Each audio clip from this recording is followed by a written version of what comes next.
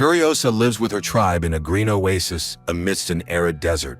One day, she and her friend go out to gather fruits. Suddenly, the girl notices strangers in the forest. She sneaks up to their motorcycles and disables one of them. However, when she moves to the next bike, the girl is spotted. Furiosa blows the whistle that her tribe uses to signal danger and starts running. However, the girl is captured, tied up, and taken away. But her signal was heard. The entire tribe rushes to her rescue, and the girl's mother, Mary, arms herself, mounts a horse, and gives chase. Mary pursues the kidnappers for a long time, eventually catching up to and killing the slowest one. She then takes his motorcycle and continues the chase. Soon, another bandit's motorcycle breaks down. Two others stop to check for pursuers. During this time, Furiosa bites through the fuel line of the motorcycle. Her captor doesn't notice this, and seeing the pursuit on the horizon, the bandits ride on. Meanwhile, Furiosa's mother finds the second bandit's motorcycle and switches to it. As evening falls, the bandits stop to check their bikes. They realize the pursuit isn't far behind. One suggests abandoning the girl, but another reminds them of their low status. Bringing the captive girl back would raise their standing in the gang. While they argue, Furiosa manages to free her legs and runs away, but the bandits notice and catch up with her. Morning comes as Mary catches up with the kidnappers. She sees them through the scope of her rifle, but shooting now is risky as they are close to the bandit camp. Nevertheless, she shoots one. The other bandit, however, has secured Furiosa to his back, making it too risky for her to shoot. The bandit rides into the camp, sparking a dispute among the biker gang members, each wanting the girl for themselves. However, her captor claims he has seen a place of abundance, causing excitement among the crowd. The bandits decide to take the girl to their leader, Dementus. Mary follows them. On the way, Furiosa manages to push her captor off the motorcycle, preventing him from revealing the oasis's location. Dementus tries to intimidate the girl, but she remains silent. The bandit then resorts to trickery, ordering her to be washed and fed, promising to send her home the next day. Meanwhile, Mary disguises herself in the clothes of the last bandit she shot and heads to Dementus's camp. Furiosa is taken to a tent where a servant cleans her up. Seeing Mary in a helmet, the servant gets scared and begs not to be harmed, promising not to raise the alarm. Mary spares her, but as soon as mother and daughter leave, the servant runs to the warriors. A chase quickly ensues following the tracks of Mary's and Furiosa's motorcycle. Realizing they can't escape together, Mary orders her daughter to ride away. As a parting gift, she gives her a peach seed and makes Furiosa promise to plant it and protect the green lands. Furiosa rides away but stops and watches as her mother fights Dementus's hordes.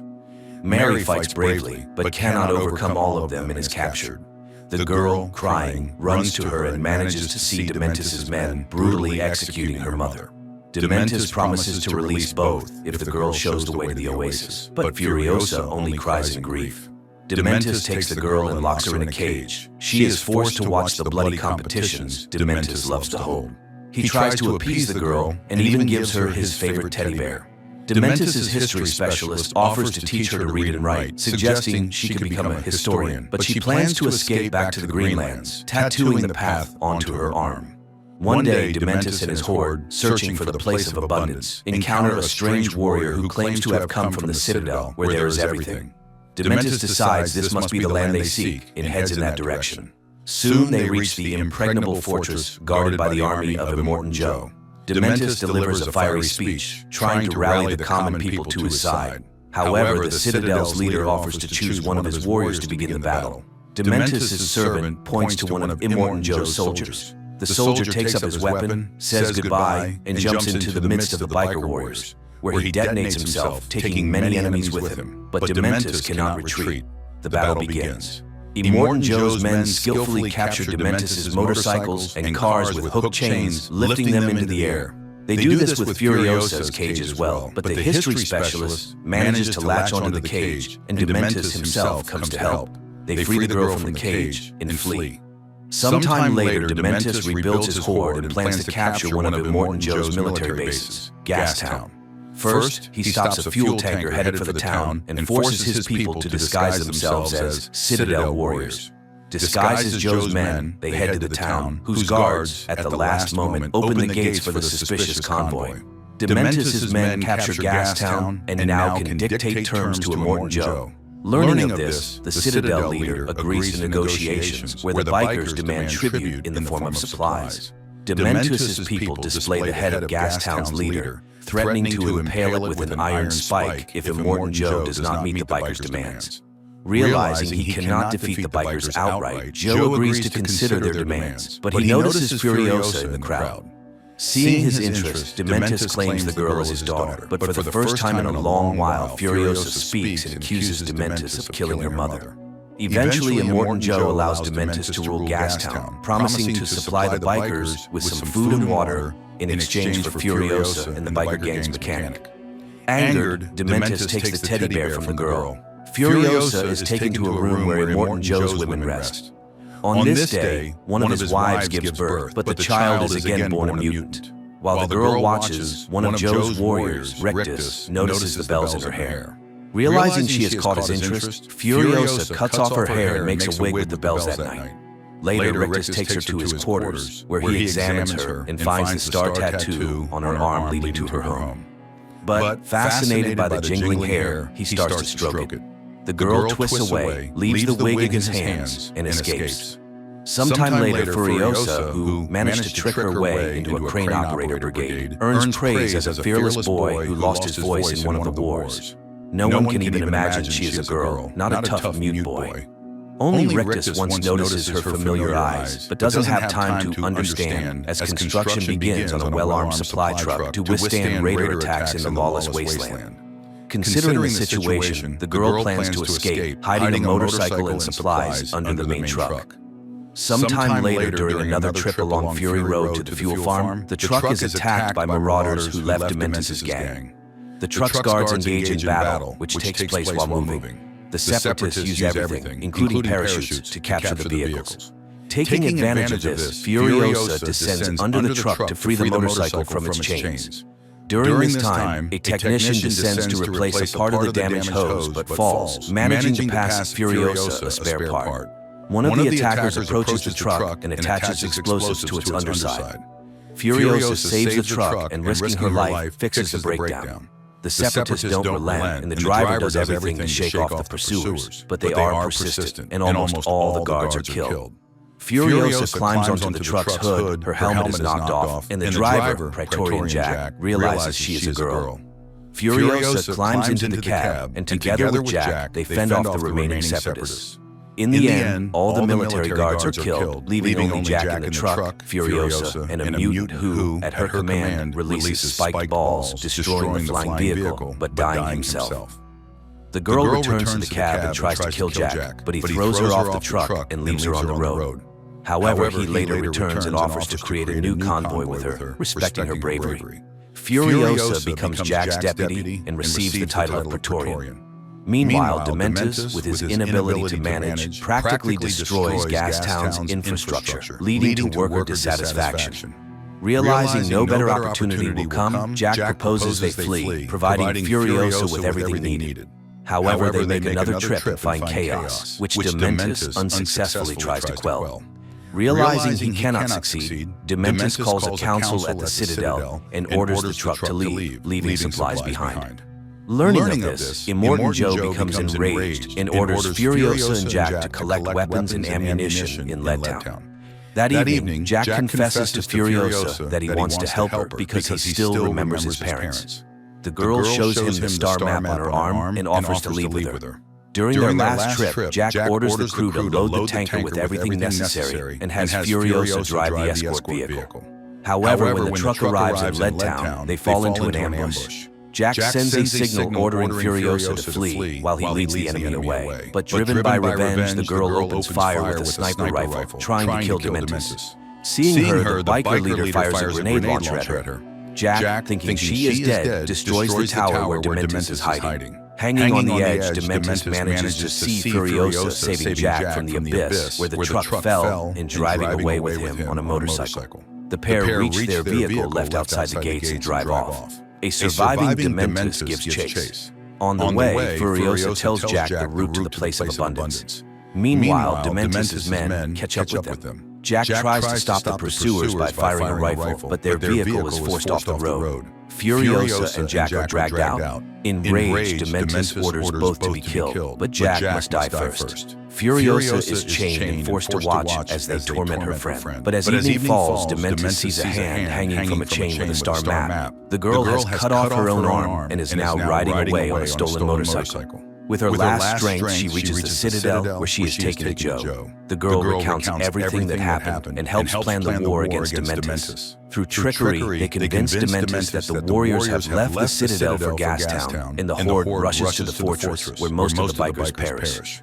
In the meantime, Furiosa, having lost her way home, shaves her head, replaces her hand with a mechanical prosthesis, and prepares for battle. She seizes a vehicle the Praetorians prepared for pursuing Dementus and sets off alone.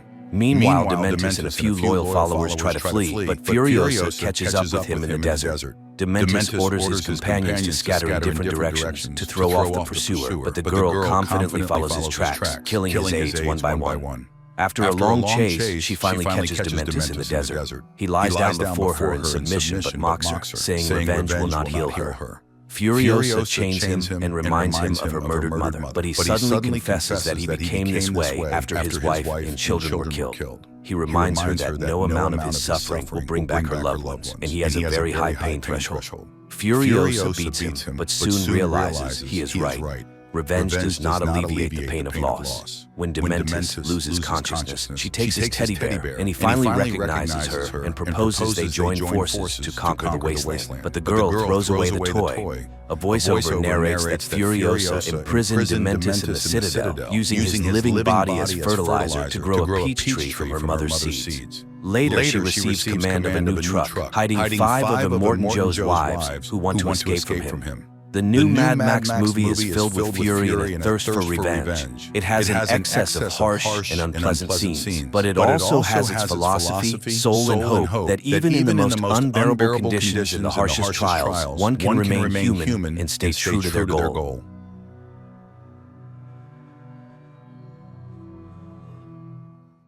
Sunny Atlanta. The 13th day of quarantine in the city is on the brink of extinction. Panic and horror surround those who have managed to survive. No one understands how it will all end, but how did it all begin?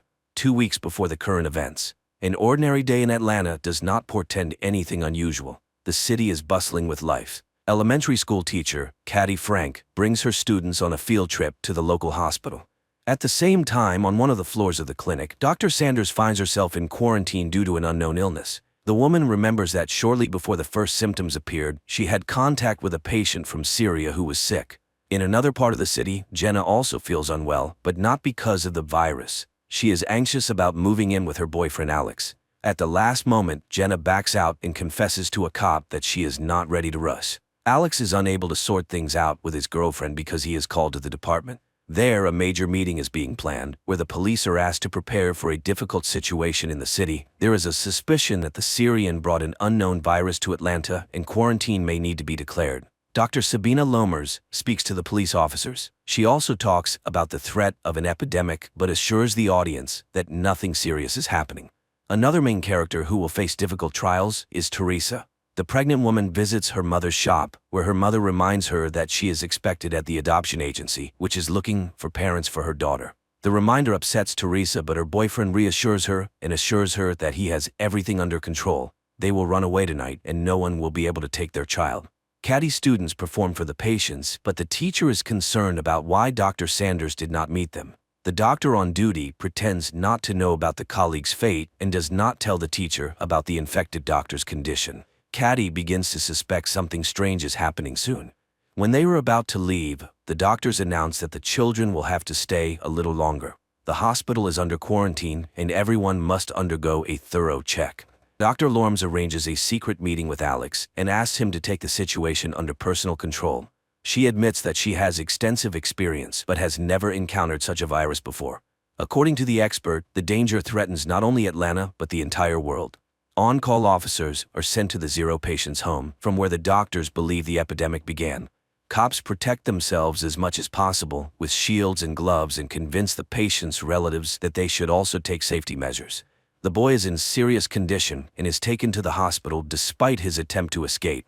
Caddy realizes that her son and his friend Thomas have run away. The teacher goes in search of the boys just as the zero patient is being brought in.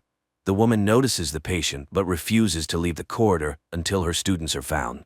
Officer Jake Riley volunteers to help Caddy. Together they search for the missing boys, and the pair witnesses an even more terrifying sight: the bodies of Dr. Sanders and her fiancé. Fresh news reports indicate that the situation has worsened. The zero patient died after a severe period. The cops also learn about what happened to Dr. Sanders. But more frightening to the police is the fact that all the emigrants' relatives were also infected. This means the virus spreads very quickly and kills the host within 48 hours.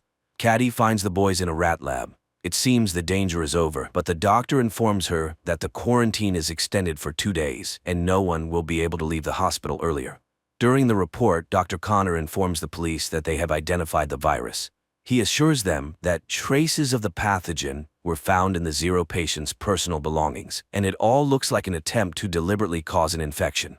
Teresa arrives at the train station to leave for her boyfriend's relatives, but unexpectedly, the train refuses to take new passengers and passes by. Upon learning that Jake is locked in the hospital, Alex directly asks Dr. Lorms about what is happening. The expert admits that a border is being established around the area that cannot be crossed for several days. By evening, panic begins in the city. People are surrounded by an iron fence, and many find themselves separated from their loved ones. Teresa learns that she and Xander are also on opposite sides of the cordon, and the girl will have to decide what to do next. Despite the measures taken, the number of infected continues to grow. At night, experts conduct an autopsy on the zero patient and discover that the virus affects all vital organs. Furthermore, there is evidence that it takes only 48 hours from infection to the end. There is no chance of recovery, and if a vaccine is not found soon, the world faces serious trouble. Alex manages to contact Jenna and asks her to stay in a safe place. The girl decides to lock herself in her office. Returning to her mother's shop, Teresa calls Xander and tells him that she is okay. Despite this, the boy promises to find a way and get to her through the dangerous fence. Jenna is joined by her colleagues who did not manage to leave the city. Meanwhile, the girl's fiancé receives a warning that he should not break the rules due to personal attachments. Jake is asked to help the doctors sort through the belongings of the sick to find their relatives. Examining the zero patient's mobile phone, the guy notices a frightening detail. A day before his death, the young man communicated with a blonde woman who had not been known about before. Jake immediately reports his findings to his colleagues, and the department decides to send a squad to search for the stranger. The police find the blonde's address, but her parents say she has not been seen since yesterday. Another emergency meeting is called, and everyone is ordered to find the girl within hours. While waiting for the doctor, Caddy listens to a news broadcast talking about the zero patient and the doctors who contracted the virus from him. For the first time, the woman notices discrepancies, but her thoughts are interrupted by Dr. Connor, who assures the teacher that everything will end soon and she and the children will be able to go home. Leaving, Caddy still decides to ask about her suspicions. She was surprised that Dr. Sanders died before the Syrian who supposedly infected her. But Connor avoids answering, muttering something about differences in immunity. Jake is sent to find the girl, and the authorities hope to hide the fact that the infected person is behind the fence. But it is no longer possible to help the blonde. The cops find her in serious condition in the apartment of old friends. The blonde and her friends are taken to the quarantine zone. But Lorms admits to Alex that the situation is too serious. The virus spreads faster than they could have anticipated. Alex calls his fiancée to reassure her, but he does not dare to tell her what the city is facing. The police have been ordered to strengthen the cordon and use weapons in case of violations. More people with symptoms of infection continue to arrive at the hospital. Among them, Jake sees many children, but the doctor says that this is not the worst. The hospital is running out of free beds, and soon there will be nowhere to isolate the sick. In addition to the bad news, the officer has an unpleasant task. Connor asks him to cremate the bodies to prevent outbreaks of other diseases. Another problem for the authorities is Leo Green, a local journalist. He continues to publish panic-inducing videos, and Lorms instructs Alex to stop the provocateur. The cop tries to negotiate with Leo, but the journalist is sure that the authorities are hiding something, and he must get to the truth. A few minutes later, a new video from Green appears online, this time attracting the president's attention. Jenna's colleagues realize that they will not have enough food until the end of the quarantine, and the men decide to go to the store. The girl does not like this idea, but the majority votes to take the risk. Teresa's mother also takes the situation lightly. The girl sees her mother raising prices on essential goods to make a profit. To entertain the children, Caddy takes them to the roof. This gives everyone a chance to breathe fresh air, but the girl does not have time to relax. Thomas runs away, ignoring the teacher's cries. The girl finds the student on the stairs, next to a sick man, drops fall on the boy, and it becomes clear that he is now infected. Thomas is sent to isolation, and the teacher blames herself. She tells the doctor that she promised the boy's father to take care of Thomas, but let him down. The men return with full bags of groceries, but Jenna does not let them into the office. She notices that her friend took off his gloves, meaning he could have brought the virus on his hands. A customer who was charged too much brings her friends. They raid the store, but Teresa's mother is saved by Jake's appearance, who received orders to patrol the city. Caddy finds Thomas's ward empty. She catches up with the boy at the hospital exit, and his father refuses to leave his son in the quarantine zone. The doctors have no choice but to let the patient go. Alex's pleas have no effect on Leo, and in pursuit of a hot story, he allows his colleagues to leave the closed area. He is not even frightened by the fact that one of the girls has symptoms of the disease. Alex and Jake manage to meet secretly on neutral territory. Both guys are nervous, but they have to work together. Leo Green tells the whole world how to leave the closed area. The police have to hold back the crowd while workers cut the ladder. This leads to serious riots, and the cops have to open fire to kill. To prevent such incidents, the government shuts down the internet and phone communication, depriving everyone of the only joy, talking to each other. Caddy accidentally enters a closed room and learns the truth about the number of victims, among them or her students. At the same time, Jenna also tries to get to the truth, and she assembles a radio phone to call Alex. The girl has to climb to the roof to get the antenna, where she meets Sam, a technician who hid on the roof to avoid infection. Alex changes partners and goes on night duty. In the middle of the night, he notices an intruder and asks him to stop. The criminal turns out to be Xander, who is trying to enter the danger zone to his fiancée, but the cop does not let him do it and pulls the trigger. The bullet turns out to be rubber, and Xander is simply taken to the hospital. The officer visits him and apologizes, but warns that he will do the same thing next time. Leo decides to take advantage of this. He is preparing a scandalous report about the abuse of power. The store is visited by robbers again, but this time Teresa is also in danger.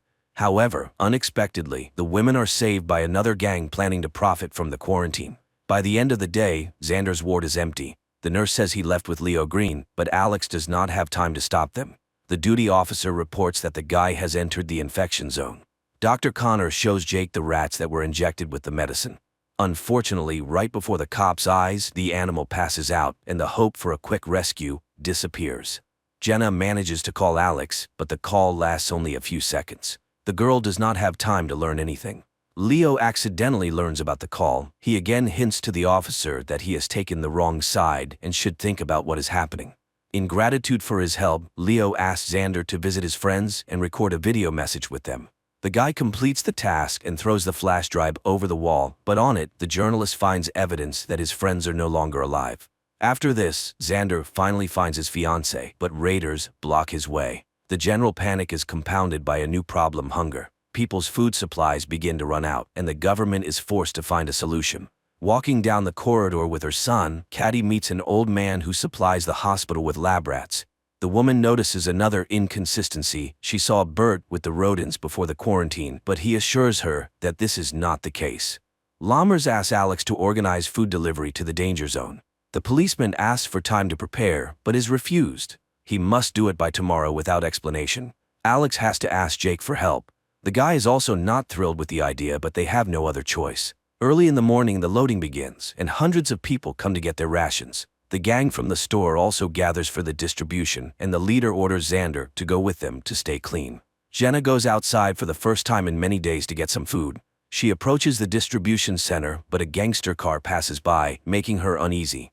Jake recognizes his friend and gives her a ration without a cue. He also hands her Alex's keys and asks her to hold on, as everything should end soon.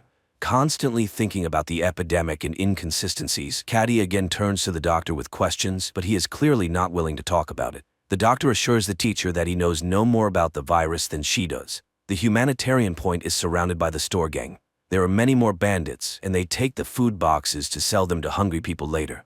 Alex is furious that the leadership did not listen to him, and the products fell into the hands of bandits. But Lammers does not see this as a problem. She believes that residents still have a chance to buy food and satisfy their hunger. Jake's partner turns out to be infected, and the officer offers him help, but the officer refuses to go to the hospital. He knows that no one can help him, and decides to solve the problem on his own. Returning to the shelter, Jenna falls into the hands of other bandits who also try to take the box. The woman is saved by Sam, whom she recently refused to let into the office, but the friends remember Jenna's recent act and, despite everything, do not let her or Sam into the clean zone. Alex and Jake meet again, and the senior partner admits that he no longer trusts the leadership. He tells his friend that, due to the robbery, he had to leave his subordinate in the danger zone. At this moment, this very subordinate calls Chief Esser and reports that their plan worked. Jake tells Caddy that she was right, something is being hidden from them. Dr. Sanders and her boyfriend had no personal belongings, but the conversation has to be postponed. Thomas's sister is admitted to the hospital, asking the teacher to find the boy. Their father died, and Thomas is left alone. Alex also begins to doubt the leadership's honesty, and he goes to Leo's house to hear his version. He finds the journalist drunk, but the guy comes to his senses and promises to help in the search for answers. Despite Jacob's persuasion, Caddy goes in search of Thomas. The gang is joined by the very cop sent by the police chief. He promises the bandits a radio phone in exchange for being accepted into the group. Thomas is not at home, but Caddy discovers her son, who secretly followed her. Quentin tells his mother that he knows where to look for his friend, and the company heads to the baseball field. The search for the truth has to be postponed.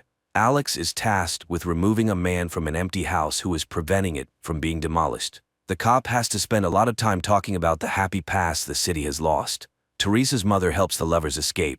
She gives the couple a bag of baby things and tells them to wait for her in a safe place. The company finds Thomas's things, but they are surrounded by a crowd of crazy racers. Jake has to open fire, and only then do the young people continue to search for the boy. Caddy finds her son and his friend, but they are near an infected man. The teacher is frightened, but Thomas assures her that he cannot get infected. Xander and Teresa come to Jenna's office and ask for shelter.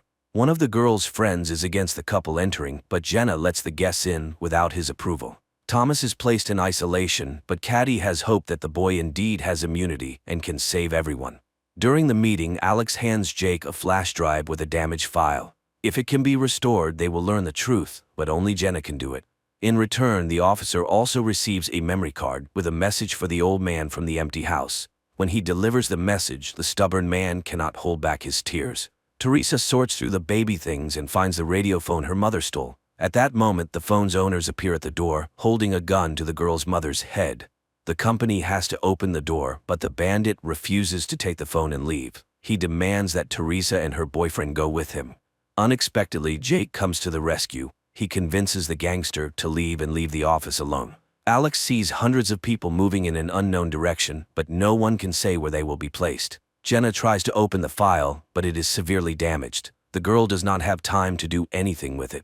New guests appear in the office, a gang wanting access to prohibited drugs. The company begins to strengthen their shelter, but the intruders find weak spots through which they manage to penetrate inside. Tony decides to take a risk. He goes down to negotiate with the criminals, but the negotiations fail. The elevator returns Tony with an axe in his back. In addition to the deceased guy, one of the attackers enters the office, but he does not have time to harm anyone. The guy is infected and collapses at the entrance to the room. Jenna finally manages to restore the file, but the girl does not have time to watch it. The power goes out in the office, and all the doors are locked. To restore power, Jenna has to leave the shelter and go downstairs. Meanwhile, the bandits almost manage to open the elevator doors, but the girl raises the switch in time. On the way back, Jenna takes the radio phone and calls Alex. Talking to his fiancé, the officer hears her being attacked. The girl manages to break free and return to the office, but the intruders do not retreat and try to cut through the door. The company has no choice but to come up with the craziest plan. Alex tries to penetrate the closed zone to help his fiancé, but he is caught by the National Guard soldiers. Jenna orders everyone to take cover, and when the psychos burst into the office, Jake activates an explosive device. A fire starts, but all the attackers are unconscious. Unexpectedly, one of them jumps up and attacks Teresa's mother. The men manage to neutralize him, but the woman is infected. Alex is arrested, but unaware of this, Jenna asks Jake to call her fiancé and calm him down. She also mentions that the phone the bandits had has a government military number and they need to figure out how it ended up in the infection zone. Teresa's mother leaves. As a farewell, she asks her daughter for forgiveness for not wanting to accept her child. More than 48 hours have passed since Thomas's contact with the infected, and the boy continues to look healthy. His DNA is implanted in rats to try to create a vaccine. Connor reports his observations to the leadership, but the boss tells the guy that they don't have time for experiments. Caddy and Jake review footage from surveillance cameras and find out that the Zero patient was not the immigrant boy, but a certain Henry Burns. He came every morning to secretly meet with Dr. Sanders, and judging by the man's behavior, he knew about his illness. Dr. Connor allows Thomas to leave and informs everyone that the boy does not just have immunity, his body defeated the virus. This means that based on his DNA, they will be able to make a cure for the unknown virus. Jenna leads her friends to a church under which there are ancient tunnels. The girl plans to lead the group out of the cordon through them to safety. Alex tells Leo everything he learned from Jake, but the journalist cannot find any trace of Henry Burns. The men get the impression that the Zero patient was deliberately sent to the hospital. Lammers returns Alex's badge and authority, but in return she demands that the cop take Thomas out of the infected zone and hand him over for experiments in her unit. Dr. Connor disagrees with Lammers' decision, but she rejects all objections and insists that only her laboratory can find the cure. Everyone has hope for a quick return to peace and normal life. It seems not everyone will live to see this happy moment, but some decide not to waste time and enjoy the moment, using all possible safety measures. Leo finds out that 2 days before the epidemic started, Burns received a package with the virus. Now he wants to know who the sender was, but Alex asks him to postpone the investigation so he can carry out the order.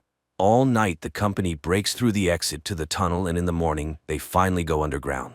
At the same time, Caddy and Jake go to the meeting place to hand Thomas over to Alex. Dr. Connor realizes he was wrong. The patient bitten by a rat injected with Thomas's DNA is infected. During the seizure he infects several more people, and the doctor understands that the boy is an asymptomatic carrier. If he leaves the cordon, the virus will take over the entire city. The company has to return due to gas that has accumulated underground. They remain in the infection zone. Meanwhile, Thomas ends up in the hold the zone between districts. He is met by Alex and Dr. Lammers, but at the last moment, the transfer is cancelled and the boy is sent back. While Alex tries to figure out what to do next, he receives a voice message from Leo. The journalist claims that the virus was created by Connor. Alex and Lammers remain in quarantine in the container between the zones. Thomas is returned to the clinic and quarantined to figure out what to do next. Jenna's company returns. The group could not go underground due to accumulated gas, but the office is empty. Teresa and Xander left to find a cleaner place. On the main street, the guy begins to suspect he was wrong. Hundreds of protesters are holding a rally demanding to be released from the infected zone. Xander tries to protect the girl from the crowd, but Teresa sees her mother in the crowd and tries to break through to her. Not wanting to risk his pregnant girlfriend, the guy decides to check who she saw in the crowd. Jake arranges a date for Caddy, and the couple has a great time until a frightened Quentin runs into the room.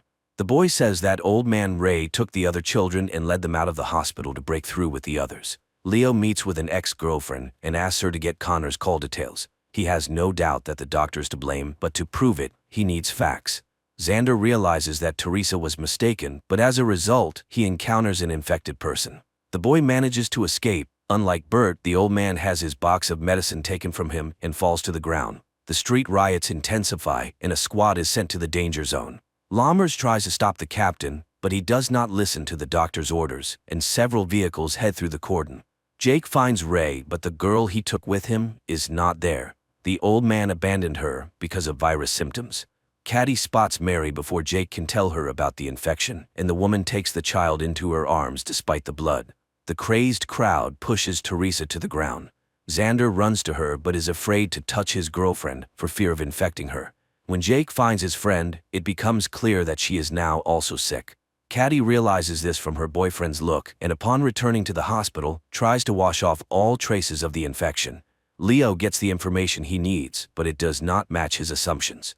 Moreover, his friend tells the journalist that Burns called someone on an encrypted phone that only high-ranking officials can have that day.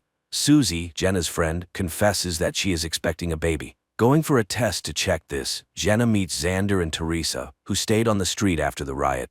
Caddy ends up in isolation, and Jake tries to support her, but the girl's nerves can no longer withstand it. After 48 hours, Dr. Lammers and Alex are released from the container. There are only 8 hours left until the end of Caddy's quarantine. At the same time, Teresa's baby is about to be born. Alex visits Leo and finds out that on the day of the infection, Burns did not call Connor, but Lammers. There is no doubt that she started the epidemic for some personal purpose. Dr. Connor conducts his first round after leaving isolation. When he reaches Caddy, he admits that he cannot release her. The onset of symptoms has increased, and 48 hours is no longer a guarantee of health. The soldiers who participated in stopping the riot were infected. Lammers reports this to the journalists, but she promises to find a cure and save the country. At Alex's request, Jake inspects the apartment of Leo's friends, who were also investigating. There he finds ashes, all that remains of the documents and evidence. When friends meet to discuss this, Alex realizes that Lammers and the police chief are involved. Dennis, the father of Susan's child, returns to the office, but the man shows signs of infection on his face, and the company refuses to let him in. To make it easier for the man, Susan tells him that there was a mistake. She is not pregnant, and he has nothing to blame himself for. Alex meets with the chief and says he knows the truth, but it turns out that Besser did not know that Lammers released the virus into the masses. Jenna and Susan fail to ease Teresa's pain, but as usual, Jake appears at the right time. The guy calms the young mother and helps her daughter be born. Alex asks Leo not to publish material against Lammers until they have substantial evidence. An argument begins between the men, and the journalist agrees to wait no more than 2 hours.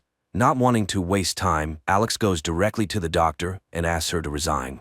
Lammers tries to intimidate the officer, but when she realizes he is not joking, the woman promises to hold a conference and leave her post. Teresa shows Xander their daughter, and the baby is placed in a crib made of boxes. Jake tells Caddy about this joyful event, but the girl's delight is overshadowed by a cough with traces of blood. Lammers gives a press conference, but does not admit her guilt. She claims that Dr. Connor accidentally released the virus. Still unaware of this, Connor conducts experiments and tries to find a cure. Jake asks him to try to save Caddy, and the doctor agrees to give her a trial dose of serum from Thomas's blood. Old man Bert regains consciousness and discovers that his leg is broken. Despite this, he finds the box of medicine and tries to get home, where his wife has been waiting for him all this time. Connor learns what Lammers did. He does not understand why his colleague did this to him, but despite this, the doctor does not give up trying to save Caddy. Giving her the injection, Connor tells the girl how the virus penetrated their clinic. Jenna meets Bert and gives him her water. She also gives the old man a cart so he can finally reach his wife. After the injection, Caddy gets worse. She is tormented by nightmares and barely waits until morning. To support his friend, Jake brings a TV and invites her to the movies. The couple spends the whole day together, but Caddy gets worse again, and she decides to confess her love to her boyfriend, fearing that there may not be another chance. Jenna tells her friend about her conversation with the gangsters. Trader Miz offered her a route to the healthy zone, but it is very expensive. Sam agrees to contribute his share, but only if Jenna agrees to leave the others and go with him. Alex goes to Leo's apartment, which turns out to be empty. After losing, the journalist refused to fight Lammers, but later the cop receives a pizza from a friend in which Leo left him a note with an address and a key. Caddy gets worse by the minute, and Jake prepares to say goodbye to his friend. He asks the doctor to help him put on a protective suit, and when the girl falls to the floor, the boyfriend takes her hand to ease her suffering. The doctor tells Jake that he can say goodbye to Caddy's body, which is waiting for cremation. For the first time since their acquaintance, the guy manages to touch his friend's face without gloves. Jenna tells her friends about the opportunity to leave and suggests finding the money. But Teresa refuses to go. She wants her daughter to grow up a little. Arriving at the address Leo sent him, Alex finds evidence that will help him punish Lammers. Teresa, Xander, and their newborn daughter reach Bert's house, Teresa's grandfather.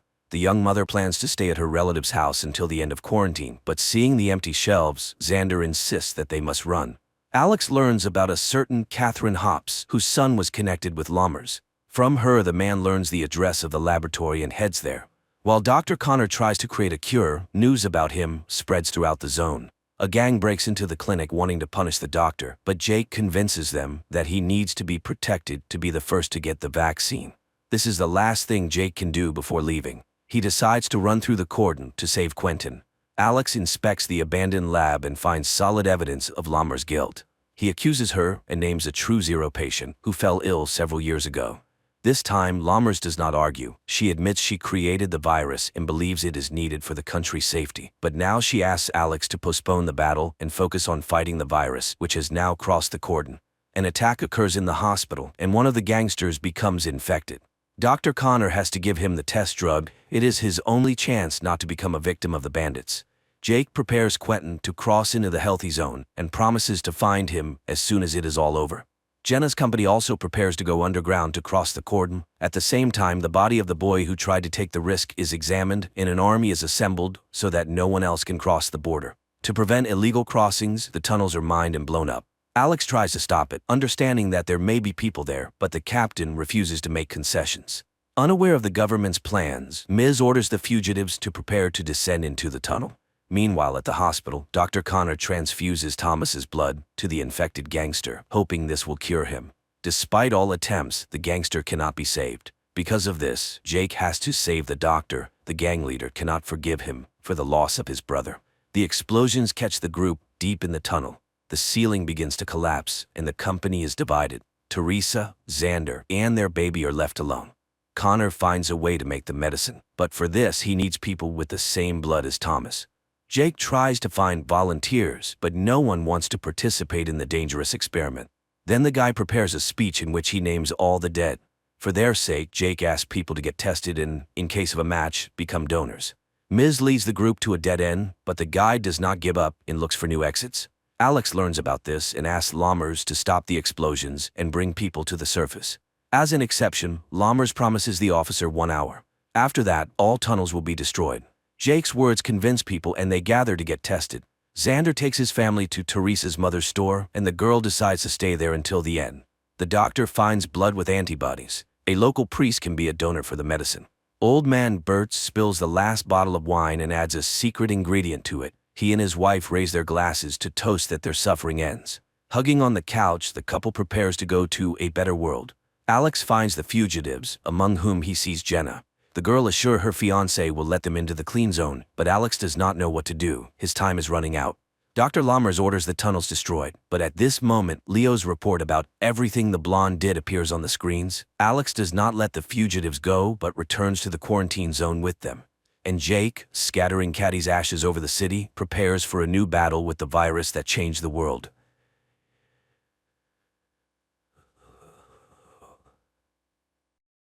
Evening supermarket. Near one of the shelves, a young man is talking on the phone with his wife. The woman is irritated, and the guy is trying to justify himself.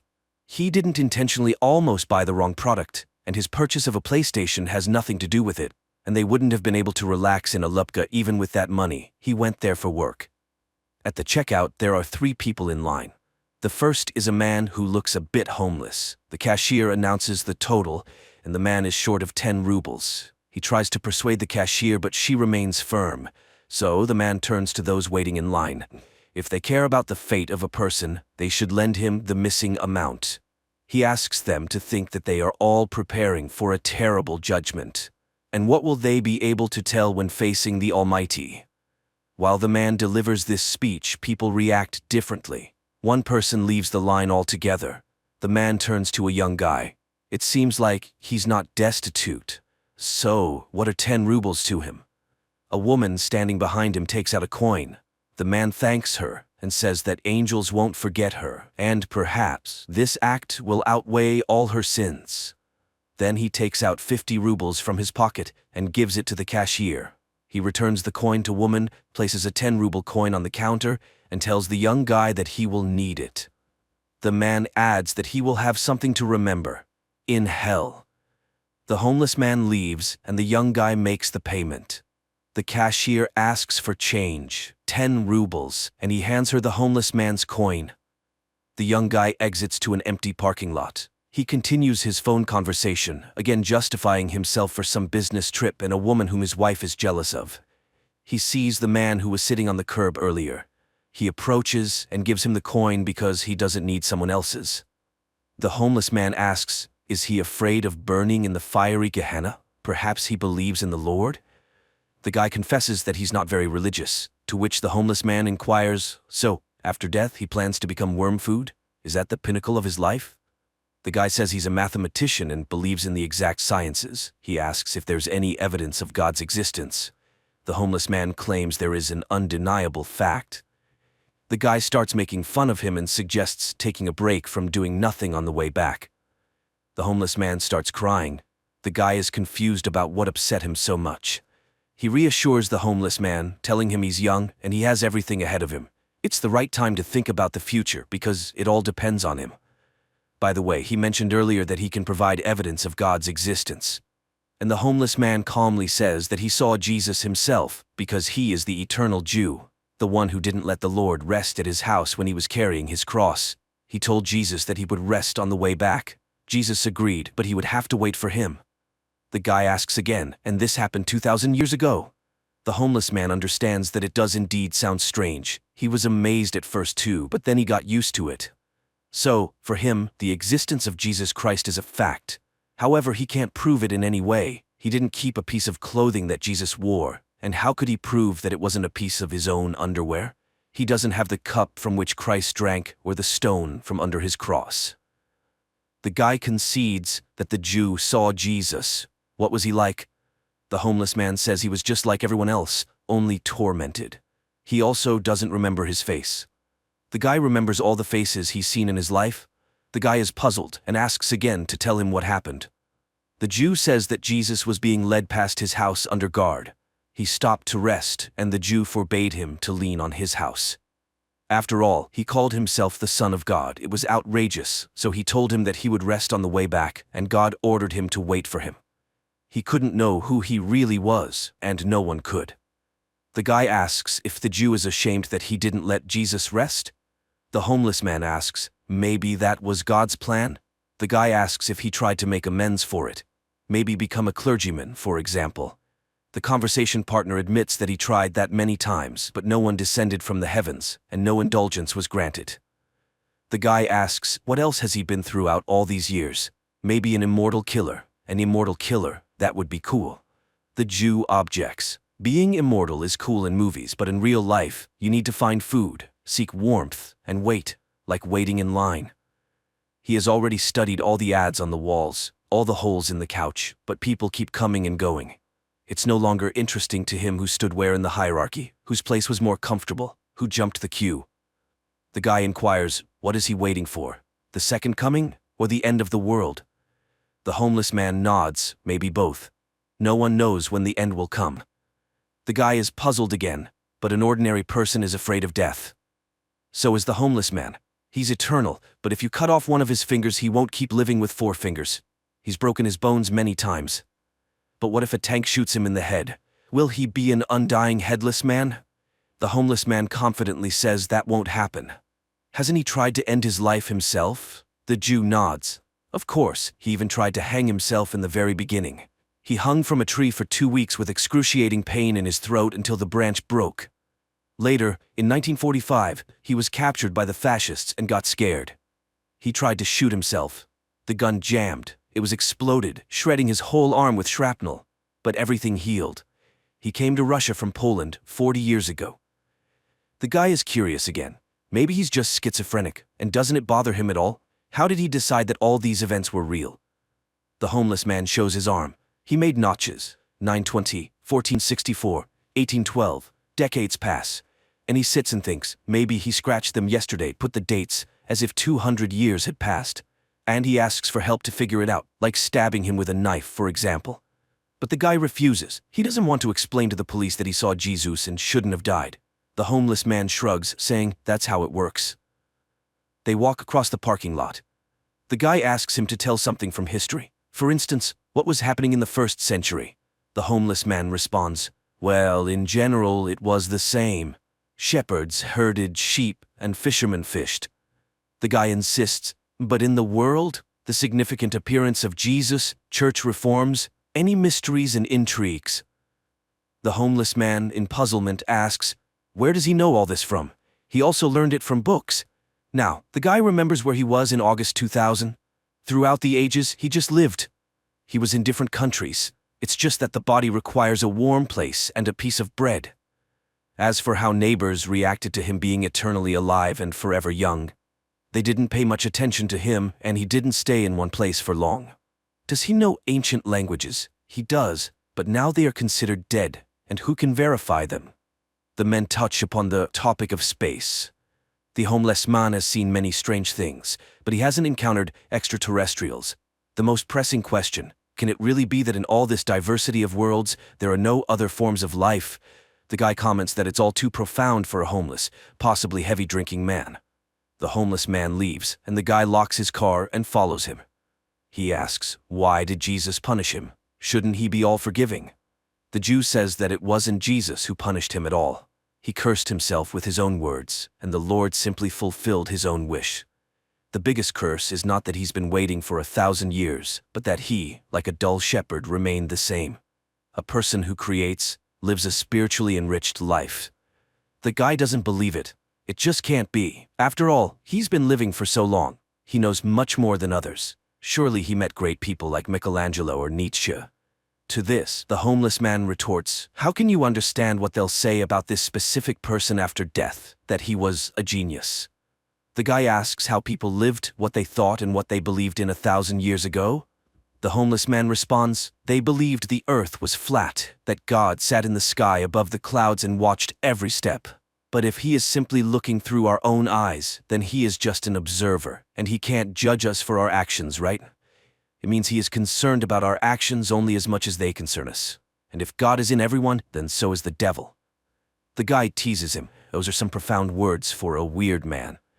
The homeless man smiles. In a certain sense, a person always has a choice. And fate exists. The fate of a person is determined by their choice. But at any moment they can stop choosing that fate and start choosing another. So why, even in the modern world, are people willing to kill those who don't share their faith? You just need to make an effort to keep your opinion about someone else's religion to yourself.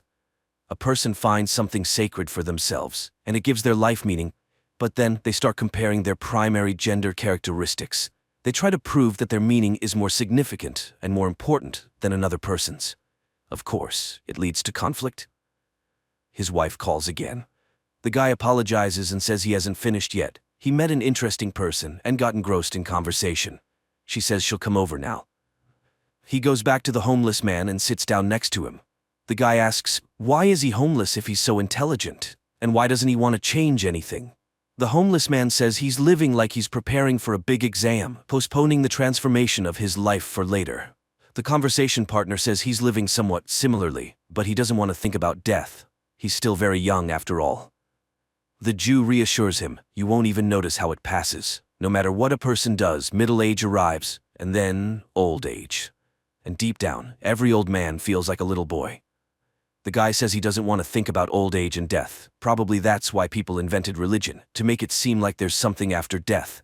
Then he smiles and says that he's been clearly fooled. His conversation partner hasn't lived for 2,000 years. He doesn't seem crazy, but maybe he has a special organism. Cells divide more frequently, the body constantly regenerates, unique genetics perhaps. Probably they can make medicine from his blood. It can't be that he hasn't done anything remarkable throughout his life. He was in Poland during World War II. Did he hide Jews? The Jew laughs. He is a Jew himself. It was a Polish family that hid him, and then they were discovered and taken as prisoners. That's when he tried to shoot himself. The guy laments, well, yes, times were tough. The homeless man disagrees. Times are always the same. The conversation partner is astonished, but how can that be? Everything has changed in the world. If you trace history from the Middle Ages to the present day, a lot has changed. The Jew says that everything changes if you pay attention to those changes every day, just like a river flows, rages, and is never the same. However, the way that river flowed 100 years ago is the same way it flows today, in the same channel. The guy becomes more animated and asks the homeless man what he thinks about the paradox of faith. Can God create a stone that he can't lift? The homeless man explains, it's a paradox of the mind. If he's a scientific atheist, he'd agree that all information about the surrounding world enters the mind through the senses. The idea of God is in his mind, so the problem is in his mind. God in your mind can't create a stone in your mind that he's about to lift in your own mind. The guy is puzzled, but if he can't lift it, then he's not all-powerful. The homeless man advises him not to overcomplicate things in his mind. The conversation partner sighs. He would like to get some answers. The homeless man says he would like to get some answers too. For example, he wants to know what our purpose is, or what happens after death, or what one needs to accomplish in life. Then he asks the guy what he personally would do if he lived for 1,000 years. Seeing the guy pondering, he concludes, he would simply live and nothing else. On the first day, he'd jump for joy. And then? The guy is puzzled. How can one realize oneself as an immortal person then? After all, if humans are God's creations, why did he create them? There must be some meaning to it, right? The homeless man agrees. There must be, but he doesn't know it. And he doesn't know a single person who has realized themselves. Even those who entered history feel like something is missing. Take Hitler, for example. Even if one imagines that he genuinely believed in the ideas he propagated and wanted to change the course of history, did he realize himself? No. He spent his entire life becoming and embodying the caricature of a villain with a mustache. Did he realize the spark inside him, the one that made people stand up and follow him? He doesn't know if one can realize themselves within the framework of our world. So how can a person get to heaven if there's a devil inside them? The homeless man says that all human emotions are manifestations of fear. The part of a person that lives in that fear experiences eternal torment in hell, but the other part of them is love. Even in the Bible, it's written that God is love. To get to heaven, one must choose God within themselves. The guy asks, "Are you God?" The homeless man laughs. He's unpredictable. Sometimes he calls him a homeless man, and sometimes God. He's a human being, but in him, just like in everyone else, there's a bit of God, a bit of love. But surely God must have had a purpose for him. He can't just have left him to live forever and await the end of the world for no reason. There must be meaning in all of this. And the Jew retells Plato's words. Horses are born and die, but they're just embodiments of the idea of a horse, which lives forever. Likewise, people are born and die, but they're just embodiments of the idea of a human, which lives forever. It will live until the end of humanity. Their meeting has no symbolism. He can consider that he just met the idea of a human, which he's always met, even in the mirror. All of them are embodiments of the idea of a human. Tall, short, sad, happy, lazy, successful, full, gloomy, and open. They all think they are unique, but new ones come to replace them. Year after year, century after century, they were children yesterday, and today they are already old. But even so, new ones come to take their place, running, jumping, munching, and leaving in just the same way. A phone notification rings. A woman walks around his car in the parking lot. The guy introduces the homeless man, saying he's the one who has seen Jesus himself. The woman thinks he's mocking her. She drove across the entire city, and he's here with a vagabond. The guy tries to explain. Then a man with the same face as the homeless man approaches and yells at him. He's been looking for him for over an hour. Bags won't carry themselves. The homeless man leaves with him. The guy is bewildered. They are identical. The woman says he's gone mad and gets into her car, driving away. The guy gets into his car and looks in the mirror. The eyes of Ahasuerus are looking at him.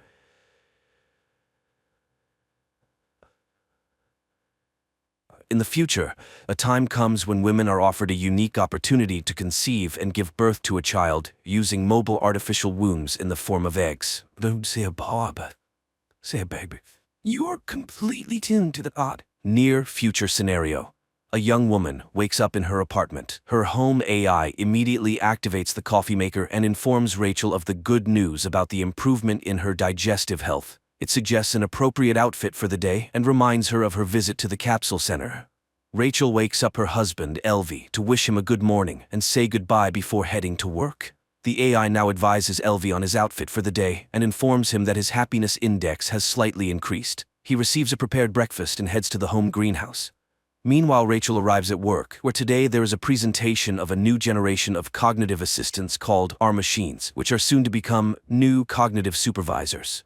After the meeting, Rachel is invited by her supervisor, who is concerned about the possibility of her expanding her family, as they intend to offer her a promotion. Additionally, the corporation is willing to provide funding for the services of the Uterus Center, which Rachel appreciates. Following this, Rachel continues her workday when she receives a call from the uterus. There have been changes in their lists, and a spot has opened up which the center can offer her.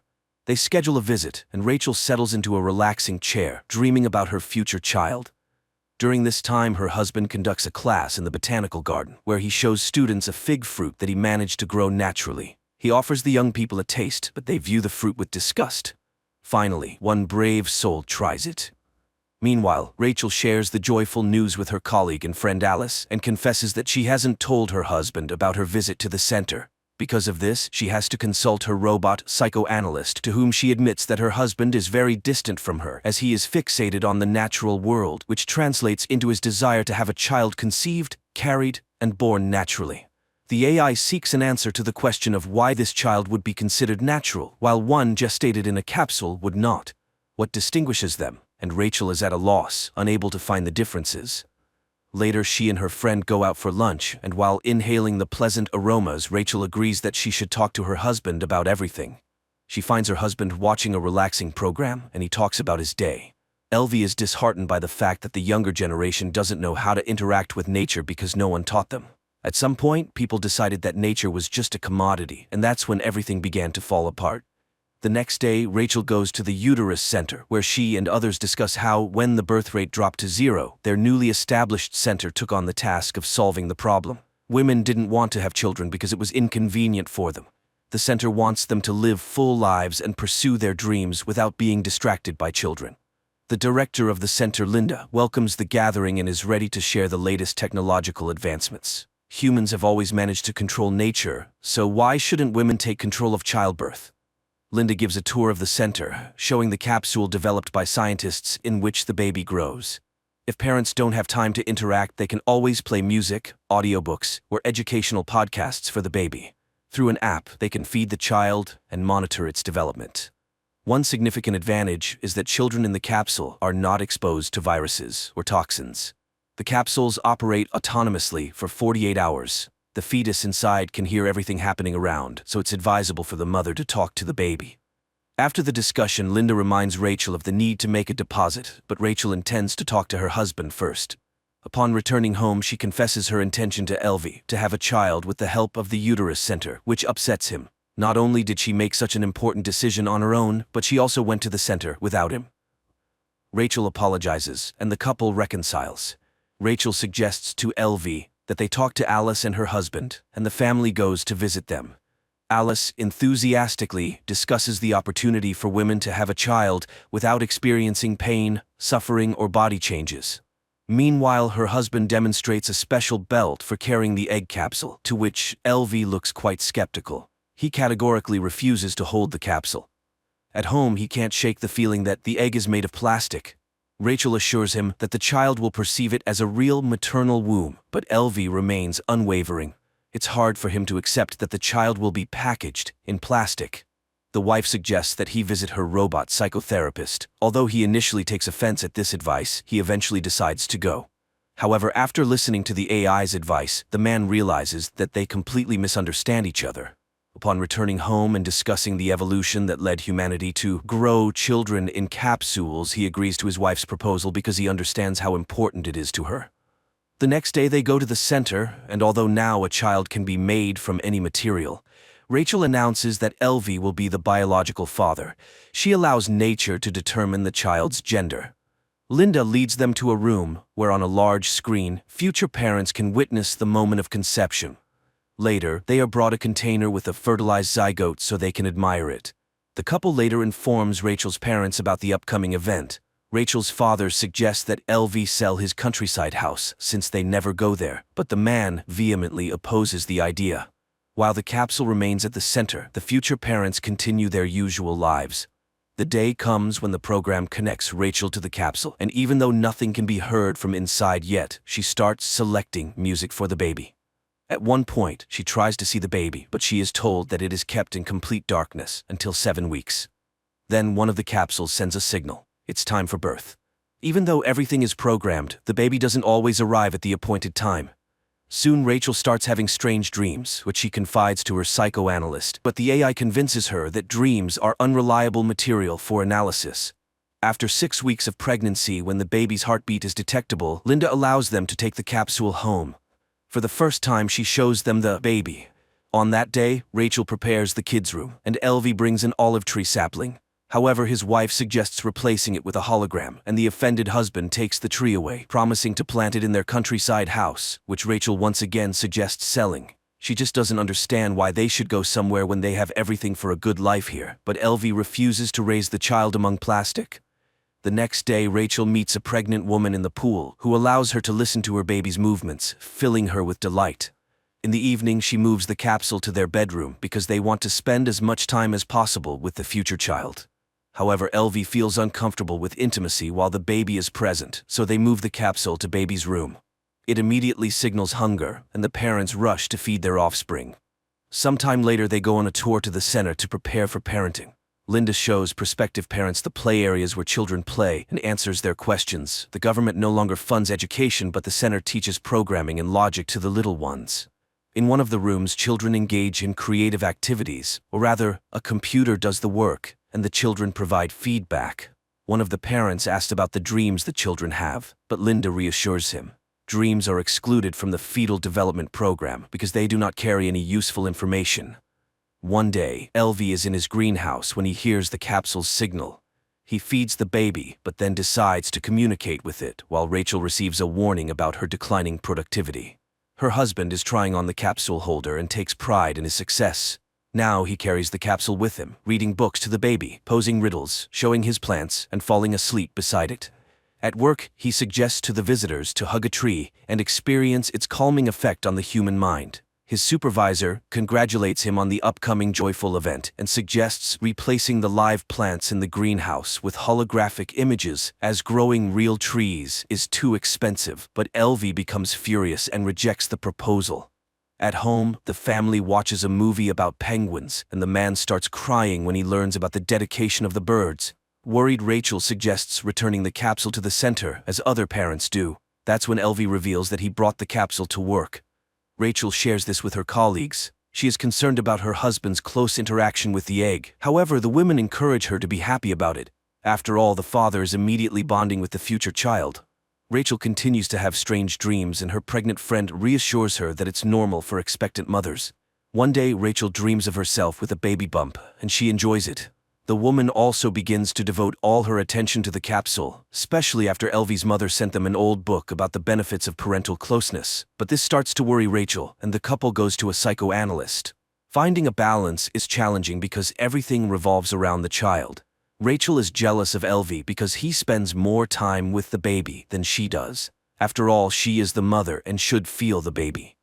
After listening to their argument, the AI asks for permission to connect to the capsule because it cannot take sides. The next day, Rachel takes the capsule to work. However, she behaves distractedly, giving the baby too much attention. Alice suggests placing the egg in a specially designated area where other future mothers' capsules are stored because Rachel is becoming a distracting mother. Alice's capsule is kept at the center because it's more convenient for her. In the evening, Rachel, taking the capsule, hurries to the center for a parenting seminar, after which Linda suggests leaving the baby in the incubation area. The family reluctantly complies with the demand. The house becomes empty, and both the husband and wife miss their capsule. One day, Rachel dreams of a seaside where she walks with the baby in her arms. She wakes up in tears and moves LV's little tree to the kids' room, surprising her husband. Meanwhile, at work, her boss is not entirely satisfied with her productivity, but Rachel assures her that everything is fine. Later, Linda informs them that the delivery day will be next Wednesday, as deliveries now occur on the 39th week. They can't afford babies being born earlier or later, as the capsules are in high demand.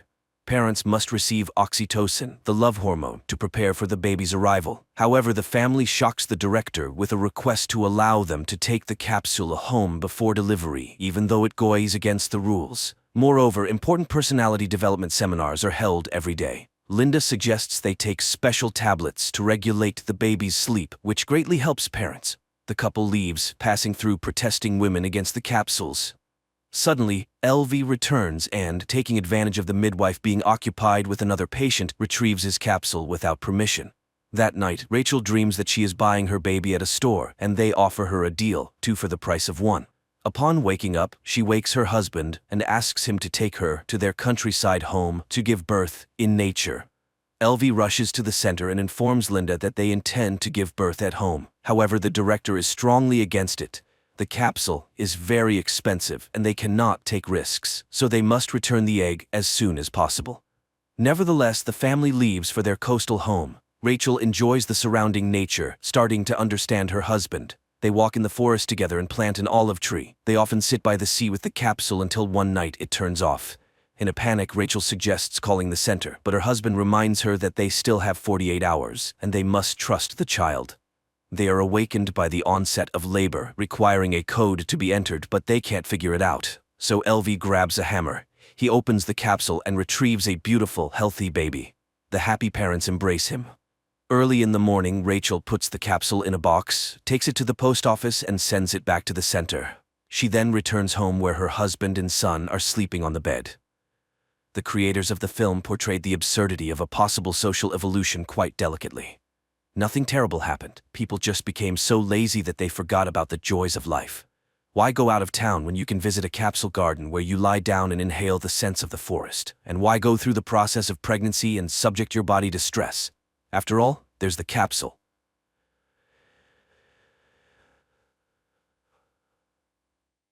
In the future, an unknown organization locks millions of people in bunkers where they are forced to become bloggers and conduct endless streams to get everything they need to survive. Why us? Who were we before all this? A young man wakes up in the middle of a gloomy room, not understanding where he is and how he got there. At first, he examines the walls, hoping to find a way out, but there is none. Then the guy notices a turned-on monitor on which one word is written: share.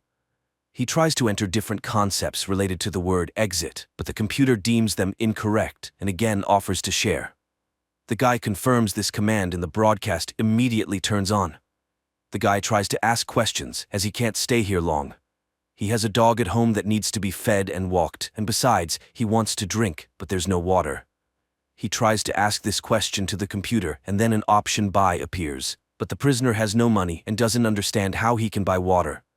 Soon the guy realizes that real people are watching his broadcasts, but so far he does not quite understand what he can show the viewers, so he starts to grimace but falls and groans in pain, asking for help.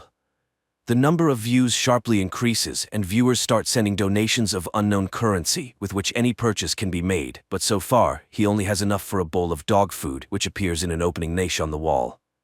He expresses his indignation and tries to return the bowl, but there is no such function. And then the guy starts eating, occasionally making dog barks. This brings a new wave of views and donations, and the guy allows himself to buy clothes. However, they turn out to be women's. At night, he cries in despair and misunderstanding of the situation, but pulling himself together, he starts a new broadcast, during which he dances, tumbles, and entertains the viewers in every way possible. Soon, he acquires a t-shirt and an inflatable mattress. After some time, he already has a full wardrobe and shaving tools. Days go by, and the man allows himself a good meal and even alcohol, after which he tries to smash the monitor, but all he achieves is that the broadcasts stop. The guy tries in every possible way to beg forgiveness from the computer, and not getting an answer, again demands to be released from there. And then he just cries, begging for one more chance, and when the degree of despair reaches its limit, the guy lies down on the floor to wait for the end. The monitor turns on. On the screen appears the same room in which a man is. He greets the guy and explains that there are glitches in the system, but in general, upon reaching a certain level, he gained access to the common network. And now he can communicate with others like him, bloggers. The man believes that they all work for the unknown kidnappers who locked them in the bunker. The man talks to the guy all evening about the structure of his new world. He is very verbose and often jumps to other topics, so the guy even gets tired of him. But one day he hears the man cough. He tries to contact him and dialing his channel number, he comes across a cook teaching the audience to cook. The guy starts dialing different numbers and it turns out that behind each number is someone's channel. The trapped people teach viewers how to feed cats, apply makeup, and take care of themselves. One of these girls, an athlete, captivates the guy's attention for a long time. Eventually, he connects with a man who is broadcasting about near-death experiences that day. Meanwhile, the young man continues his acrobatic etudes, for which he receives small donations.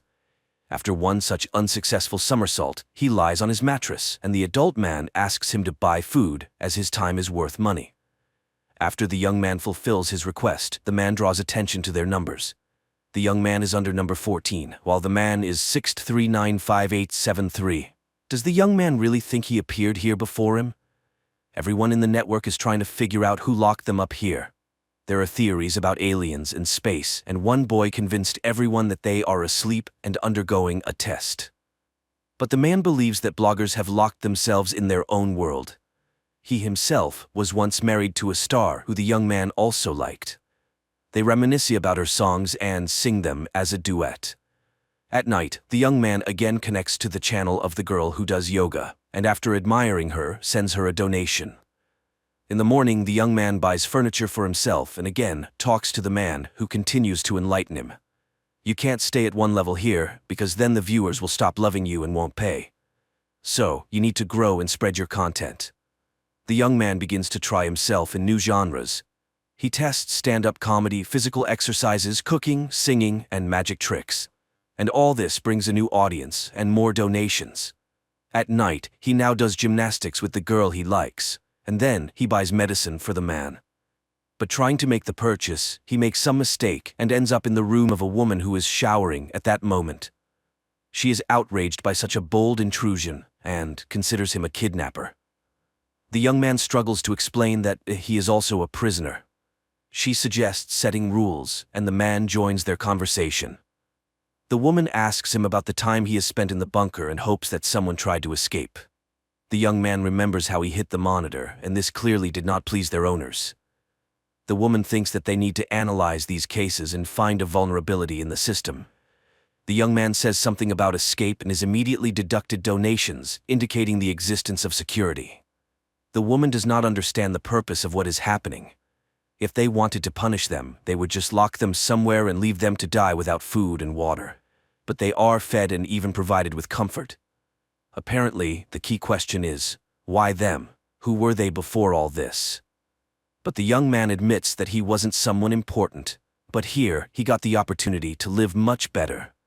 Soon he invents a small show with socks and entertains the viewers with mini performances, which pleases the man and increases donations. One day he gifts the woman a shower curtain, which angers her because she is used to being independent. In the following days, the young man begins to teach people to draw, but since he himself can't draw, the lessons are humorous, and he himself poses as a model. The viewers like this, and the young man buys furniture for his room with the donations. One day, the woman can't stand it anymore and suggests starting a revolution, calling for an uprising of everyone else. A scandal breaks out among the trio, as the man is convinced that it is here that they got the opportunity to live better than before. That night, the man becomes ill. His cough chokes him, and suddenly he has a seizure, as a result of which his face presses against the monitor because he cannot move. The young man appeals to all subscribers for help. Maybe someone knows what to do in such a case. At this time, the woman tries to find a menu in the computer, but she accidentally presses some button, and suddenly the man's room starts burning, and he burns in front of his friend's eyes, unable to help himself. This causes despair and tears, and for a while, the pair do not communicate. But one night, the young man contacts her, trying to convince her that she is not to blame for what happened. He performs a show for her. Suddenly, she confesses that she wants to get drunk. They order alcohol for themselves and remember the last moment of freedom. Neither of them remembers how they ended up in the bunker. Then people dance in their cells. Later, they remember the old man, and the young man says that he still hears his voice. Suddenly, he admits that she was right, and maybe there are others who can replicate her action. Find a function visible only to them. If they all act together, maybe they can break free. The young man goes live and tells the audience about what happened. He points out oddities in the system where unknown functions sometimes appear, and if they can use these functions to hack, maybe the bunker will open? Suddenly, the athlete joins the conversation, who likes her current state because she decides how to spend her day. And right now, she will take care of herself, so she says goodbye to her new friends. The young man and the woman start reviewing all the strange things that the surrounding bloggers send, and some warmly support the pair. Later, he contacts the athlete again, and she reveals his secret to success. He makes people smile, which is very valuable. Misfortune exists everywhere, but so does happiness, so it's a person's own choice. She encourages him to breathe with her when the woman joins in. She analyzed the unknown functions sent to her. Someone can control the ventilation, and someone can even move the walls. She thinks these are different rooms located at different distances. Therefore, a map of connections needs to be built to break them. Although some do not want to destroy this world, the young man asks not to rush things. Suddenly, the woman takes scissors and cuts her hair, explaining it as a distraction for the bunker creators. If they don't react to their dangerous conversation, then they can be distracted by some actions. Later, the young man starts dealing all the numbers in a row and finds a novice like he once was. And at night, he joins the athlete, who calls on everyone to be happy here and now and not try to destroy reality. A dispute starts between the women, where the athlete accuses the woman of violence against others, and she expresses the thought that the athlete is their kidnapper.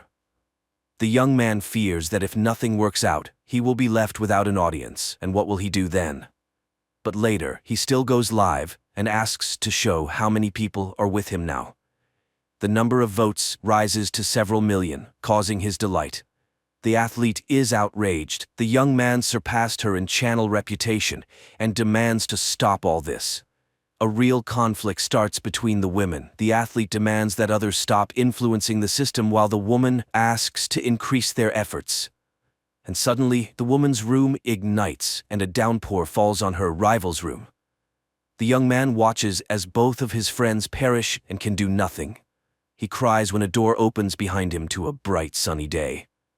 Not believing his eyes, he approaches the threshold, but then his monitor comes to life, and the young man begins to doubt. He returns to the screen and shouts into it that they managed to do it. There is nothing that cannot be done together. But while he rejoices, the door closes. Thinking, he starts playing his role again, while the number of votes and donations on his monitor rapidly increases. Through the characters, one can observe the stages of a person's immersion in online existence when a gadget becomes a mediator between the personality and others. It can be said that this is a story of life, with many good intentions and talents, but trivially spent on the pursuit of likes.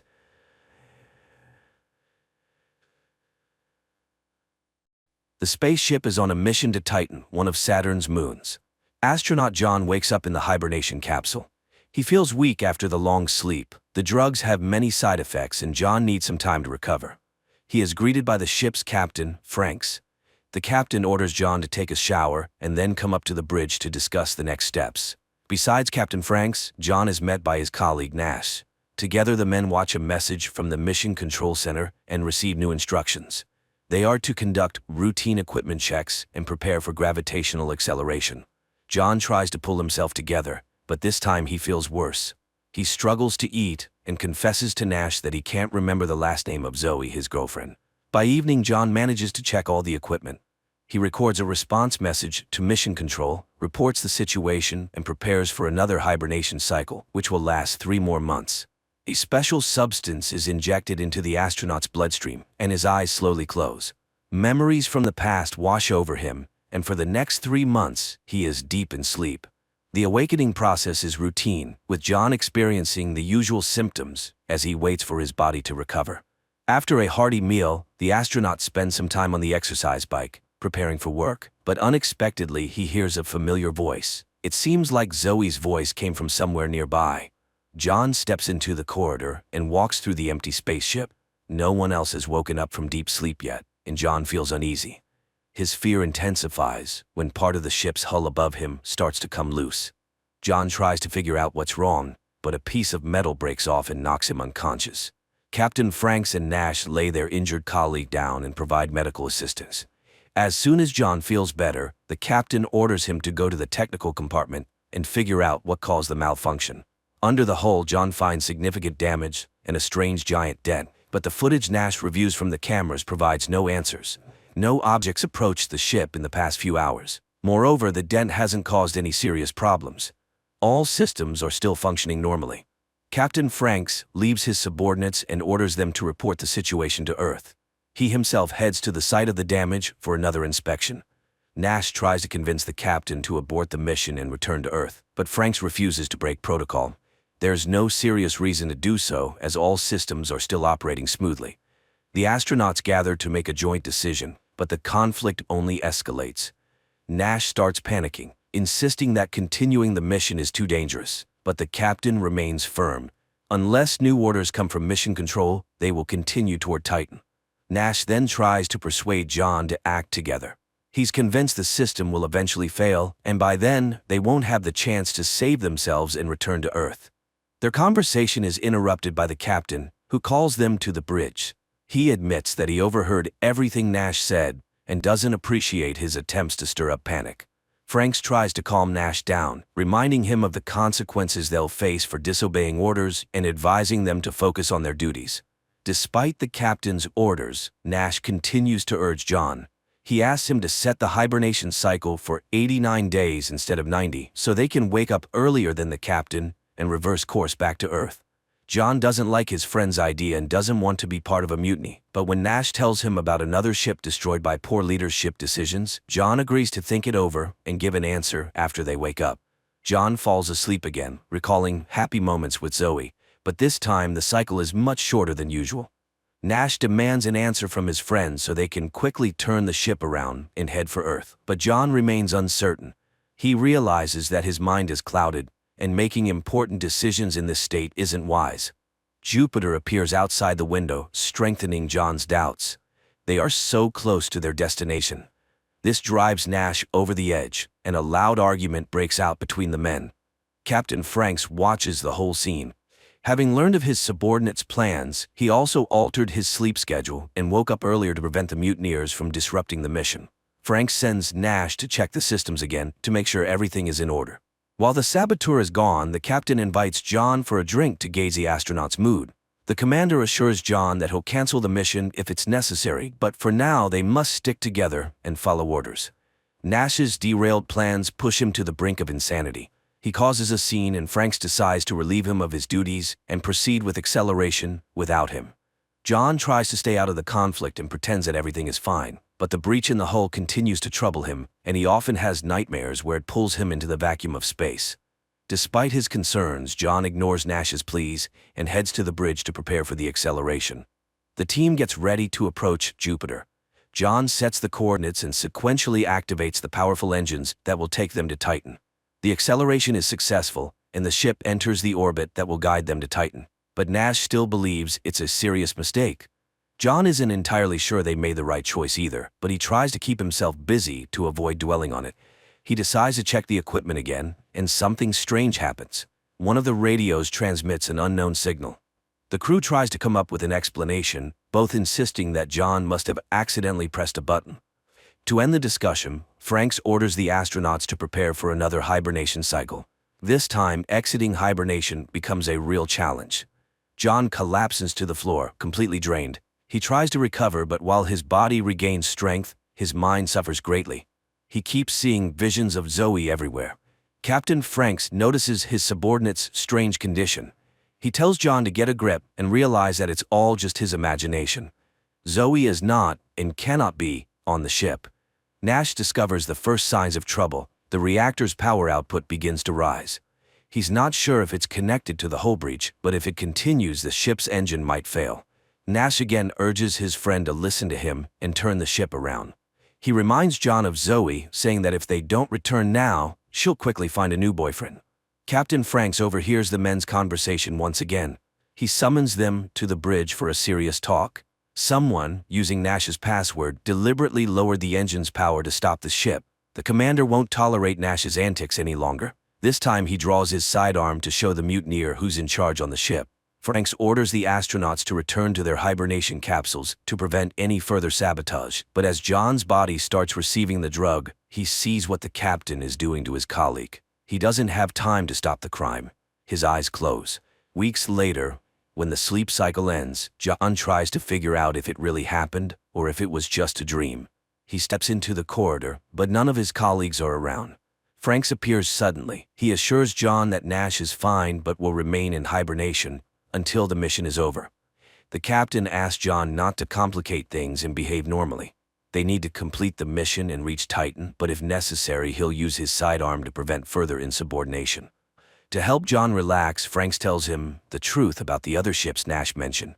He swears the madman distorted the facts, and in that case the captain wasn't at fault. The crew harmed themselves. John reluctantly admits he was wrong and agrees to continue working together. The captain tasks him with inspecting the equipment and re-establishing contact with mission control on Earth. While working, John's arm goes numb, and he tries to examine it himself, but for a moment it seems like the limb swells and turns into a monstrous hand. As soon as the vision disappears, John hears Zoe's voice again, but he realizes this is also a hallucination and doesn't respond to the call. Instead, John decides to discuss the future plans with the captain, but Franks unexpectedly starts talking about John's relationship with his girlfriend. The commander assures him that their romance wasn't real. It was orchestrated to convince John to join the mission. The unpleasant conversation unsettles John, and he heads to the workshop to focus on his tasks. Unpleasant thoughts and memories prevent John from concentrating, but suddenly the radio crackles, and he hears the dispatcher's voice. The astronaut tries to report what's happening, but the connection keeps cutting out and he can't hear a response. Frank summons John to the bridge. He demands to know what John was doing, and upon hearing about the conversation with Houston, the captain insists it was another hallucination. The captain orders John to return to his capsule and go back to sleep, but this time John's nerves snap. He demands that Franks wake Nash up and prove that his friend is okay. Taking advantage of a moment, Franks attacks John and tries to force him into the capsule, but John manages to break free. A fight breaks out between the two men. John is stronger, but he can't win the battle with his mind as easily as with the captain. John reaches the central computer to find out which chamber Nash is in and if he's alive. While entering the request, he has to fend off Franks, but finally, the computer starts searching for the astronaut. The answer John receives leaves him in shock. The program confirms that Nash is alive and on the bridge, just like John and Franks, because all three names belong to the same person, Captain John Franks Nash. John realizes that he's been alone on the ship the entire time. His companions were figments of his imagination caused by the repeated use of hibernation drugs. John loses his last bit of strength and doesn't know what to do next. He returns to the workshop holding the service pistol. The astronaut tries to contact mission control again, but for a long time the radios remain silent. Finally, one of the radios turns on, and John hears Zoe's voice. She says she's at the ground control center and was invited to speak to him. Zoe confirms John's version. The hibernation drugs were too strong, causing his mind to become confused. But that's not the worst part. The girl tells the astronaut that there's no spaceship. All this time he's been part of a different experiment and deep underground. The planets and stars he saw through the window were just a simulation, as was the sensation of flying. But the impact was real. An earthquake hit the surface, partially collapsing the tunnel. Zoe asks her fiancé to gather his strength and help them rescue him. To do that, John needs to depressurize the cargo bay and leave the ship. She assures him that outside, there's an underground corridor leading to the surface. Captain Franks reappears behind John, trying to stop him. He claims that Zoe's voice is just another hallucination, and the story about underground tunnels and earthquakes is a fantasy his mind made up to explain the situation. Franks tells John that if he depressurizes the cargo bay, all that awaits outside is the vacuum of space, which will pull him out and end his life. John hesitates briefly, but Zoe's voice gives him strength. He doesn't listen to the captain and opens the airlock. At first it seems like Zoe was right. John finds himself in a shaft and hears her voice nearby. He walks toward the light, hoping to soon reach the surface, but space engulfs the astronaut's body and carries him into the infinite void. Or was that a hallucination too? That's how the movie ends.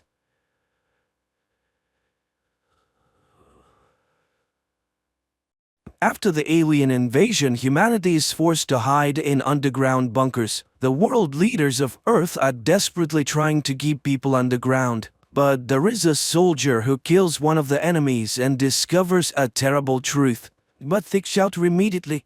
The nonsense could attack at any moment. 50 years after the attack of something, all of humanity lives underground, although there are those who refuse to descend into the bunkers. An ordinary person can return to the surface only by becoming a soldier and serving the standard term, 100 days. One day, a soldier with the call sign Sum-1 completes his required training and boards a tank to travel to the outpost Cerberus, where he must serve his shift. On the way, the military encounters people running towards the shelter, which is called Exilium. The soldiers disembark one by one as they reach their assigned posts. Finally, it's someone's turn. However, the soldier cannot immediately enter the bunker as the door is jammed, so he climbs the watchtower to contact the command. The soldier undergoes DNA identification and the system congratulates him on the start of his 100-day service. He will have to monitor the territory, track something, and send those who stray into the shelter.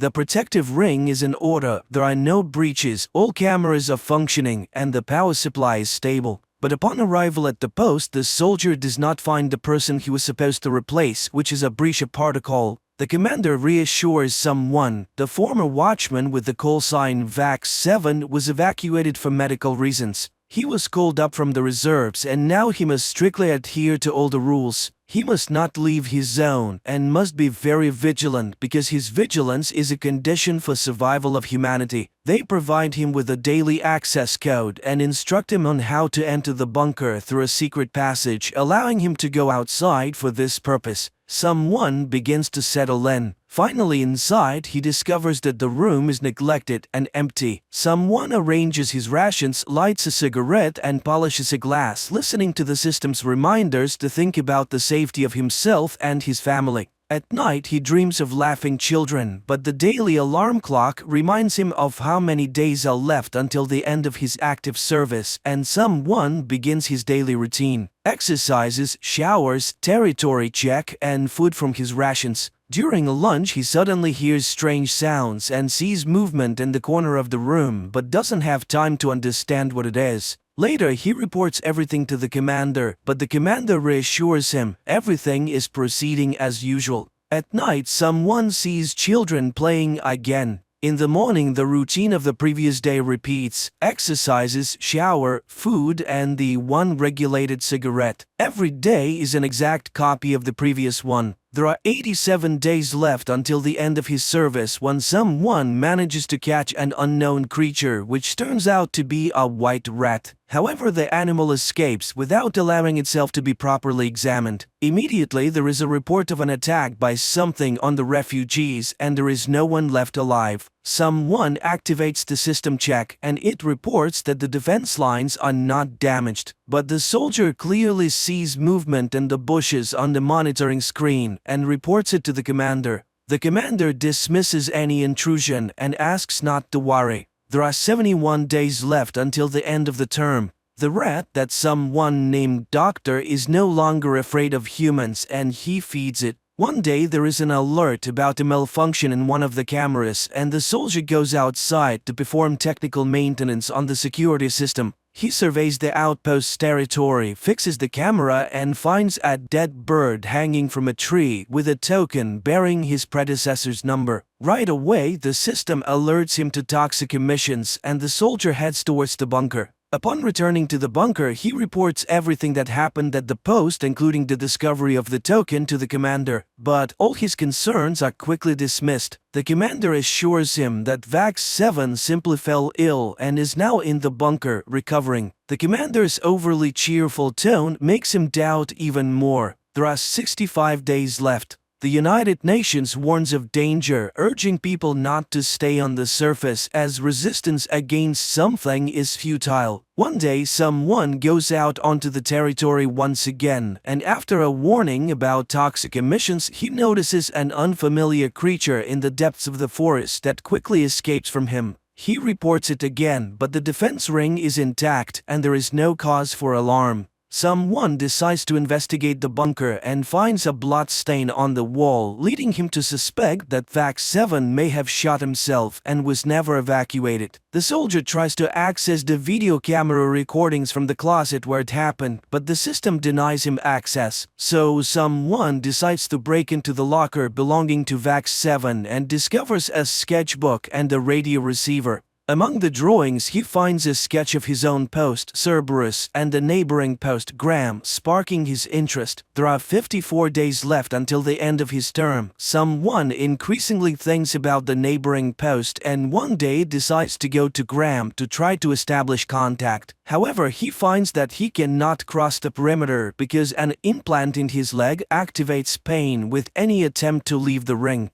The audio commands insistently urge him to return to Cerberus. He decides to take a step back and climb a tree, hoping to establish contact by waving his hand and shouting to Graham, but he receives no response. Returning to his post, he reviews the archive files and suddenly he discovers some creature on the internal camera and the electricity goes out. Behind him, the soldier distinctly feels someone's movement, even though the equipment insists that there is no intrusion. Someone rushes outside and even shoots at the bushes, scaring off a bird. He reports the malfunction to the commander, who promises to send a repairman and reminds him of his duty, especially with only 40 days left. Someone tries once again to access the archive but finds it impossible as the data has been lost due to an electrical surge. The next day starts as usual, but suddenly the soldier feels unwell. He takes medication and accidentally cuts his finger when he suddenly hears a cheerful children's song coming from the predecessor's closet.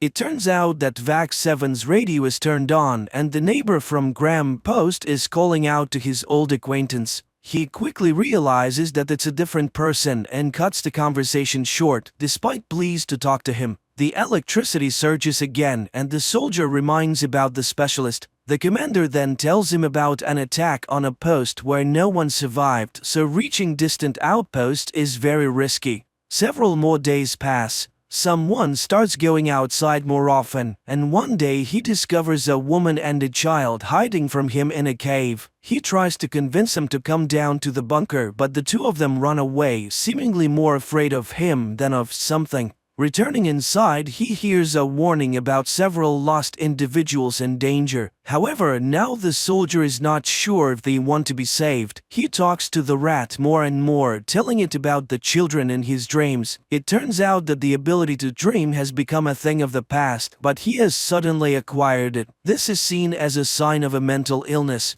Someone keeps trying to contact his neighbor, but there is no response. One night, the soldier ventures out into the territory and kills a huge deer, which he dissects and eagerly consumes. He behaves more and more like a wild man, shooting at targets and walking without his helmet. One day, he makes another attempt to contact Graham, sending a signal with a mirror, but still receives no response, which infuriates him.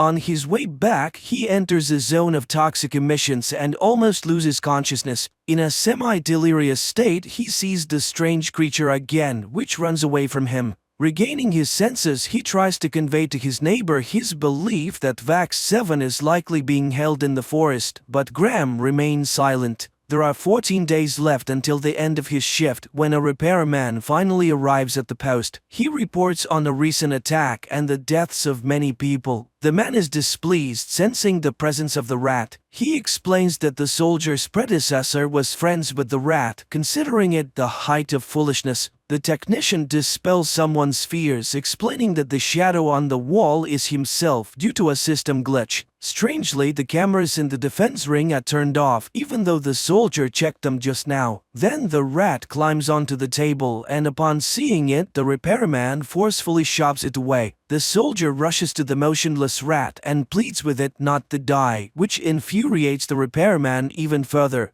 The soldier aims his gun at the repairman, ordering him to disable the internal camera and unlock the archive video recordings. The repairman refuses and someone hits him. However, he still can't do anything because the access requires the personal codes of two guards. A fight erupts between the two men. Someone sustains several injuries but eventually emerges victorious. Afterward, the repairman shares his experience of encountering something. When he was a soldier, his helicopter crashed in the desert. Of all the survivors, only he and his partner remained. The repairman went for help, and when he returned, he found the second soldier without ears. It turns out that something affects people through sound, and the guy cut off his own ears to avoid hearing the horrifying noise. During a sandstorm, they saw a huge shadow circling around them, but they never understood what it was. When he was eventually found, his lungs were filled with sand, and he had an unexplained catheter in his throat.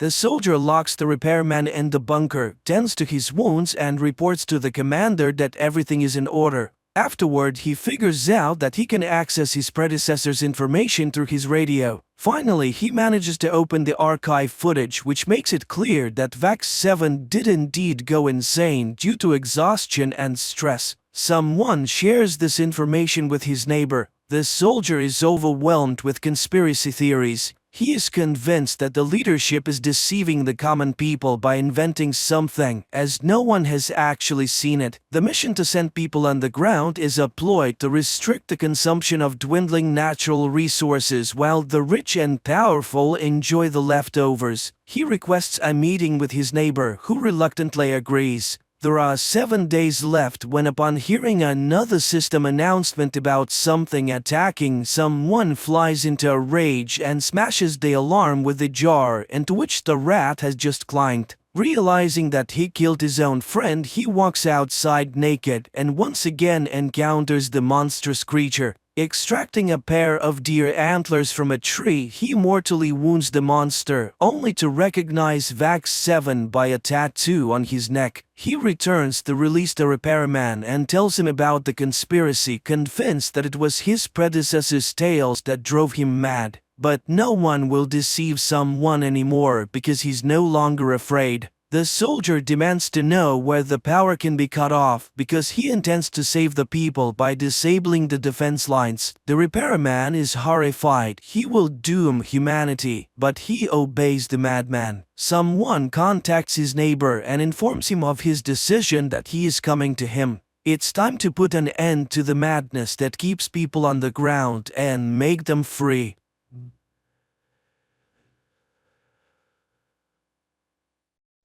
(1967). Upon landing on Earth, after completing their mission, the Soviet spacecraft Soyuz 1, with cosmonaut Vladimir Komarov on board, tragically perishes. Many years later, under the leadership of the Swedish billionaire Meyer, an expedition to Mars is being prepared. After 10 months, the crew of the spaceship Ulysses reaches the Red Planet. The captain informs the team that they have received permission to land and asks the ship's AI, named Irene, to verify everything required for a soft landing. At this time, Meyer reveals that he spent 4 years preparing for this journey, sacrificing almost all his money for it. However, the American company Zillion beat them to it by landing 2 weeks ago. The problem is that Earth has received no news from the American crew, except for one video in which they ask not to come to Mars. A dispute arises among the crew members, but the captain declares that the landing will occur in any case, and people disperse to their cabins. With 30 minutes left until landing, AI Irene begins preparations. However, an unforeseen event occurs. The ship does not detach from the carrier system, posing a threat to the entire crew. The only way out is to perform the separation manually. The commander ventures into space and struggles to free the attachments, but at that moment, the shuttle enters Mars's atmosphere, throwing the captain into open space. The shuttle almost crashes onto Mars as a system error causes a power outage. Now, they can only rely on manual landing. AI Irene goes into sleep mode, and the astronauts still manage to land on Mars. They succeeded, but their fuel is depleted, and Irene does not restart. Without the onboard computer and life support system, they have only a day to survive. Alessandra mourns her deceased husband when she sees a figure in a spacesuit through the window. After diagnosing the ship, it becomes apparent that too much fuel was consumed during the landing, and now the ship cannot return to orbit. The only option is to wait for the solar panels to power the generators, but there's a storm on the surface, and it will take 2 days, time they don't have. At this point, Simon mentions the American ship, Zeta 1, which beat them by 2 weeks.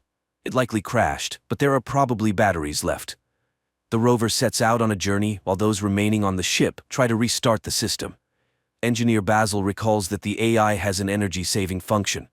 He initiates a reboot, but Irene doesn't start. At this time, the rover finds the wreckage of the American spacecraft and one surviving solar panel, but there is no sign of the American crew. The astronauts head back but spot an unconscious person in a spacesuit. Despite their ship running low on oxygen, Jana insists on transporting the person. Nearby, they find the black box from the American spacecraft. The team arrives at the ship, but Jan refuses to let them inside, stating that 4 survivors are better than 8 corpses, so he won't open the doors. Alessandra tries to persuade the man when the discovered astronaut wakes up, and at that moment, AI Irene activates and opens the doors.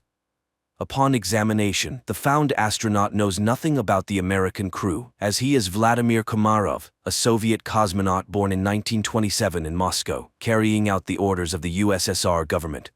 He doesn't know how he ended up here but is not willing to reveal any secrets. Komarov confidently answers questions that are consistent with his time, raising the suspicion that he may have post-traumatic stress disorder. The astronauts send a message to Earth and receive a response from the American corporation, Zillion, stating that there were no Russians in their mission. The crew of the Ulysses spaceship tries to make sense of the situation. How could Komarov, who died in 1967, end up on Mars after all these years? Is he a time traveler or an extraterrestrial? The psychologist is tasked with questioning Komarov first, and he confesses that he is hungry. Jana goes to get food while the others try to understand what has actually happened. Basil suggests the idea that Komarov was waiting for them. Meanwhile, Vladimir is eating the food brought by Jana when the woman confesses that he died 50 years ago and his family buried him long ago. Komarov takes this news rather calmly. In the meantime, the state of the ship, although it has reached stability, remains unreliable because the engines do not work and there is no fuel. So, leaving is impossible. The crew continues to keep an eye on Komarov, but he behaves calmly until he suddenly disappears. Simon searches the ship, but it yields no results. That's when the people discover that his spacesuit is missing. A part of the crew follows the heat trail tracked by Irene. The group, led by Simon, leaves the rover and continues on foot when Alessandro reports that Komarov's DNA analysis showed the presence of a third strand. He is not human. And then they catch up with Komarov, who leads them to an unfamiliar structure with a small stone pyramid on it and tells Jana that Mars has been waiting for them for a very long time. At the same time, Goldstein, the founder of the Zillion Corporation, whose ship was the first to arrive on Mars, is informed about the discovery of a person on the Red Planet who couldn't have gotten there naturally, suggesting that he was created on site. However, only AI could survive for such a long time on a hostile planet for humans. This implies the need for further study. Meanwhile, Komarov cannot explain how he opened the door and found himself in the location where they discovered him. Irene conducts an analysis of the structure and determines that it is identical to Earth structures from ancient civilizations. It means that someone was inspired by human civilization, or humans borrowed these elements from extraterrestrials. The ship's crew increasingly ponders whether they will be able to return home when they notice the landing of Goldstein's second ship. Soon, the captain of the ship, Gemma, establishes contact and promises to help them return to Earth. However, Meyer does not trust Goldstein and advises hiding Komarov from competitors. Jana brings Komarov a uniform so that he does not stand out when the visitors arrive, and he requests that they trust him. Shortly, two armed military personnel, Edward and Adam, arrive on their ship and behave rather aggressively. Edward demands that they hand over the black box from the Zeta-1 ship and, not hearing agreement, orders his partner to search the ship. Meyer hands over the found black box and they depart. Meanwhile, chemist Eva reports that the stone found on Mars consists of an alloy that does not exist on Earth. However, it is known from ancient sources and was once called orichalcum, the metal of Atlantis. In addition to copper, zinc, nickel, and iron, it contains a third strand of DNA, similar to Komarov's. Meyer warns that if Goldstein learns about this, he will take the cosmonaut back. The crew is divided into those willing to exchange him for fuel and those who are willing to stay but want to know the truth. Jana invites Vladimir into her cabin and asks for permission to use hypnosis. He agrees, and the psychologist begins her work. The rest of the crew listens to the conversation via transmission. However, Komarov only shares the final moments on the Soyuz spacecraft before its demise. During this time, Gemma and Alan arrive on the ship and apologize for the actions of the military, and express their readiness to help fix all the malfunctions. Jana remembers her conversation with Komarov, who laments the future of Earth due to humanity's irresponsible behavior. In the meantime, it is revealed that the billionaire Meyer did not plan the flight just for the sake of it. 4 years ago, the rover sent a photo to Earth of the found stele, and he confesses that they found a stone with unknown DNA. Gemma explains that it's an information storage system that can be rewritten. Upon hearing these words, AI Irene activates and deciphers the message on the stone. It's a series of numbers. At this time, the hesitant Jan leads a mutiny. He doesn't trust Meyer, who warned them about Zillion. But now, the Americans have come to their aid, and their leader, as it turns out, concealed the true purpose of the flight. He is ready to switch sides to Goldstein, who is willing to do whatever it takes to combat his terminal illness. Later, engineer Basil informs Meyer that Komarov is the same kind of program as the stone they found, but the most crucial revelation is that he deciphered a copy of the black box from Zeta-1, which shows that the oxygen on the ship was cut off at the moment when one of the Americans struck Komarov. This means he was there. He also activated AI Irene when he boarded their ship. After the conversation, Meyer shows Jana the photos they received 4 years ago from Mars, which, when decrypted, revealed Gianna's face. This is why he brought her on the expedition. The woman is disappointed. Meyer played everyone. Suddenly, she sees herself in her father's house, where Komarov tells her that she is the link between Mars and Earth. He has been waiting for her for thousands of years, and now he will prepare her to make a difficult decision. He provides coordinates on Mars where Gianna should go. Meanwhile, on Earth, scientists inform Goldstein that Komarov is the equivalent of a computer, and he himself is a biological machine. They are ready to transfer his brain into Komarov's body, but cannot guarantee the preservation of his personality. However, Goldstein is ready to take any risk to get rid of his terminal illness. Meanwhile, Gianna leaves the ship despite Simon's protests.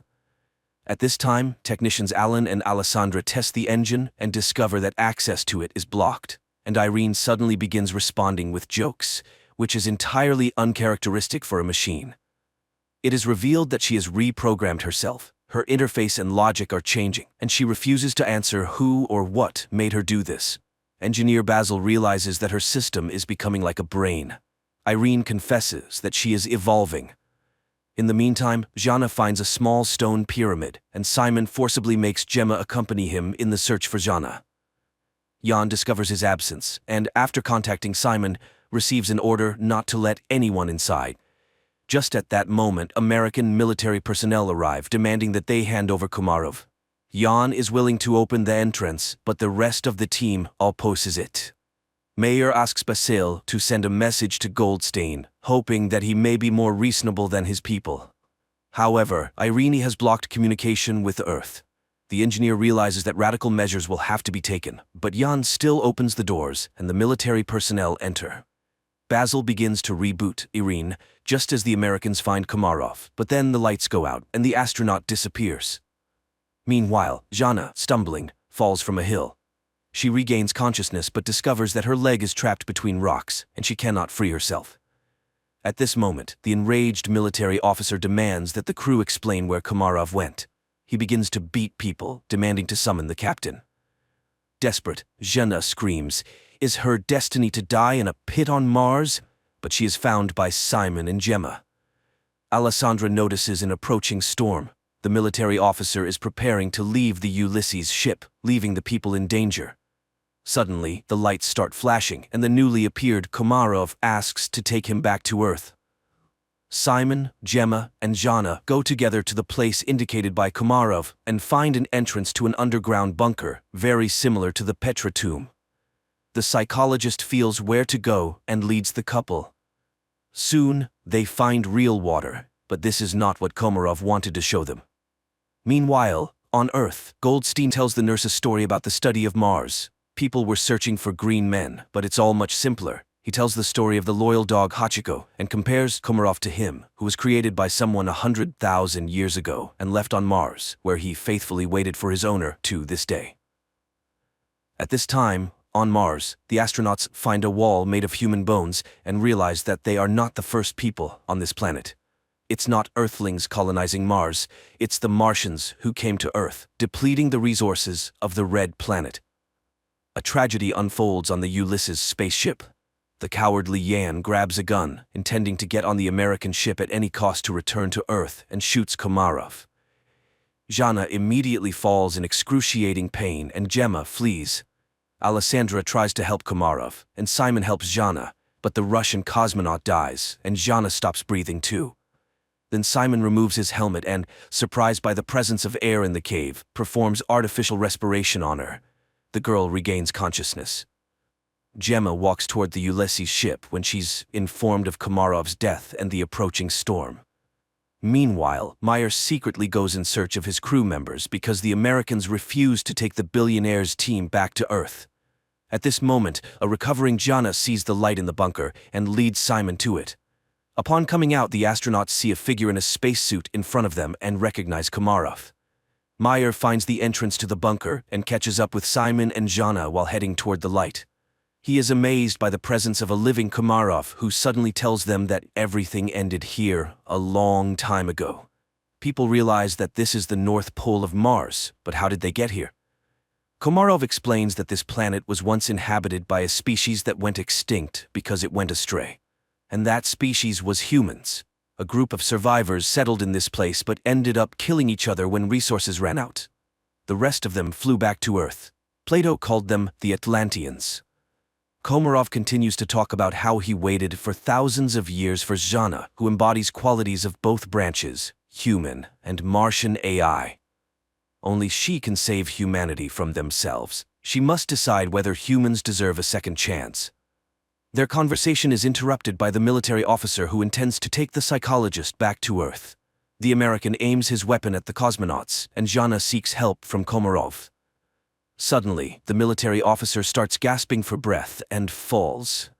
Upon returning to the ship, Simon orders them to prepare to depart. Meanwhile, Gemma from the Zillion ship tries to contact her associates, but none of them respond. She decides to fly back to Earth alone. The Ulysses crew heads to her ship, trying to establish contact with her and informing her about the deaths of the military personnel, but she doesn't respond.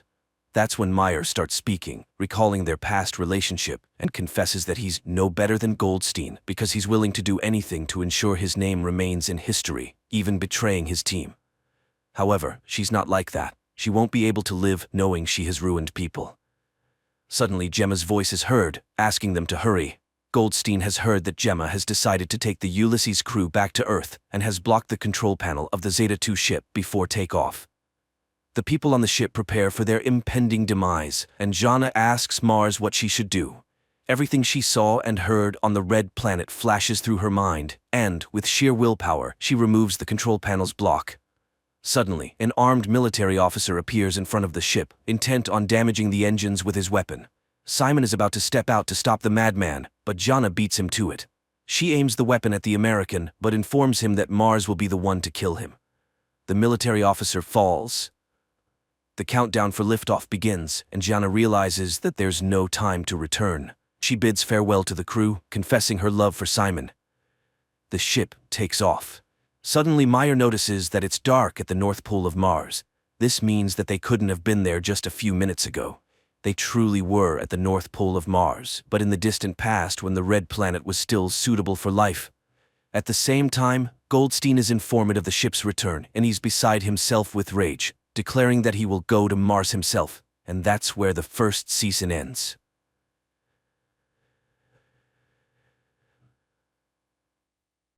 A welcome to the show.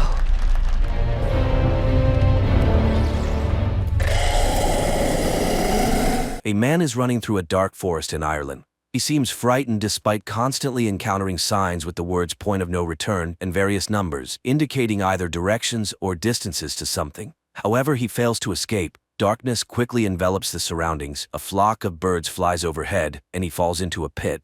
In the next moment, an invisible force grabs him and drags him away. Elsewhere in the country lives an artist named Minna, who works in a pet store. One day, her boss asks her to deliver a rare parrot to a zoo in a neighboring city, and Minna agrees. She takes the bird home for the night. There, she tells the parrot that her mother died 15 years ago. Suddenly, the bird starts to respond.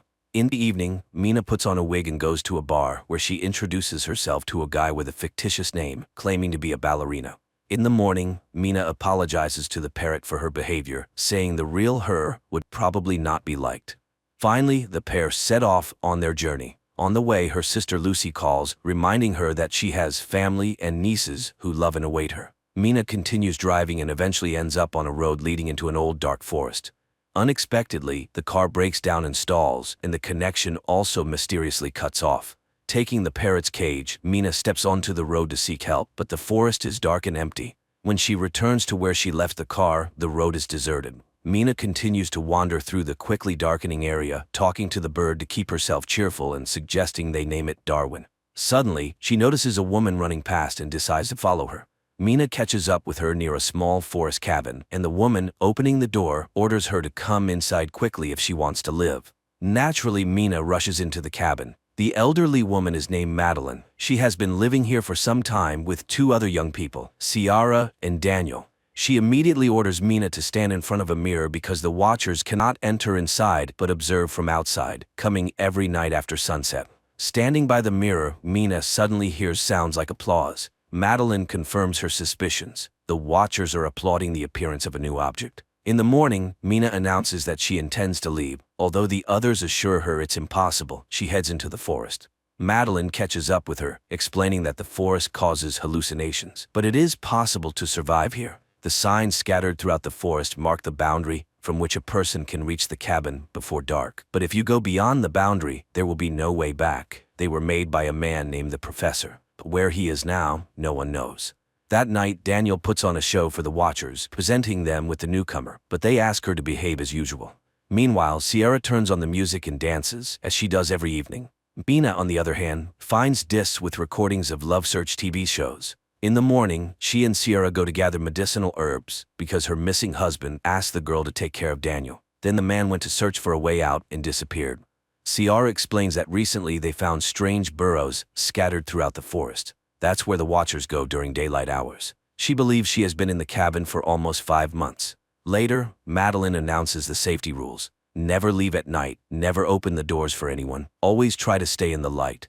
Strange life begins with entirely identical days. Mina watches endless shows and often stands staring into the mirror. One day she knocks on it, and immediately there is a knock on the door. Madeline orders everyone to freeze and everything stops. The next day she and Daniel go hunting. The boy tells her that Madeline used to work at the university, so she considers herself a know-it-all. But she has been living here the longest. Daniel himself has been in the cabin for 8 months, but has never seen anyone.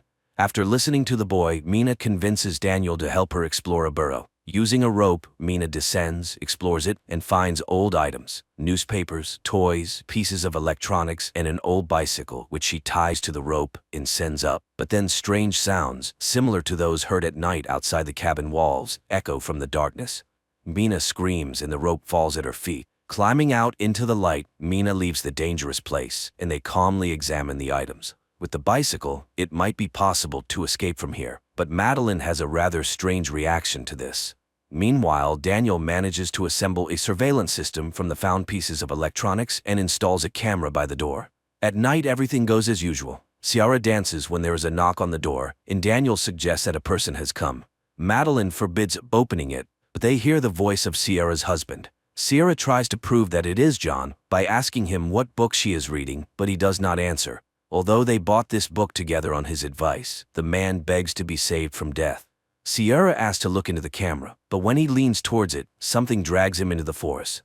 Immediately there is a knock on the mirror stronger than ever before. Madeline stands in front of the people, as if shielding them, and the knocking stops. In the morning, Madeline throws the bicycle into the burrow, demanding that they no longer break the rules. Later, Mina recalls her sister and mother, who invited the girls for a car ride. The weather was beautiful and Mina opened the window.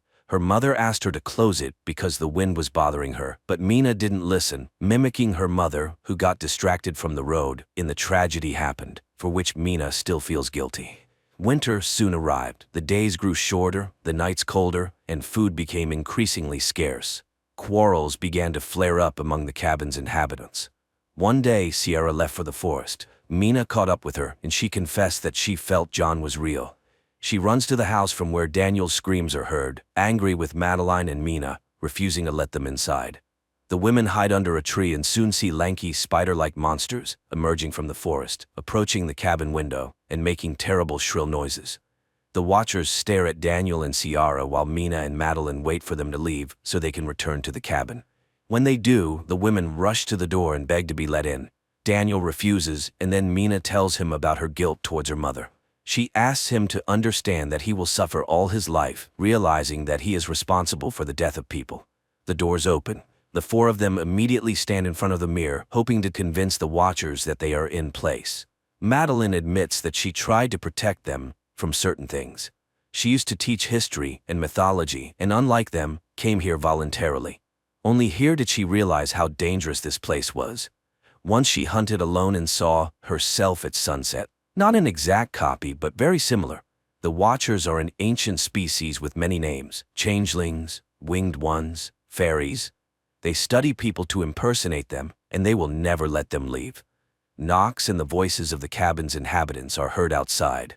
Then Daniel finds a hatch in the floor, which they didn't even know existed.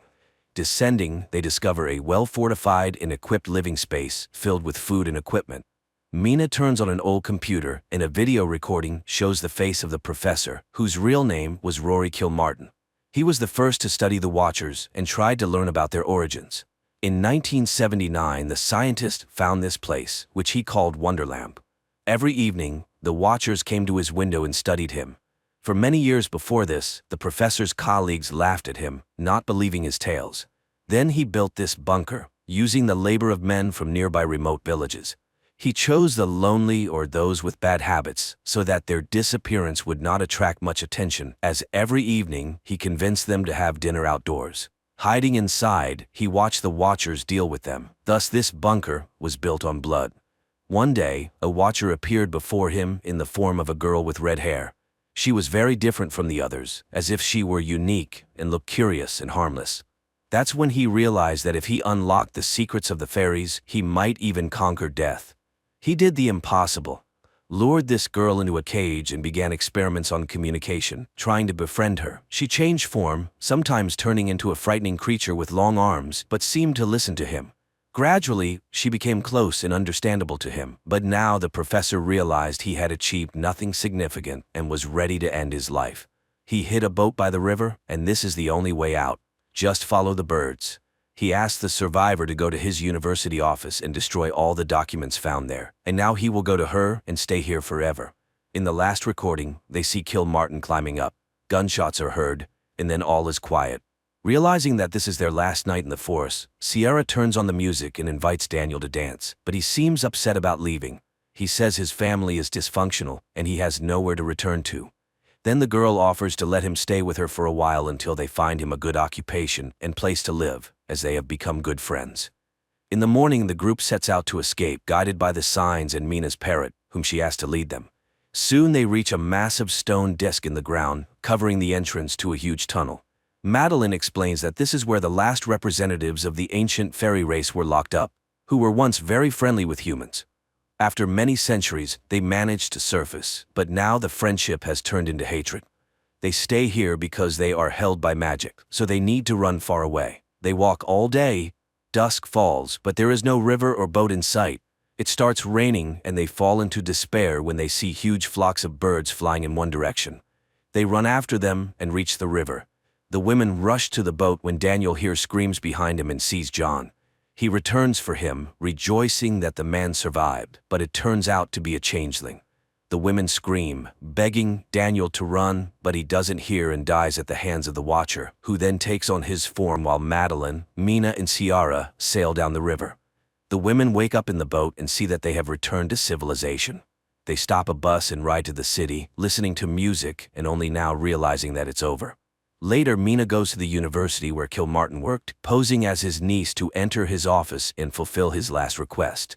There, she finds more documents, photos, and a recording in which he discusses the fairies and the fact that there are still half-blood children in the world. Mina finds a stack of photos and, looking at them, seems very surprised. In the evening, Mina goes to Ciara's house, showing a photo of Madeline from the professor's belongings, explaining that it is his wife who died several years ago. So the Madeline they lived with in the cabin was a special fairy capable of moving during the day. It was she whom Kilmartin caught. He couldn't kill her, and she took on Madeline's form to return to civilization. Then a car pulls up to the house, and the real Ciara gets out, while the one she's talking to is actually a fairy. Realizing she has been exposed, the fairy knocks Mina out and changes shape again, turning into Daniel. They just want to live like other species, but due to human hatred, they are forced to stay underground. The fairy turns into Kilmartin and goes to Mina. In the house, the fairy transforms into her and prepares to kill the girl. But Mina says that there are others like her somewhere because she is half human and acknowledges that it was unfair of humans to banish the fairies from their world. The fairy softens and spreads her wings, admitting that Mina might be right, and she flies away. Mina revives Ciara. Later, she reunites with her twin sister Lucy, finally forgiving herself for their mother's death. She tells her about her experience, admitting that she still sees Madeline appearing in the forms of other people. Her nieces arrive to show Mina a drawing of her and Darwin, whom she still keeps as a pet. Meanwhile, outside, a girl with red hair appears, looking at their apartment windows and taking on the form of a girl with a strange face. This is probably not a horror movie, but rather a scary bedtime story when a child doesn't want to sleep and asks for something frightening. Everything builds up slowly and tastefully, but the ending unfolds somewhat mundanely, although mysteriously.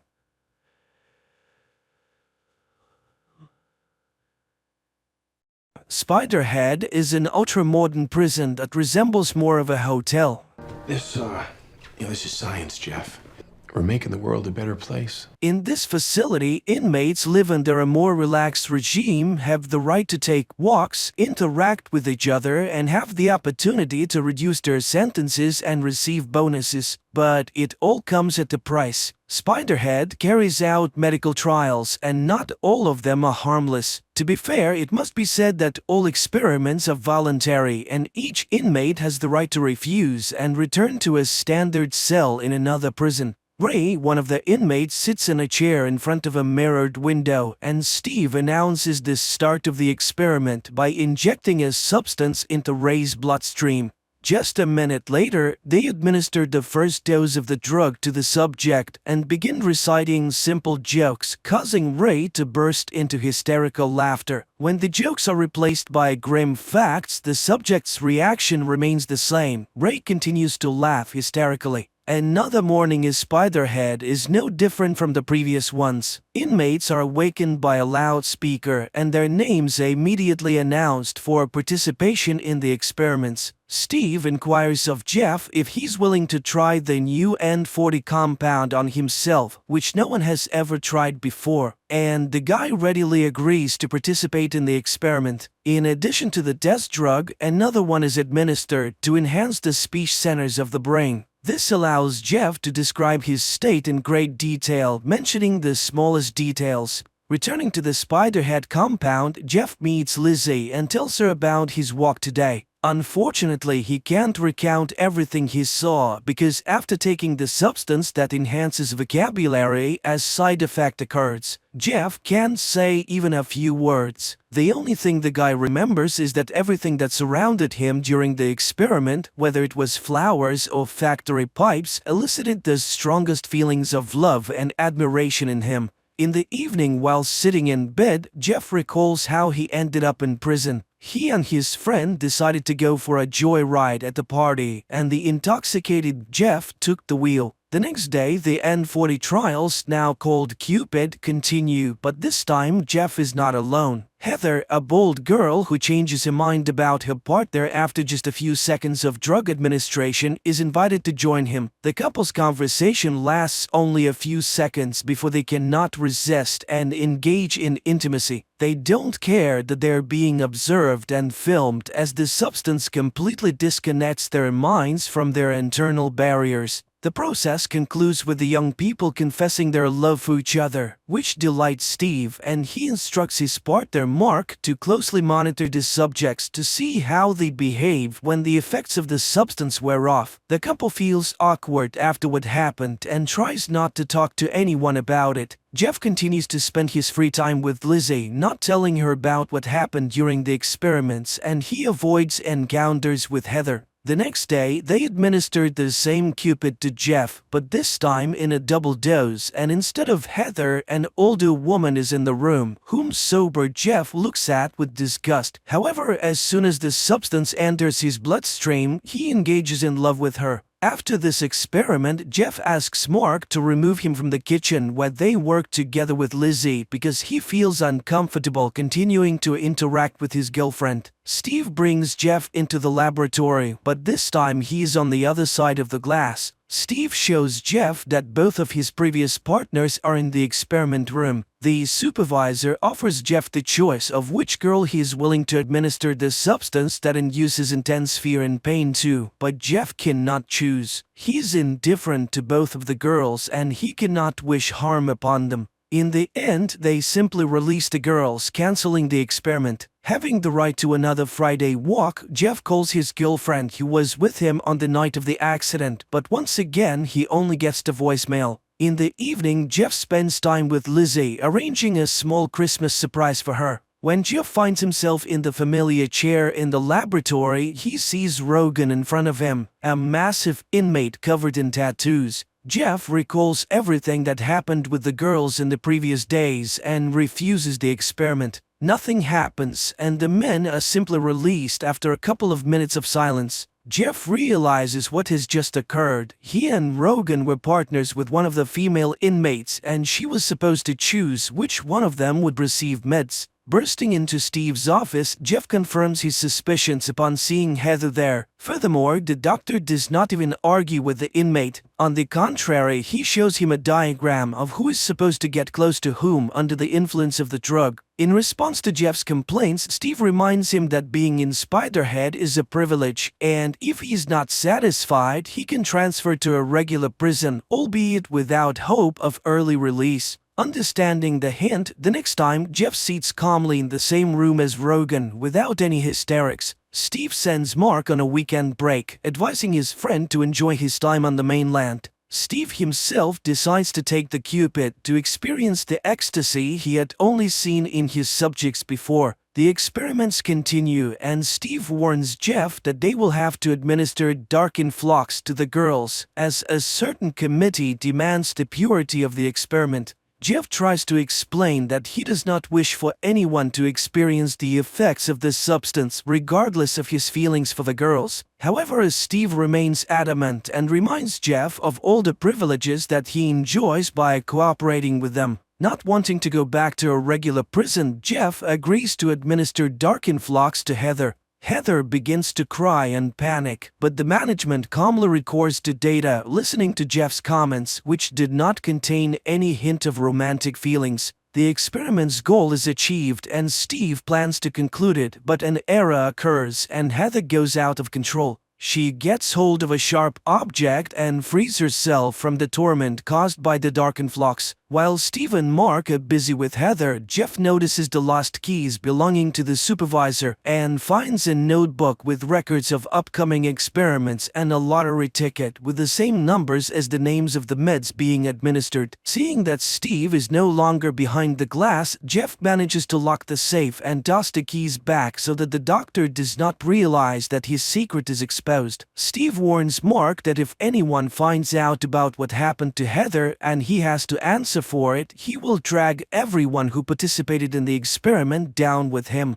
Lizzie participates in the experiments for the first time, and the first thing they administer to her is dark influx. After experiencing it, she meets with Jeff in a secluded place and shares her feelings with him. Lizzie confesses that she's not sure if Spiderhead is better than a regular prison with the strictest regime. In turn, Jeff also opens up to his girlfriend and confesses that on the night of the accident there was not only his friend in the car but also his beloved girlfriend who did not survive the ride. That's why he willingly undergoes the trials on himself, hoping to somehow atone for his guilt. The candid conversation between the two of them leads to them spending the night together. Steve quickly deduces the close relationship between his wards and decides to use this connection for his own purposes. When Jeff arrives for the next experiment, he learns that today he must either agree to administer dark influx to Lizzie or leave Spiderhead. Jeff refuses, but the doctor gives him a chance to postpone the experiment until the morning. When he meets the defiant young man again, he is armed with Lizzie's personal file. It turns out that the crime for which the girl is serving time is so terrifying for her that no amount of dark influx can make it worse. Steve watches with pleasure as Jeff adjusts the dosage scale to the maximum. However, it quickly becomes apparent to him that Jeff intends to experiment on him, not on his girlfriend. Mark, realizing that he has also fallen into Steve's trap with the inmates, decides to rectify the situation and hands the remote control to Jeff. The inmate receives all the necessary information from Steve and persuades him to open the main exit so that he and Lizzie can leave the prison. But the manager grabs the remote control and administers the maximum dose of dark influx to the girl, causing her intense suffering. He then smashes his cell phone to prevent anyone from canceling his command.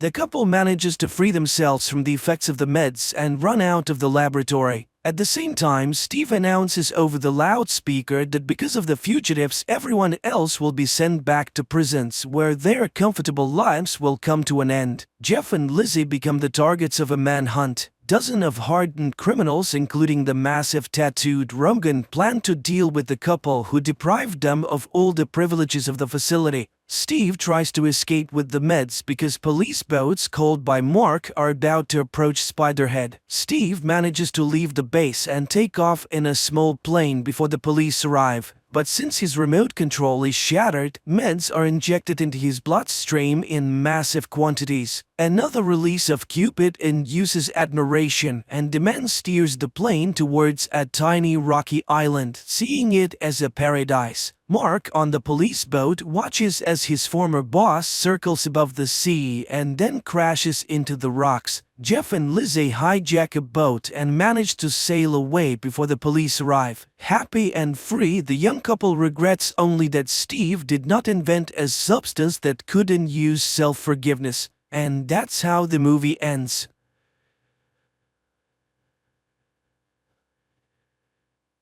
Hey guys, today we have a recap of the next episodes of the show.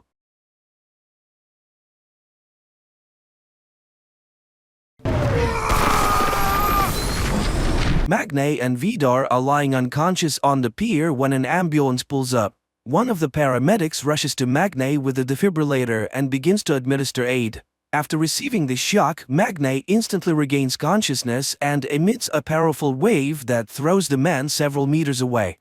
While the second medic tries to help his buddy, Magnay approaches Vidar's body. Vidar opens his eyes and whispers the words of a threat. Magnay will die before the new moon comes. The lad runs away. At this time in the nursing home, one of the residents, Wotan Wagner, complains to the orderly Halvor about the broken wheelchair. Magnay runs into the mountains. He is still shaken by the battle and turns to the bird flying above, blaming it for everything that has happened to him. Suddenly, Magnay finds himself in the netherworld, and before him stands the ancient sorceress Volva, who takes the form of Isolde. She reminds him that he must now obtain weapons and find friends, for the other gods will surely come to his aid. Volva asks him not to come here because the giants might kill her too. Then she scoops up something from the glowing bowl and blows it in the guy's face. Magnay is immediately alone on the mountain. Annoyed, Vidar rushes to his house and tells Ren and Saxa about the battle that took place. In the meantime, a group of young people are hanging out at a table in a street cafe when Magnay comes running to them looking for the cashier. No one knows where she is, but everyone raves about Laurid's speech at the feast. Fjord then returns home and announces that he has not killed Gry. Not only that, he's going to leave home and live with the girl he loves. The boy does not want to take part in the coming battle. When he arrives at Gry's house, he announces his separation from his family. Magnay reminds Lauritz of the stories of Ragnarok, but the brother does not take these ancient stories seriously. To prove his new identity, Magnay bends a metal bat in front of his brother. Lauritz asks for time to think over what he has said. The next day, the head of the Adda police appears on TV and announces that an investigation has begun into Utul Industries, for which a well-known expert is coming to town. Lauritz is watching the broadcast, devouring food. Suddenly, Turid arrives, and she's surprised by his son's voraciousness. In his room, Magnay observes an obvious change in his appearance. His muscles are getting bigger and he's getting even stronger. Later, Turid invites the boys to celebrate their father's birthday and shows them a photo of them together. The family goes to their father's grave, where Lauritz makes the statement that the father would obviously be proud of a son who looks like a woman and uses makeup. Here, Magnay looks like his father, but Lauritz looks like he's from a different family. Turid smoothes over the unpleasant conversation. On their way home, they meet Erich, and he informs them that by the school board's decision, Magnay can return to school. At that moment, Turid asks for help. The car won't start. So Magnay pushes the car to the car repair shop, where they are greeted by Harry, the mechanic. And there, Magnay gets a clue where he can get the hammer. In the meantime, Vidar is watching a report on TV about the barrels found, while the women take the ancient weapon down. Saxa is annoyed by her refusal to take her in, since she is a member of the family.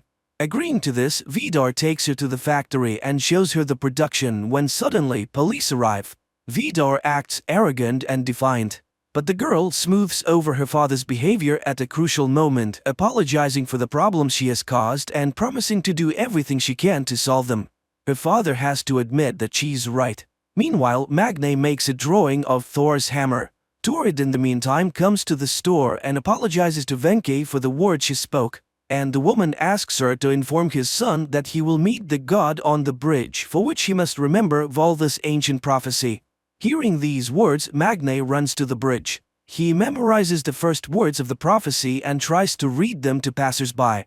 but everyone just passes by except Iman, who takes Wotan out for a walk. Magne reads a few lines and the girl continues the text.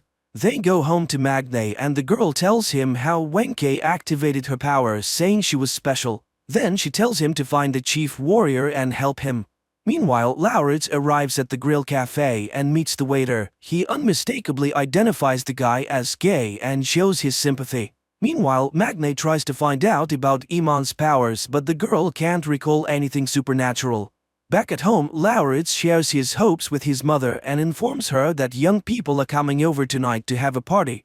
At this moment, they hear very distinctive noises from Magne's room. Mother and son smile. Apparently, Magne has found himself a girlfriend. But it turns out that the boy, demonstrating his strength, has to put Iman on a chair and lift her up with one hand while she bangs on the ceiling and screams. In the evening, fun reigns in the turret house, to which Gry and Fuhr also come. And Iman finally finds her power. She can make anyone do what she wants. And she demonstrates it on one of the guys who, at her command, brings her a drink by moving on his knees.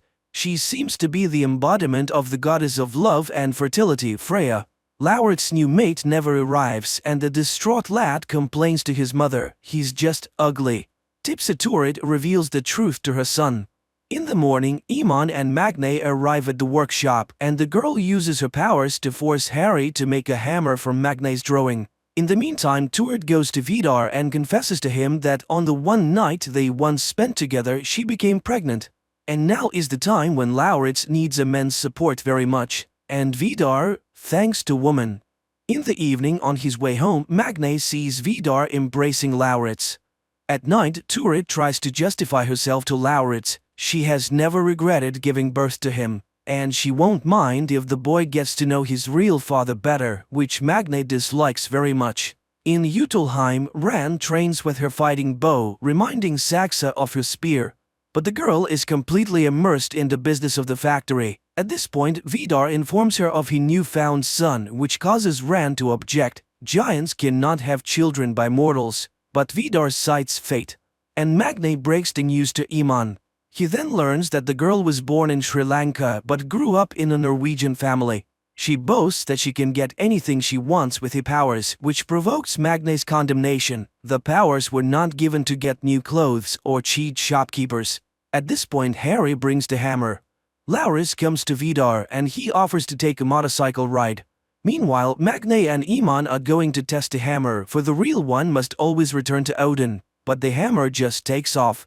Making a stop in the mountain, Vidar tries to ferret out something about Magne, but Lauritz gets it right away. Magne retrieves his hammer but cannot understand why it does not work. Meanwhile, Saxa continues to investigate the company's affairs and makes a statement to reporters. Meanwhile, a company of young people are sitting in a grill bar and watching the news. The guys are shocked by the admission that it's dangerous to drink tap water because that's what they were drinking. Fuhr hears Saxa's apology and leaves. One of the girls suggests protesting against the Utuls who have mucked up the fjord. Turid is writing a note to her sons to not drink the tap water when Lauritz and Vidar enter the house. The boy is thrilled. His father has given him a motorcycle. In the meantime, Ran is looking at the pictures in the family album and suddenly brushes away a tear. At this moment, Vidar enters the house and announces that he is ready to take in his new son, which prompts a harsh protest from Ran. Saxa is struck by the abundance of emotion, for Ran has never been jealous of her husband. In the evening, Magne goes to the grill bar and Saxa arrives there as well. Seeing her, the guy pulls out a knife, but the girl just provokes him. At the end of their conversation, they come to the conclusion that their families have lost their minds. Cisterns of drinking water arrive in Edda, and Fuhr receives an invitation from Ran to talk. The woman has arrived at Gry's house and is waiting outside. He listens to his mother's account about the changes in the family and refuses to call Ran his mother. They are merely feigning their relationship. He has no intention of going back and wants nothing to do with the firm. Angry, Ran sees the Sayer family and tries to run them over with her car. But Magne manages to react and pushes his loved ones away.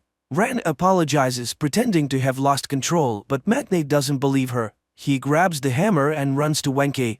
The old woman is frightened. The giants will kill her if they see them together. She's amazed at Magne's attempt to make the hammer because you can't just get it. She promises to tell him how to forge the real Mjolnir. After all, the giants have an ancient weapon with which they can kill anyone. She begins the story of the eternal fire of the ancient gods but notices Ran and hides in the building, promising Magne to tell him everything when he meets her on the mountain. Lauritz comes to Utelheim and is treated to mead. Vidar tells him that the lad is not human and gives him the heart of a deer he has harvested for him. Lauritz eats the meat and visions of ancient giants flash before him. Vidar grabs his hand and shoves it into the fire. The boy screams, but as he pulls his hand out, the burn disappears right before his eyes. He is now invulnerable. Rand sees this and becomes enraged. While the spouses are quarreling, Lauritz goes to the bathroom and after washing his face sees in the mirror the ancient scoffer, half-brother of Odin and father of the serpent Midgardsorm, Loki. And he understands he is his incarnation. Back in the room, he hears Rand say that the cashier is really Vulva, and she's going to kill her before Magne gets the hammer. Meanwhile, Magne comes for Lauritz at Utelheim. He asks his brother to return home, and he reluctantly agrees and tells him of Rand's intentions. Magne runs to Wenke. Meanwhile, she closes up store and goes home.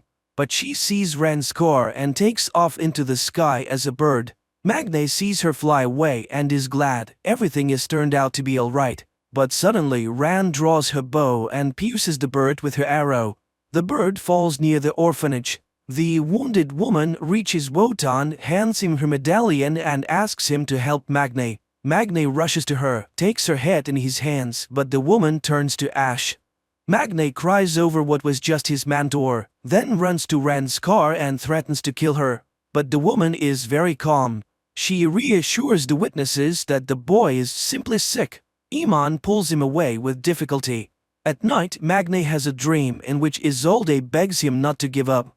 In the morning, the radio announces that the young people of the town are planning a protest. Turid speaks of Magne's intemperance. You should not shout at the school principal in the middle of the street. To this, Magne reminds her of the attempted murder of their family. But Turid is more concerned about the irrepressible appetite of Lauritz, who boasts to his brother of his newly acquired invulnerability. Magne asks to prove his loyalty and to help break into the Utel's house because he thinks the eternal fire burns in their hearth. Lauritz promises to help. Posters and appeals are hung all over Edda to shut down the harmful Utel's production, while Fjord and Gry bring her father to the hospital. The girl is grateful to her boyfriend for his support and is delighted when the boy agrees to spend Saturday night with her family. Meanwhile, Wotan examines Wenke's locket and puts it on himself, and at that moment he is awakened to who he really is, the king of the gods, Odin, who sacrificed a night to know eternal wisdom and is able to see the present, past, and the future. He is Thor's father and Loki's twin. Wotan begins to behave intelligently and calls corpsman Halvor a dark elf, which puzzles the man. Meanwhile, Magne continues his training and studies Scandinavian myths, and then sends a message to Iman that he intends to go to Utelheim to forge a hammer there. In the meantime, Turid and Lauritz go to the store, and while Turid is shopping, the boy tortures the man he meets, Eric, with questions about Loki. He tells him that Loki was the father of the snake Midgardsorm, which leads him to believe that Loki was the world's first transgender man. Saxa and Vidar arrive at the square where people are getting clean water in canisters. The girl is convinced that they should show their closeness to the people and then everything will work out, especially since the youth protests are planned. That's where Turid and Lauritz meet them and the latter asks to see Vidar. Saxa goes to the factory to attend to business. When Turid arrives home, she tells them that Lauritz has gone to Utelheim, which angers Magne. They had a deal. Apparently his brother has chosen their side. Meanwhile, Lauritz watches Vidar cook and confesses that he would like to come here more often. When he returns home, he is not given a warm welcome by his brother. But Lauritz earns forgiveness by showing Magne the entrance key to Utelheim he received from Vidar. Meanwhile, there is a dinner party at Gry's house. The father makes a lot of jokes and thanks everyone for what they have been in his life. Gry does not understand what's going on but is glad for a good evening. In the evening, the brothers enter the Utel house when no one is there. Magne sticks his hammer into the burning hearth, with absolutely no idea what's going to happen. and when nothing happens, Vidar walks through the door. Tripping over the backpack left by Magne, Utul pulls out the hammer. Magne has to come out and admits it's his thing. Vidar realizes what they were up to and kicks the guys out. When they return home, they find Erich at the table, who tells them that Mjolnir was forged by stunted creatures that people called dwarfs. Loki became Odin's sibling by swearing on his blood, and when their blood mixed, he became half god, half giant. At night, Ren tries to persuade Vidar to forget about Laur's deception, and the latter promises to kill the boy. In the morning, Wotan gives blood and admits to Iman that he is Odin. The girl summons Magne, who at that moment is invited to the protest against the Utuls. Fjord, who is immediately present, refuses to go with everyone else. Magne arrives at the nursing home where Wotan greets him but addresses Lauritz rather sternly. He does not believe the boy and tells him to leave, despite Magne's attempt to convince him otherwise. Loki is a traitor by nature, he cannot be trusted. Lauritz is about to leave, but then he sees a table with the blood tests. He tricks the nurse, pulls out Wotan's blood, and injects a portion into his own vein. In the meantime, Fjord watches the protest taking place at the factory gate. Gry goes there with him and supports Magne, believing that it is to his credit. Saxa urges her father to respond, at which point Fjord joins the protesters. He steps forward and makes a speech acknowledging the Utul's guilt and promising to do whatever he can to rectify the situation. After all, we all share the same planet. Looking at this, Lauritz is on the fence. Should he go to Vidar or support his brother? At that moment, Gry receives a text message and the girl runs away. Fjord rushes after her, and Lauritz stops Vidar's car and tells him that he wants to go with him. He gets in his car and makes an indecent gesture to everyone. Gry and Fjord rush to the hospital where the girl's mother tells them about the father's suicide. The man swallowed all the sleeping pills and could not be saved. Vidar and Lauritz arrive at Utelheim. The father tells the boy about how the people used to worship them and carry gifts. He demonstrates to the boy that he can change his appearance. So when he supposedly grew old, the place was taken by his son. Vidar was willing to do anything for him, even making him invulnerable. The truth is, there is a weapon that will kill anyone. Giants do not forgive treachery. Suddenly, Magne bursts into the house. He will not let his brother be hurt. Armed with the axe, Vidar rushes at the lad. A fierce fight ensues, with the enemies exchanging blows. While delivering the next blow, Vidar drives the axe into the wall. Magne pushes the man away, and he lands on the edge of the axe sticking out of the wall. His body turns to ash, which terrifies Magne. Magne suffers deeply from all that has happened and feels guilty about Vidar's murder and the loss of Lauritz, but he cannot confess this to his mother, who is immersed in a relationship with Erich. But she is shaken by the news of Vidar's death. The mother sympathizes with her son, and he casts hateful glances at his brother. Gry offers her condolences to Fjord, but the latter stuns the girl with a confession that he did not love his father. Meanwhile, Ren urges Saxa to take revenge, though the daughter is cautious about what has happened. They do not know exactly what has happened, they must be careful. But Ren is fixated on hating Lauritz and plans to take revenge on him specifically. But for now, they announce that Vidar died of a heart attack. The rules of Utul Industries state that the rights of ownership should pass to the eldest son, but Saxa intends to usurp the position. Exhausted, Magne goes to Fjord and confesses to the murder of his father. By the rules of the ancient world, he must give satisfaction to a relative of the deceased, but the younger Utul refuses to take revenge. Upon returning home, Magne discovers forbidding signs on the entrance to his brother's room. Lauritz accuses him of murder. His father was merely going to teach him a lesson. In the meantime, Wotan and Iman arrive at Harry's workshop for the old man's baby carriage, but he cannot do anything about the worn-out mechanism. Magne arrives there as well, and after hearing congratulations on his victory, sharply objects. He has killed a man, and he refuses to go to war. Distraught Lauritz tells the barman that the doctors have discovered a tapeworm parasite inside him, and he begins treatment. In the meantime, Gry and Fjord are eating ice cream on the porch of the barber shop, and the girl admits that her mother intends to move from Edda to the big city. Fjord decides to go with her. He's not going to attend Vidar's funeral. Turid and Magne are summoned to the school, where the boy is given permission to take his final exam and is assigned a topic: Scandinavian myths. After that, Iman tries to convince Magne to return to the battle group. After all, there is no war without casualties. Besides Vidar, there are still giants left, among them his brother. Hearing about Lauritz, Magne loses his temper, and his brother, watching the conversation from afar, sees lights sparking everywhere. Saxa takes on the firm's business with determination and one day talks to Turid, convincing her not to mix emotion and work. Satisfied, the woman thanks the girl for her understanding. Furious, Iman goes to the sports club, where she notices Harry. The girl challenges him to a fight. The guy dismisses it with a joke. Iman gives him a good kicking. But falling down and swallowing blood, the boy gets up again and again. He never gives up.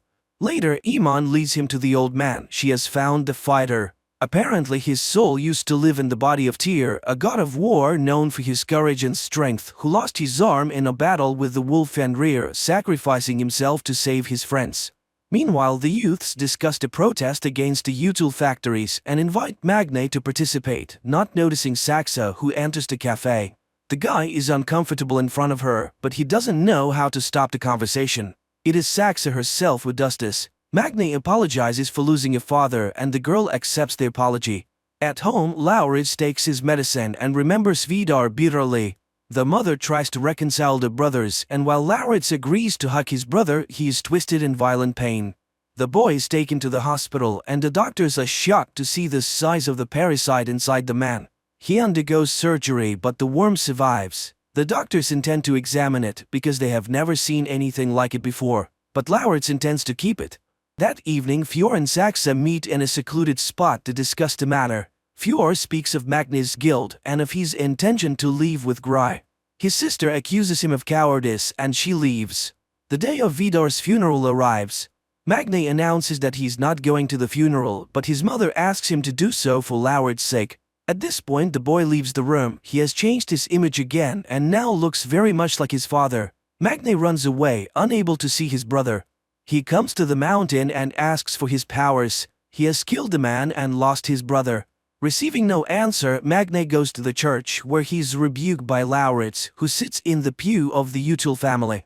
The inhabitants of Edda sing psalms, remembering Vidar, without noticing the storm that is coming upon the city. The priest reads a scripture recalling the son's duty to his father, and this is heard by Fjord, who does come to the funeral. Suddenly there is a thunderclap. Magne prays for his powers to be taken away, and Fjord goes to his father's coffin. And the moment the coffin is carried out of the altar, there is a tremendous thunderclap, and all the panes of glass fly out of the windows. Later, Gry and her mother pack up their belongings. The girl waits for Fjord, but he does not come. Instead, it's Magne who comes to say goodbye to the girl. She then goes up to Fjord's house to fetch him. But suddenly he refuses to go. There is something more precious than her. Seeing the change in his eyes, Gry runs away and asks her mother to leave quickly. The younger Utul goes to the top of the mountain and pulls out the ancient Vidar world axe buried there. The monstrous serpent Midgardsorm is the spawn of Loki. Thor defeats the serpent in the last battle of Ragnarok. Magne wakens from a terrible dream. Isolde looks at him with a reproachful look. He falls down the stairs. He cannot see a thing. Turid brings him his spectacles. Magne understands what has happened. The strength has failed him. That same morning, Saxa admonishes Ren. The woman is abusing alcohol, and Ren wonders whether the girl is indifferent to Vidar's death. The girl nods in agreement. She does not feel anything. She hurries to the factory, but when she enters the floor, she finds Fjord at the desk. He has assumed the duties of the supervisor according to the statute. He exposes Saxa and removes the photo with Gry. Magne goes to Wotan, but he chases the weakling away. Neither Iman nor Harry recognize him anymore. Grieving Lauritz goes to Utilheim, where Rand demands his key back and confirms that Vidar intended to kill him. Meanwhile, Magne is preparing for the exam when Erich makes a remark. The guy puts too much emphasis on this story everyone already knows. It would be much better if you looked at those events from a modern perspective. Magne objects. If good triumphs over evil, it becomes evil itself. Erich is pleased. The moral of the myths is very interesting stuff. At this point, Iman discovers her English grades and becomes indignant. Her language skills are perfect. The grades are all wrong. The girl goes to Ran and uses her powers to get her grades corrected. Meanwhile, Turid discovers that Lauritz has some kind of monster in the aquarium which she finds disgusting. Magne learns that Iman has used her powers to change the grades. He reminds her that the powers are not for personal use. But the girl retorts, he's nobody now, and she does not care what he thinks. Turid demands that the creature be removed from the house, but she's forced to agree to her son's wish when he reminds her of the loss of his father. On his way home, Magne witnesses Harry beating up a guy who wanted to cheat and did not pay for gas. He intervenes but again receives a reminder that his opinion is no longer valued. Later he asks Lauritz to forgive him for he sincerely wanted to protect his brother. He renounced his powers and they were taken away. The brothers embrace, but Loki refuses to help in the battle.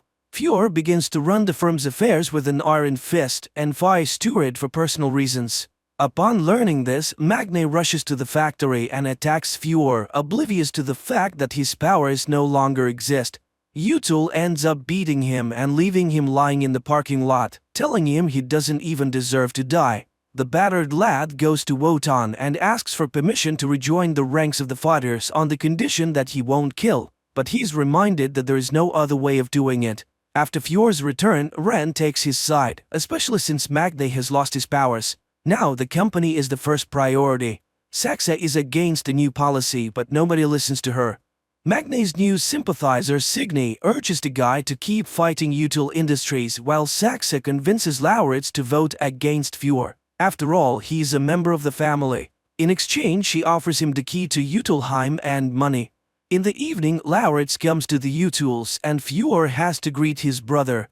Meanwhile, Magne goes for a run and sees the installation of the stone on Isolde's tomb. After dinner, Fjord inquires about Lauritz's expectations. He reminds him that Lauritz is also a giant. Fjord is willing to buy his vote because he has much more money than Saxa does. Ran takes Lauritz home and warns him to stay away from her family. Lauritz scoffs, even as a bastard he is related to Vidar while the others are not really family. The whole thing is a farce to those around them as they are barren.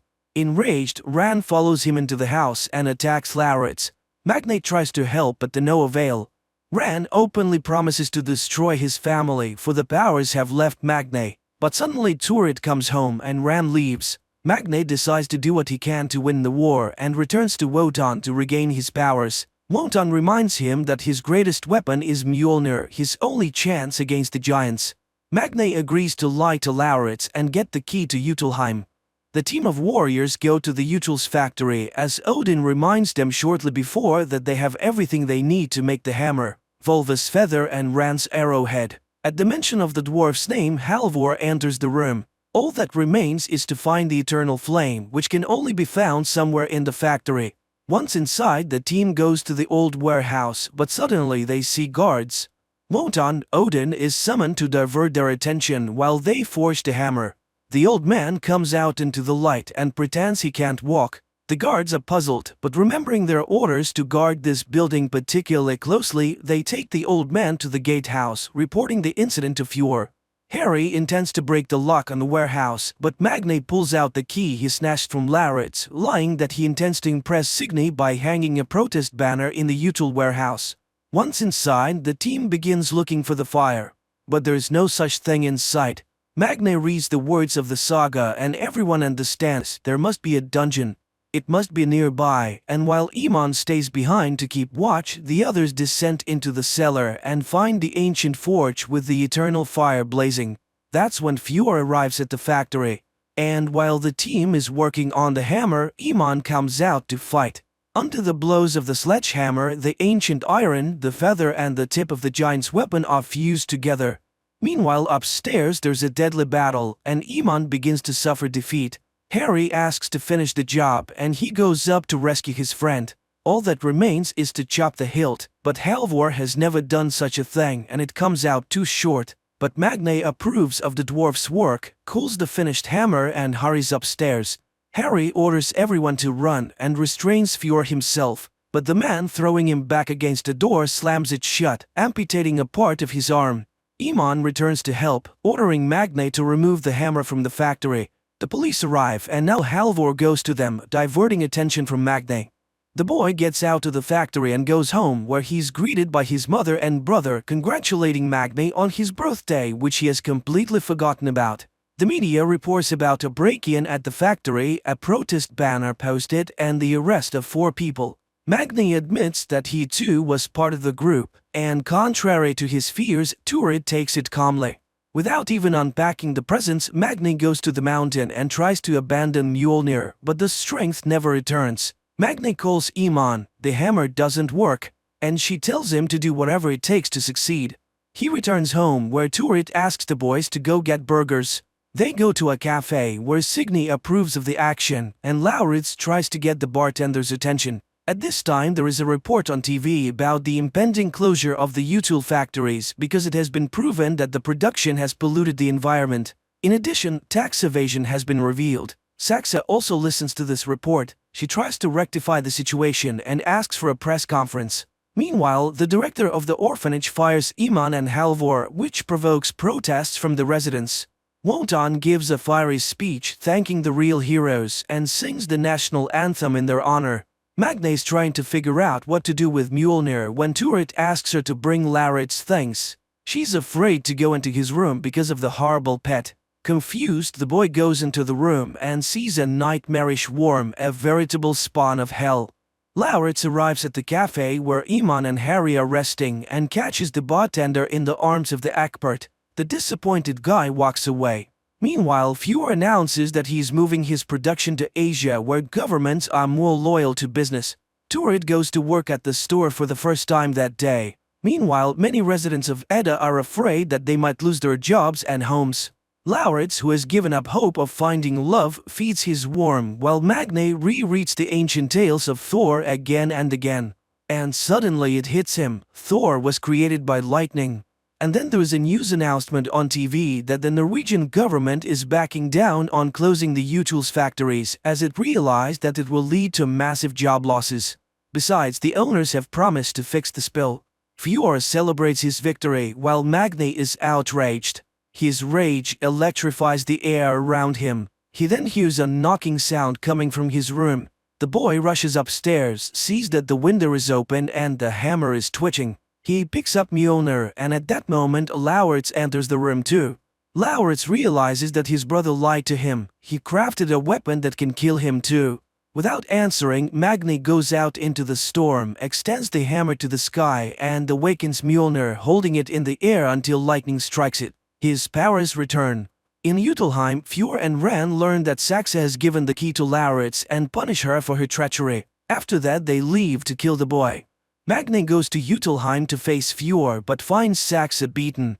She sees the hammer and he suddenly feels sorry for the wounded girl. But she does not tell him anything about her family's intention to kill Lauritz. Meanwhile, Lauritz is home alone and hears the enemies approach the house. Saxa tries to persuade Magne to act together while Lauritz hides in the kitchen. Ran does not notice him.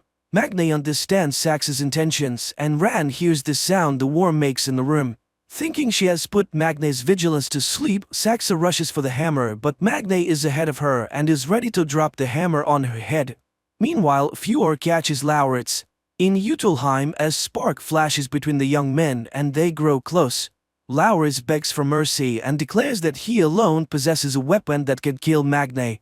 As Fjord and Ren are about to leave, Magne appears on the street and attacks them with the Mjolnir.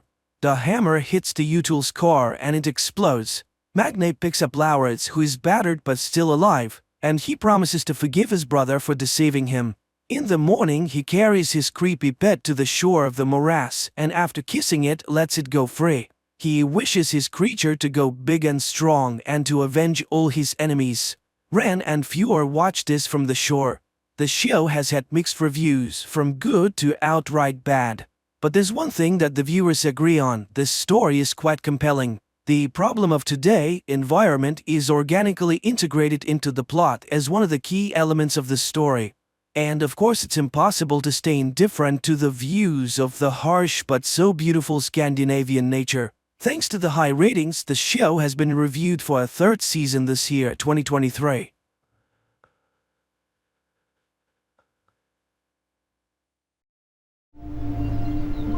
Okay. where are all the bodies? American tourists, a young couple named Janai and Riley, arrive in Iceland to admire the magnificent nature and spend some time alone together. They check into a hotel and begin their sightseeing with a visit to a geothermal pool. Janai knows that Riley has spent all his savings on this trip and appreciates it. Though Riley doesn't think he did anything extraordinary, he just wanted to make his beloved happy. Janai notices that Riley brought his father's Rolleiflex camera and a lot of film. She is surprised that he prefers this outdated technology over a modern digital camera, but Riley explains that he dreams of capturing the imperfections of the moment rather than having a computer program automatically correct all the mistakes. He admits he's still learning, but he's striving for perfection and promises to take her portrait.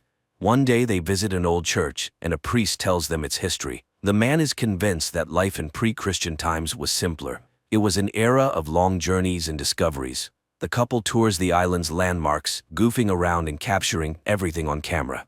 Later, Janai tells Riley that her father is a preacher, although his church isn't as beautiful.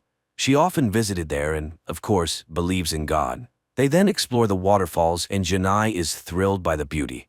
They are very happy and consider the trip wonderful. However, at night, Janai can't sleep. It's too bright outside. She looks out the window and sees strange flashes of light in the distance, mistaking them for an exceptionally bright aurora borealis. But exhaustion takes over, and she falls asleep. In the morning, Riley wakes Janai up at 10 a.m., not noticing the date that appeared on his digital watch, 2028. Janai, however, still lives in her own time and finds it hard to wake up. The constant daylight outside is also a challenge for her. Nevertheless, she somehow manages to get out of bed. The couple heads out for breakfast, but it turns out that no one has prepared it. In fact, there's a strange silence and emptiness all around. There's no sign of the staff, nor of other guests. Riley suggests they go to a cafe, and the couple steps outside, but here too the emptiness reigns. There isn't a single passerby, although the traffic lights work perfectly, and the signs above the establishments and shops are brightly lit. They are puzzled. Maybe there's an event in the city today, or a holiday? Riley remembers the solstice, an ancient celebration, and wonders if all the townspeople, young and old, have gone to it. The couple walks down an utterly deserted street, occasionally shouting, but there's no one around, no staff in the shops, and no one responds to their calls. Their personal phone calls also go unanswered. Soon, Riley and Janai enter an empty cafe where Riley notices several working televisions, but every channel shows everything except the news. Janai starts to panic. Riley is equally baffled. If there was a plague, where are the bodies? If aliens are to blame, where is their ship? There are no new emails or posts on the internet, no activity at all. They return to their room, where Janai continues to call her relatives and friends, but all remain silent. The internet works, but there are no updates. Riley launches a world map view, but the same picture is everywhere. Empty cities. He takes Janai outside again. Soon they notice a working car, and without being able to find the owner, they simply take it. The couple drives around the city and eventually reaches the church, but everywhere there is the same silence and emptiness. Then they drive out of the city, but it's the same there. Their parents do not answer the calls. Only answering machines are working everywhere. They continue to speculate about the causes of what happened. Riley suggests various theories, even the possibility of the second coming, but Janai is tired and wants to sleep, so they return to their room. In the morning, Riley suggests making breakfast, but Janai is completely drained and doesn't want to move. She dreams of leaving the island, but how can they do that? And she is also tormented by thoughts of being chosen. Maybe they were needed for something by God. After all, it's impossible to explain what happened otherwise. Riley, on the other hand, believes it's all about a virus, and it's quite possible that the entire population of the island simply fled. Riley tries to remain optimistic. He makes coffee for Janai and then takes her to the store. Filling the trunks of 2 SUVs with groceries, he drives Janai to a house they have chosen. Later, they go to a store and pick out new clothes for themselves. Riley explains that the electricity on the island is powered by geothermal energy, so most likely it will continue to function for a long time until the equipment breaks down. Riley does his best to distract Janai from sad thoughts. They drink at a bar and then play strip games, but in the morning they suffer from hangovers. Janai again talks about being tested, but faith and religion are not the same. And who knows what God has planned? However, for now, this world belongs only to them. They continue to tour the island, and Riley takes pictures of Janai in all the scenic spots. One day they find a geothermal pool and enjoy a bath there. Then they make love and sleep right on the grass. When she wakes up, Janai admires the beauty of the island's nature, while Riley tirelessly photographs her. One day they go to get groceries, and while Janai punches cereal boxes, Riley, riding a shopping cart, falls and injures his arm. In the evening, he invites Janai to a romantic dinner. The couple dresses up and Janai applies makeup, but once they sit at the table, she immediately starts an unpleasant conversation because she can't stop thinking about what happened during the day and pressures Riley to promise not to put himself at risk again. After all, what would happen to her if something happened to him? They are completely alone here and no one can help them. Janai sinks deeper into depression despite Riley's promise to take care of himself. She remembers her home and a book that is very dear to her.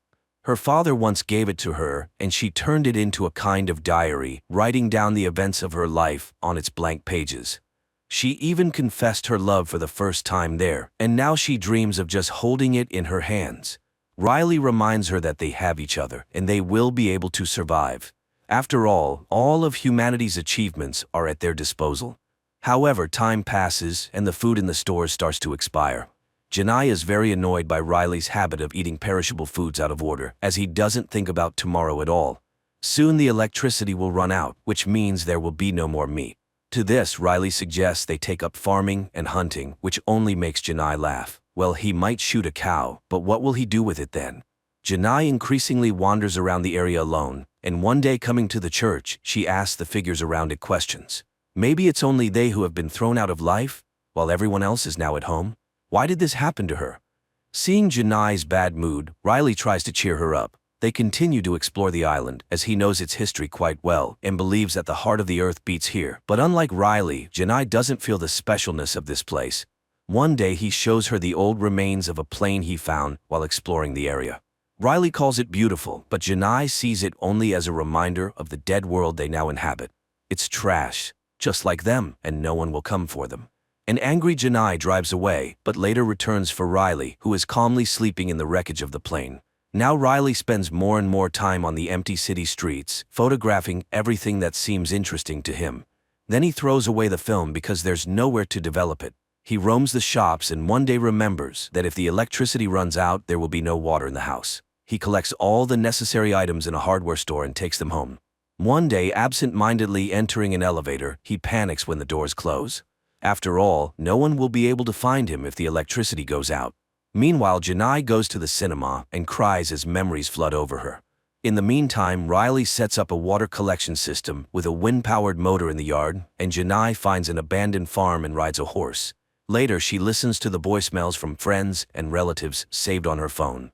Then she takes Riley to a place in the countryside she likes. She is surprised that Riley continues to photograph everything, but he promises that he will find a way to develop the film. Janai points out that they are sitting on a glacier, a force of nature that kills all living things. Maybe God has also run out of patience? Later they return to the city, and while Riley is busy with his tasks, Janai finds a photographer's studio. One day they enter a flower shop, and Janai is very upset to find that all the plants have long died. Realizing that Janai is depressed by the decaying city, Riley suggests they go camping. He persuades her that it's time to find a place where they can live in comfort and plenty. Soon Riley notices a house by the lake that seems suitable. The couple goes inside, and even Janai has to admit that the place is very beautiful. However, while exploring the area, they stumble upon an old man named Niels, who is very weak from lack of food. The couple gladly shares their supplies with him. Niels is shocked that there are no other survivors and believes that the end of the world has come. When it all happened, he was also in the city but returned to his home, where he once left his family. Janai, who was very happy to find another survivor, is deeply upset by Niels's defeatist attitude. The old man tells her about his family life. In his youth, he would leave his family for long periods to earn money by fishing. When he returned, he found that they had changed. His son had grown up, and his wife had fallen out of love with him because he was always away. He accepts God's will because it's people who live in the world he created, not the other way round. And he advises Janai not to give up, for she is human and therefore must fight. Although if there is some divine plan, humanity has failed to fulfill it. The next morning, Riley informs Janai that Niels has died. Janai is shocked by this. Riley says he found a cemetery by the lake where he chose a spot next to Niels's family, but Janai isn't sure that these people missed the man during his life and would be glad to see him now. Riley is puzzled by Janai's thoughts, but she suggests they not bury the man at all since no one needs it.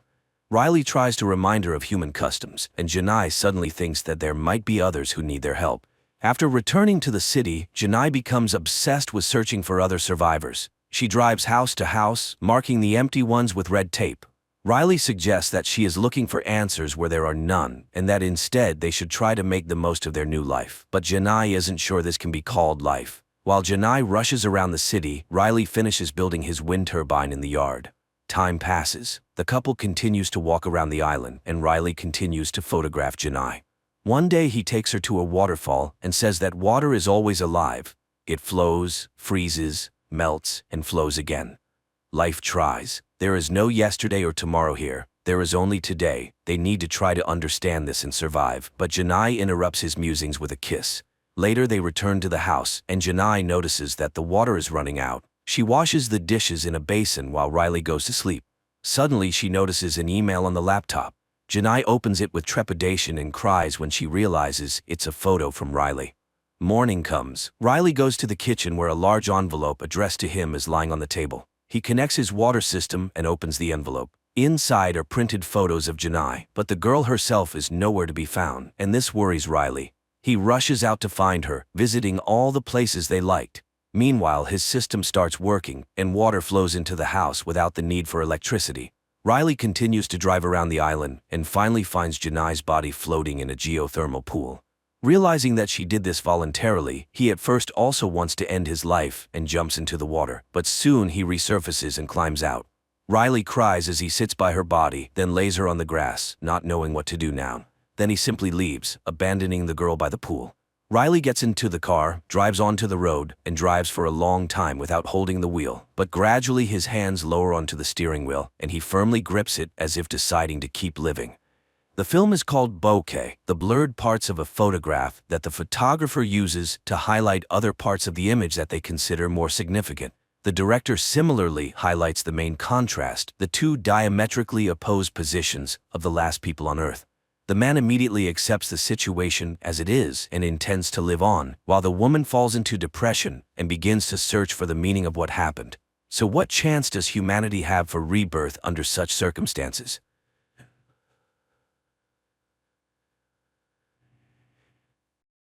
The next day, Faraday records a message to his wife. He explains that on Earth they would be called a family, and their children would be real children and not dolls. It seems as though he's beginning to understand what emotions are. Drones on Antea have no right to choose, but on Earth the range of choices is astounding. There can be dozens of varieties of just coffee. Even children can choose. Humans create rituals out of simple actions. For example, the ritual of family dining or talking to God. And during meals, people share their day's events. They also experience a sense of joy which Faraday wishes to experience with his wife. Each generation here produces a handful of great minds. Justin is one of them. The number of emotions experienced by people in a day is absurd. And everyone around Faraday lives in fear of some kind. The fear of failure leads Clay to meet with Finch.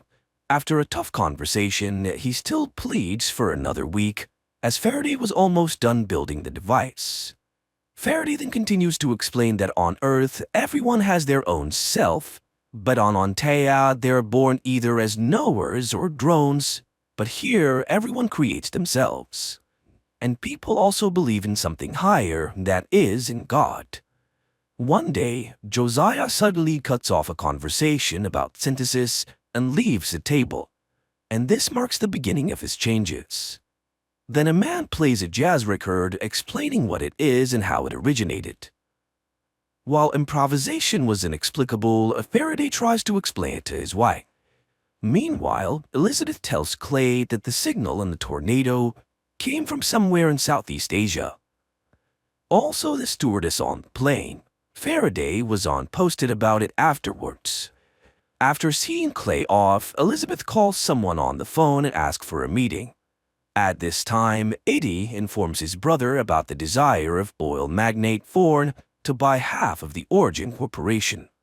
In London, Josiah notices a music store.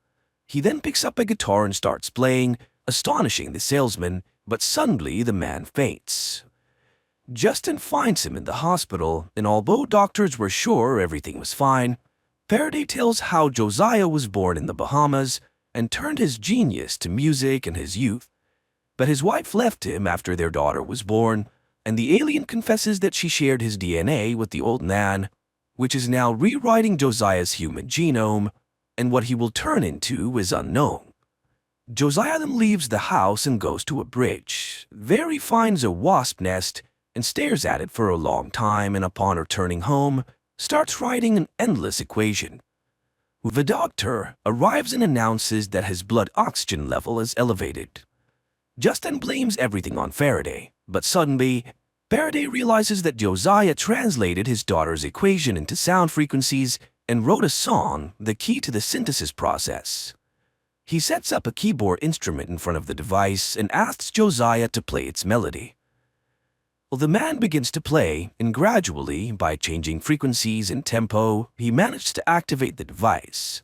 Faraday joins him, and everything works out. That night, Elizabeth takes Josiah's medical chart from the doctor and reports of Clay about Faraday's successful experiment. Looking at the test results, she figures out that Newton is in Cambodia, where a cement bunker can be seen in the middle of the jungle. Clay informs Finch about this, and she forbids him to go there. But the agent sends a special force team to Cambodia.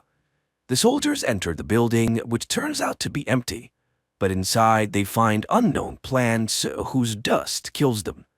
Clay watches this in horror through a mirror screen. Meanwhile, Molly asks her family to help her with an assignment and create a family tree.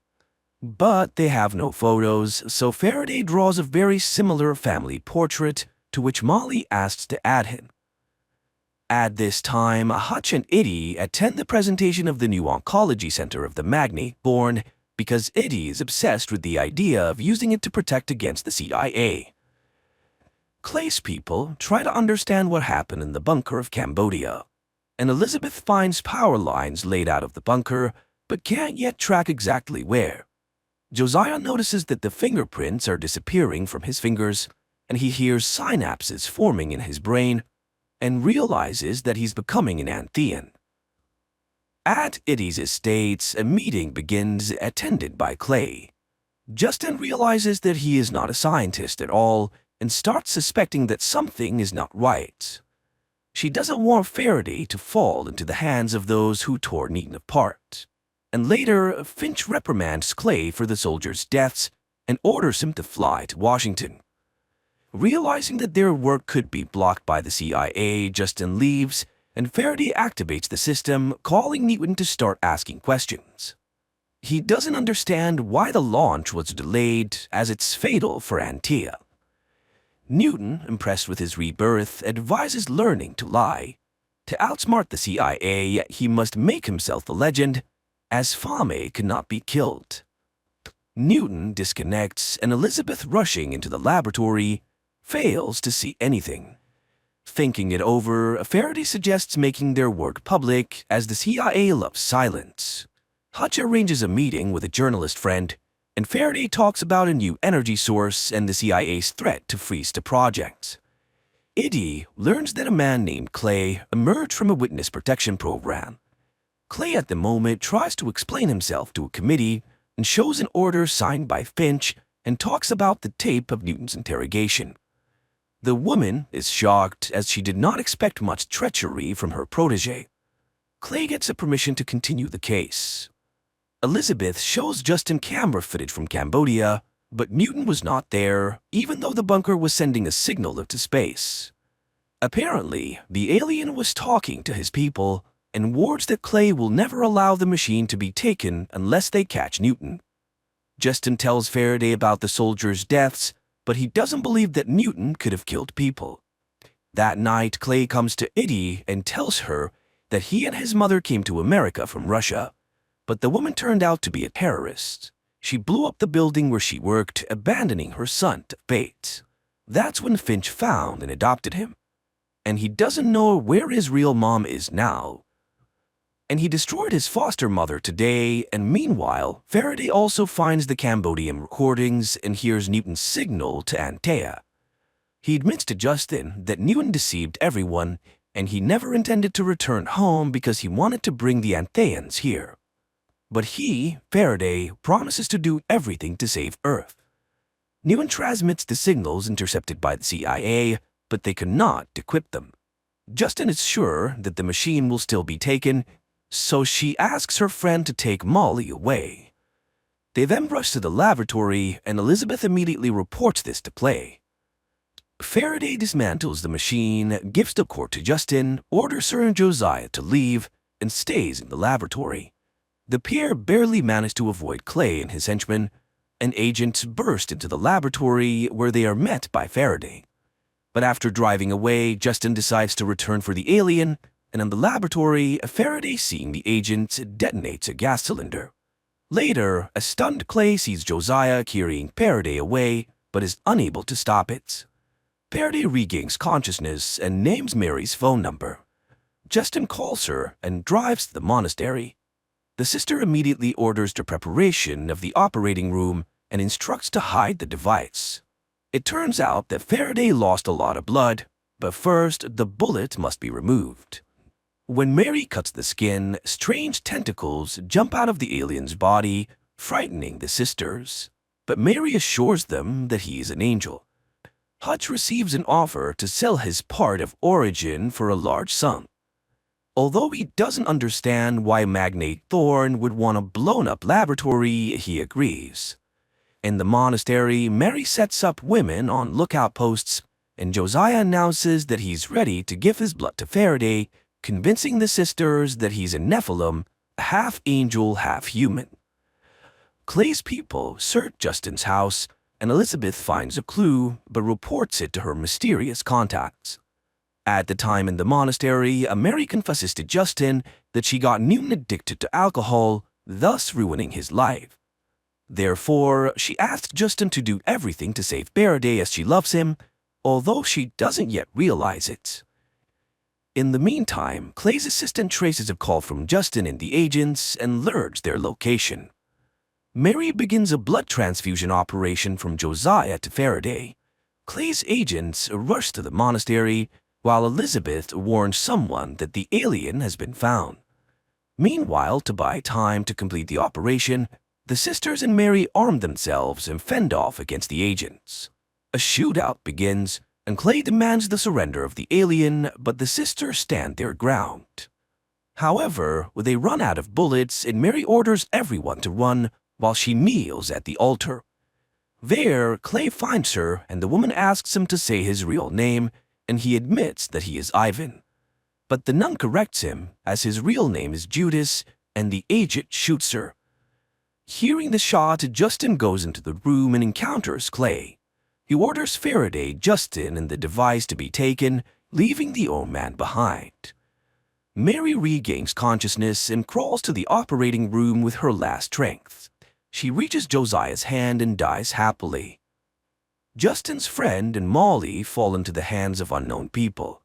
At the same time, Elizabeth warns Clay that they don't have the algorithm to activate the core, and he reports that he has interrogation experience. The alien and Justin are brought to a demolished laboratory and tied to chairs. Seeing Justin being beaten, Faraday confesses that the recorded signal from the tornado is an order for the remaining Antaeans to prepare for flight to Earth. Clay takes Justin to another room and orders Elizabeth to guard while he deals with Faraday. The agents start torturing and demanding to confess when and how the aliens will arrive. Elizabeth asks Justin for the algorithm, but Justin remembers how the girl betrayed her family. She allowed Clay to kill in the monastery, so how is she any better than him? Clay continues the torture, but it had no effect on the alien. And instead, Faraday manages to enrage Clay, claiming that it was Finch who used him and not the other way around. The agent orders water torture, but it turns out to be a gift for Faraday as he loves the water. Then Elizabeth remembers about the X-ray, and it truly causes Faraday pain, and he starts screaming, which Justin hears.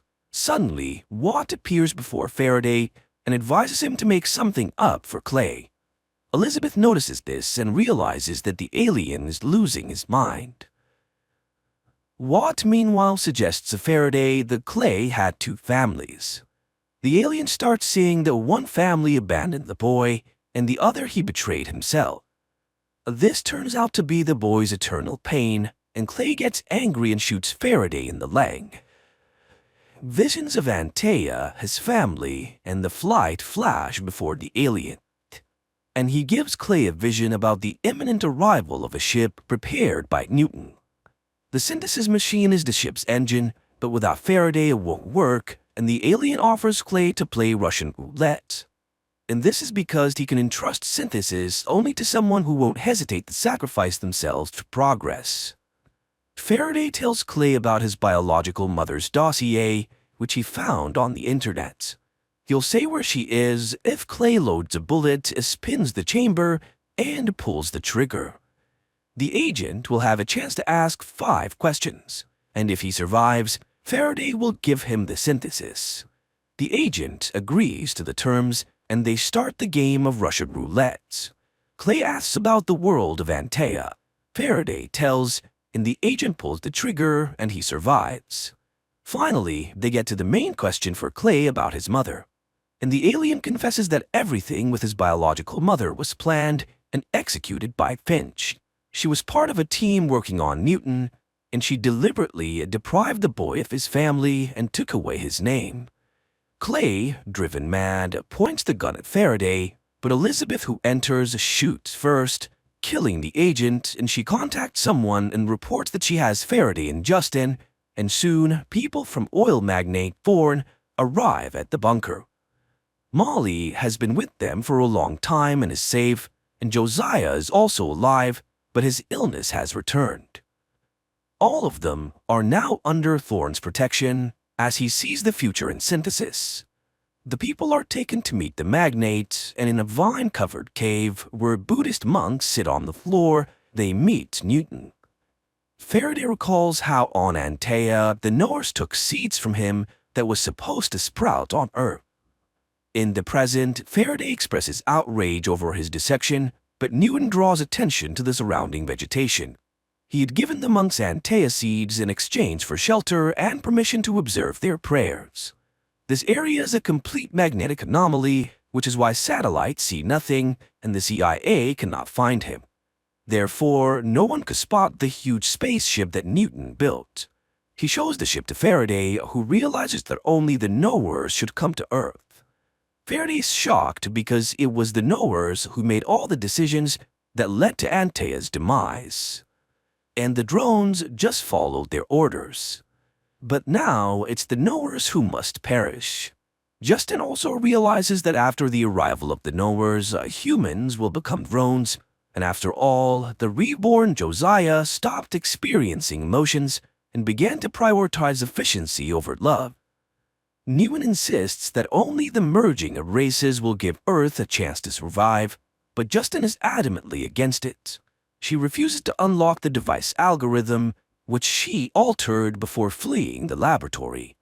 She leaves and Newton forces his student to learn the algorithm, as he's destined to be the one who will greet the aliens on Earth and prevent their killing. This is because he will become a legend after becoming the head of the Origin Corporation. Faraday demands to take his family on the ship, but Newton advises forgetting about them and staying Justin. He doesn't want to see drones on Earth. Faraday was wrongly classified as a servant because he always asks questions. Faraday finds Justin, who's disappointed in him, and demands to be taken home, but he couldn't do that until he learns the algorithm. He confesses that it was she and her family who taught him to love. Justin gives in and goes home, and they again live in their old house. Josiah's illness has returned, and the woman is disappointed, but her father reminds her of faith, which will help them endure everything. 3 months later, Elizabeth visits Justin, and the woman confesses that she betrayed them for money. But now the CIA will take revenge on her and sooner or later kill her. But before that, they will take Faraday, and Elizabeth gives her cross to Justin and asks her for forgiveness, and Justin reveals to her Thorne's identity. Later, she accidentally finds Faraday's device, which alerts her to an approaching tornado. Justin follows its directions and enters the hurricane's eye. Meanwhile, news reports broadcast a man ready to share a new type of energy with the world. In the evening, in a huge theater, Faraday appears on stage and he begins to talk about everything that happened. Simultaneously, agents head to Justin and Hutch's home. At the theater, a sniper targets Faraday, but he pulls out the synthesis box, forcing the sniper to stop. Faraday is brought to Finch and he refuses to answer until he sees Justin and Hutch. Although Finch is sure that she is one, the couple is brought in. Then Faraday reminds them that the controlling stake in the new enterprise now belongs to Justin and Hutch, and without their consent, no one can do anything with the device. Faraday will fly to Antea and bring back the remaining people of his planet to Earth. Finch threatens all three with imprisonment, and in response, Faraday announces that in 12 hours, the blueprints for quantum synthesis will appear on the internet, and people will get it for free, and the USA will no longer be the world's owner. Finch threatens Justin's family, but Justin reminds her that against the system is the entire population of Earth, and now the CIA will have to worry about their safety. Later, Faraday comes to Newton, who admits that he's proud of him. Later, Faraday visits Josiah to return his hat and thank him for showing him his paternal love. He says goodbye to Molly, teaching her Antean gestures, as she gives him a logo figurine. The hardest moment for him arrives saying goodbye to Justin, and he will bring his family there, although they might not recognize him now. But the woman is sure that everything will be as it should be. Faraday prepares for departure, while Molly and Justin plant Anthea seeds near their house. And at night, they watch the launch from a distant star. At times very naive, at times deep and subtle, with philosophy, with reflections on family values, but overall, lovers of science fiction should really enjoy it.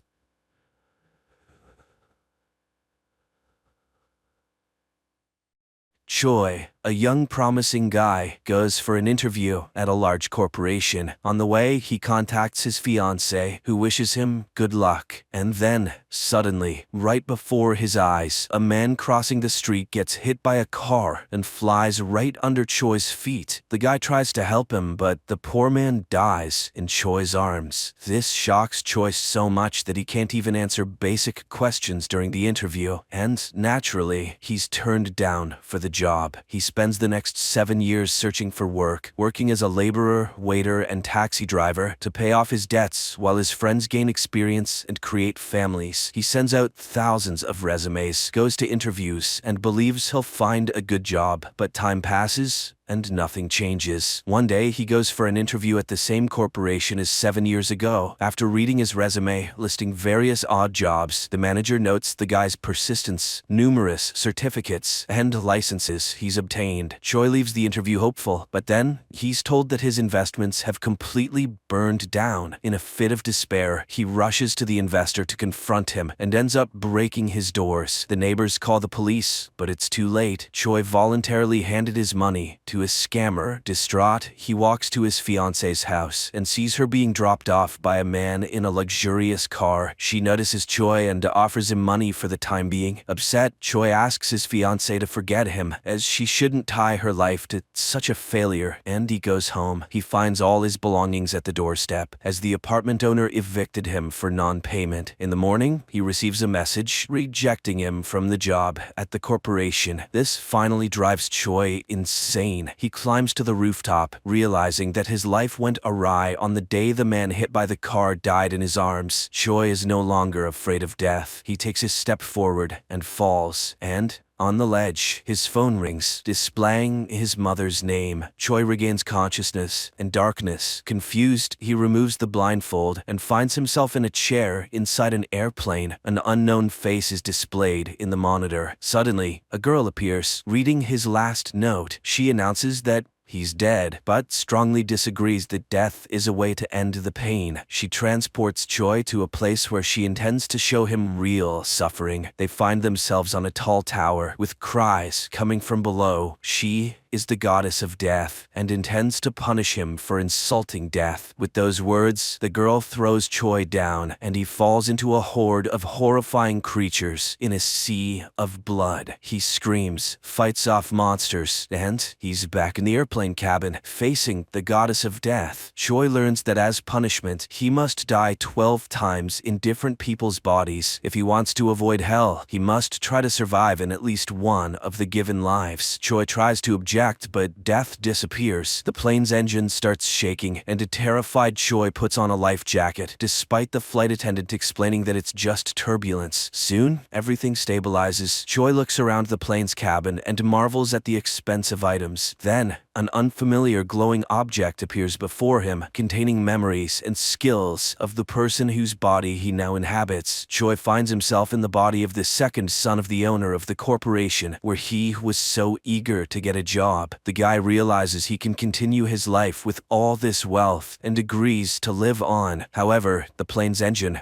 explodes. Choi manages to reach his seat and fastens his seatbelt as the flight attendant is carried away into a gap. The plane explodes and Choi dies in the flames. But immediately he's reborn in a vast dark space, facing a glowing door leading to hell. Death sits at a table, loading a gun with bullets that will kill him each time, allowing him to transfer to another body. The glowing stone he saw will provide him with memories and abilities of the person whose body he enters. Choi doesn't understand the rules of this game. How can he survive if all the other deaths are just as inexorable? But Death believes it's his problem now. If he doesn't survive, he'll end up in the hell she intends to show him. Choi sees a burning space filled with cries and pain, and cries himself for not understanding his guilt. And then Death confesses his guilt is that he arrived at death before she came to him, but he still has a chance not to go to hell. Death shoots, and Choi finds himself falling from a great height as a man. At first, he pleads for help, but then the glowing stone appears, and Choi realizes his new body is that of an extreme sportsman, agreed to make a parachuteless jump into a specially made net, televised worldwide. If he succeeds, the sponsor will pay him a huge sum. The glowing object penetrates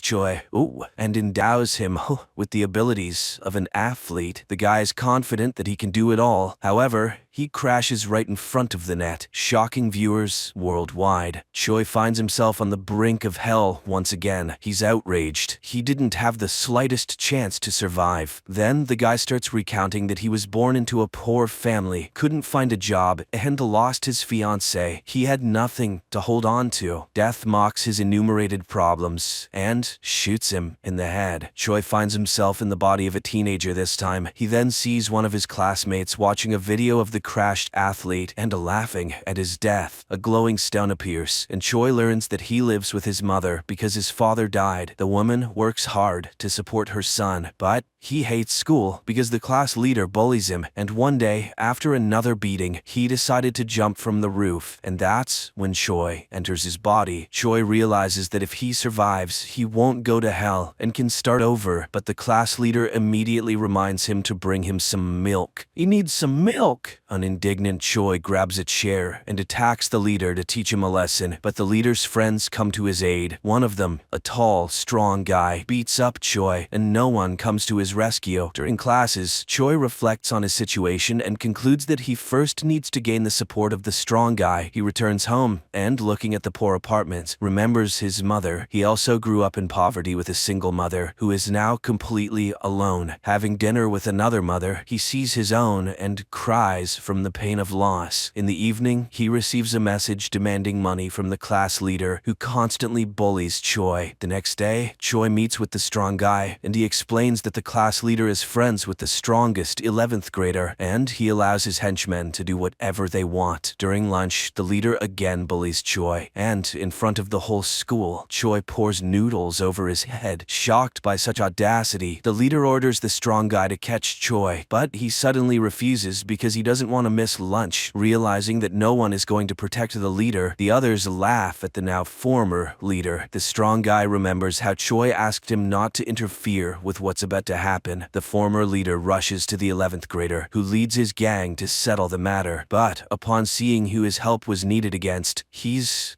puzzled. Can't a schoolboy handle a little classmate on his own? Then why is he in his gang? The embarrassed former leader tries to attack Choi, but the strong guy steps in. The power of the foolish schoolboy has come to an end, and even his girlfriend prefers someone else now. Choi starts running to get stronger because he needs to be strong. And then, one evening, the former leader attacks him and kills him with a stone. Choi wakes up again on the brink of hell. He gets shot in the forehead and is reborn in a new body. He finds himself tied to a chair with a sack over his head. They torture him with water and then remove the bag, demanding to know where the girl and the money are. And when a hammer is raised above him, a glowing stone appears. Choi learns that he's in the body of a hitman. He once fell in love with the boss's girl, who asked him to help her escape. He hid the girl and the 10 billion won he stole from the boss and put in a secure place, but he got caught by the boss, and now the guy breaks free and attacks the thugs himself. He manages to turn off the lights and defeat the gang. Choi decides to find the stolen money, which he will use to start a new life. He opens the door and finds himself in a moving truck. Choi gets out on a motorcycle while the chase ensues. They corner him on a bridge, where he uses all of his skills to escape, causing a massive accident. Choi races through the night city on his motorcycle, but the pursuit doesn't let up. Then he enters a shopping mall, jumps into an elevator, and closes the doors before the pursuers can reach him. And when they finally catch up with him on the roof, he jumps straight into a pool. The boss orders to find the lucky guy. And he arrives at the pier, where a girl rushes into his arms, and when he tells her that the money is in the boat with lanterns, she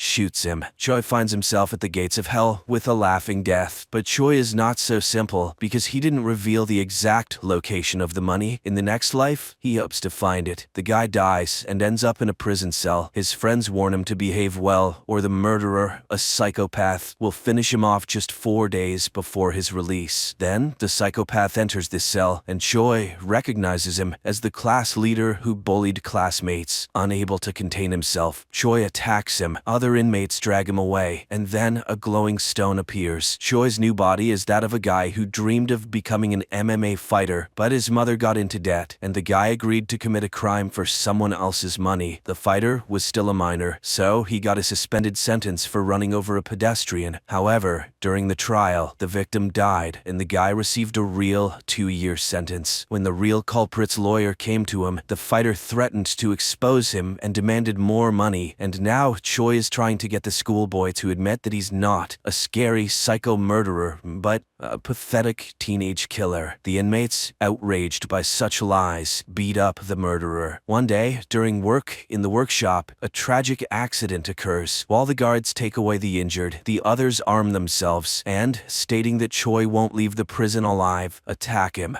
But the future champion of MMA scatters the attackers. At night, he catches the schoolboy making a shank, and to punish him, he pretends to see dead people, and now the victim of the schoolboy is standing behind him, saying that he will forever haunt his killer. The former, very gullible class leader experiences a mental breakdown. The day of release arrives. Choi meets the lawyer of the real culprit, who brings him additional money, but suddenly the guy refuses them because he intends to live honestly from now on. Later, he goes to the pier and finds the 10 billion won hidden by his past self. He brings them to a rented apartment and makes plans for the future. At night, he dreams of his mother and wakes up in tears. And then, he receives a call from the mother of his new body. Choi promises to come. He divides the money into 2 parts, preparing one for the new mother, and hides the other in a storage room at the station. Choi goes to the area where the fighter lived. He is attacked by a man with a knife, and Choi doesn't understand who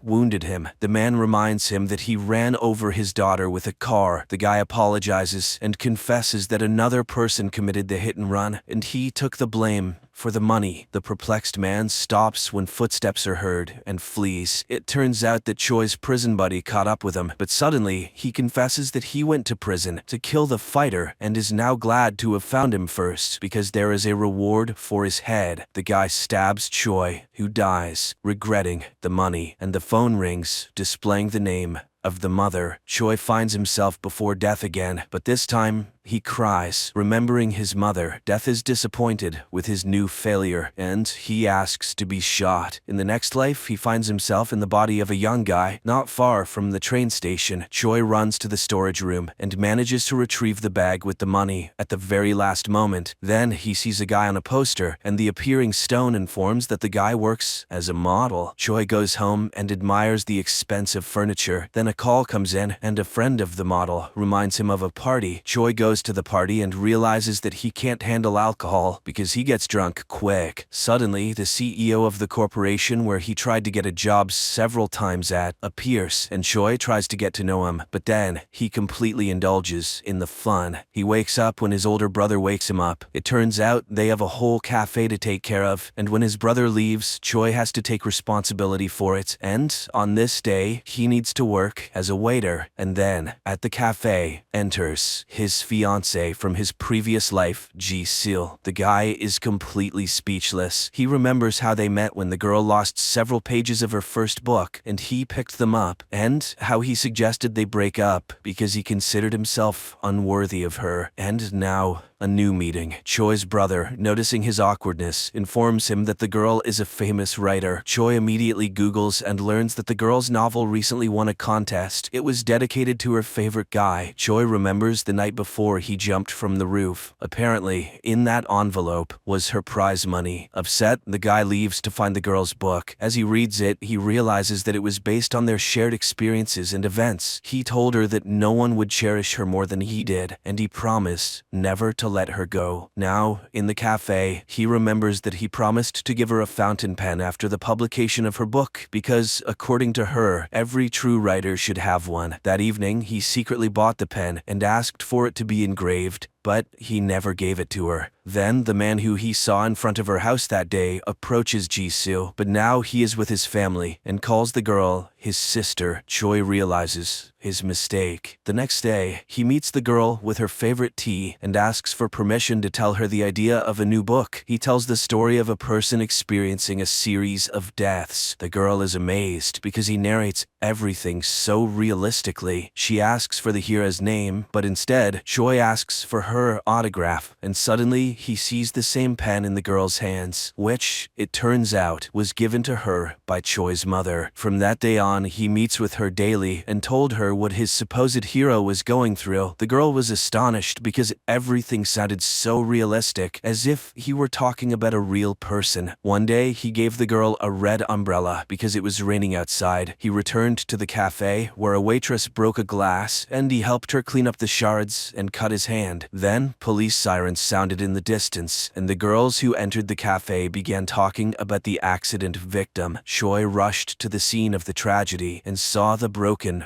red umbrella. He started shouting when he saw Ji-sil standing across the street. The girl saw all of this and stayed to bandage his hand and talk. She understood that the guy was scared for someone dear. After all, she behaved the same way when she learned about her beloved's death. As a farewell, she says that she won't come anymore because his stories reminded her of her loss. Later, she goes to Choi's burial place and cries in front of his photograph, and Choi himself watches this from the sidelines. After waiting for the girl to leave, he approaches the shelf with urns, where Choi's mother finds him. He hears her crying and cries himself, trying to beg for forgiveness. Later, he writes a letter to Choi's mother, supposedly from Choi's friend, and puts it in the bag with the money, then gives it to the woman. The next day, he meets Ji-sil and tells her the continuation of his story. She finds it amazing, and she allows him to accompany her home. On the way, she hopes that his story will end well because she feels sorry for the main character. He remembers how once she introduced him to her colleagues, not caring that he was a waiter, as she considered him hardworking and handsome. She meant everything to him, but he never told her that. He thought she would cope with his death, and now he wants to apologize for not understanding her properly and admits that he will only ever love her. He blames himself for not realizing that there are people around who will cry and laugh with him in moments of disappointment and joy. He understands that nothing can be changed, but everything he told her happened to him. He got into this body by the will of the goddess of death, and he calls himself by his real name, Choi. But then, a car runs into them. With fading eyesight, he sees the director of the same corporation stepping out of the car, who is upset, with a broken bumper, and he remembers that in their lives he had encountered this man more than once. It was he who was responsible for the airplane crash, eliminating his brother as a competitor in that way, and for running over the girl, and now he calmly kills Choi. Later, the police and doctors remove the consequences of the accident, and Choi comes to his senses on the brink of hell and promises to himself to destroy this scoundrel. And then he grabs a gun and shoots the goddess of death. An amazing idea, excellent special effects, and a very deep meaning. And not in vain, according to many film critics, this series has become a real breakthrough in Korean cinema. Friends, I highly recommend watching it. At the moment, only 4 episodes have been released, and I'm eagerly awaiting the continuation.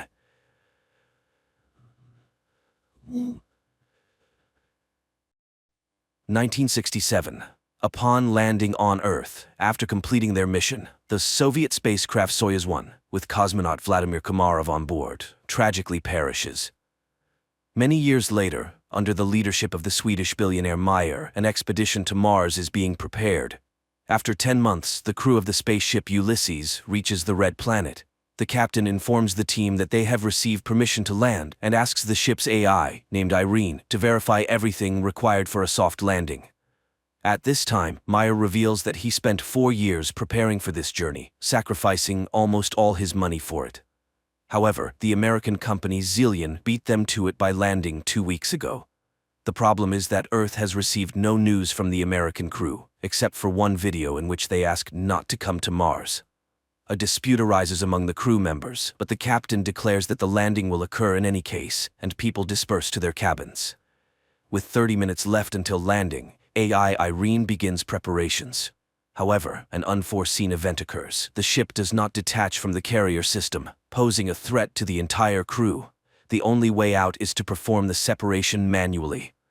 The commander ventures into space and struggles to free the attachments, but at that moment, the shuttle enters Mars's atmosphere, throwing the captain into open space. The shuttle almost crashes onto Mars as a system error causes a power outage. Now, they can only rely on manual landing.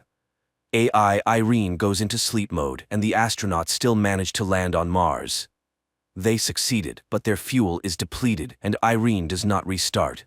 Without the onboard computer and life support system, they have only a day to survive. Alessandra mourns her deceased husband when she sees a figure in a spacesuit through the window. After diagnosing the ship, it becomes apparent that too much fuel was consumed during the landing, and now the ship cannot return to orbit. The only option is to wait for the solar panels to power the generators, but there's a storm on the surface, and it will take 2 days, time they don't have. At this point, Simon mentions the American ship Zeta 1, which beat them by 2 weeks. It likely crashed, but there are probably batteries left. The rover sets out on a journey while those remaining on the ship try to restart the system. Engineer Basil recalls that the AI has an energy-saving function. He initiates a reboot, but Irene doesn't start. At this time, the rover finds the wreckage of the American spacecraft and one surviving solar panel, but there is no sign of the American crew. The astronauts head back but spot an unconscious person in a spacesuit. Despite their ship running low on oxygen, Jana insists on transporting the person. Nearby, they find the black box from the American spacecraft. The team arrives at the ship, but Jan refuses to let them inside, stating that 4 survivors are better than 8 corpses, so he won't open the doors. Alessandra tries to persuade the man when the discovered astronaut wakes up, and at that moment, AI Irene activates and opens the doors. Upon examination, the found astronaut knows nothing about the American crew, as he is Vladimir Komarov, a Soviet cosmonaut born in 1927 in Moscow, carrying out the orders of the USSR government. He doesn't know how he ended up here but is not willing to reveal any secrets. Komarov confidently answers questions that are consistent with his time, raising the suspicion that he may have post-traumatic stress disorder. The astronauts send a message to Earth and receive a response from the American corporation, Zillion, stating that there were no Russians in their mission. The crew of the Ulysses spaceship tries to make sense of the situation. How could Komarov, who died in 1967, end up on Mars after all these years? Is he a time traveler or an extraterrestrial?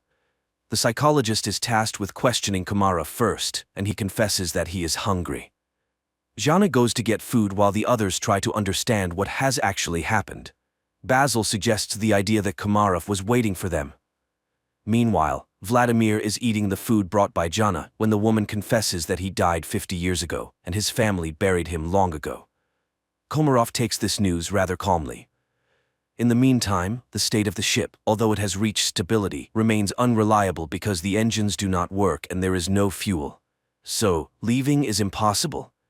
The crew continues to keep an eye on Komarov, but he behaves calmly until he suddenly disappears. Simon searches the ship, but it yields no results. That's when the people discover that his spacesuit is missing. A part of the crew follows the heat trail tracked by Irene.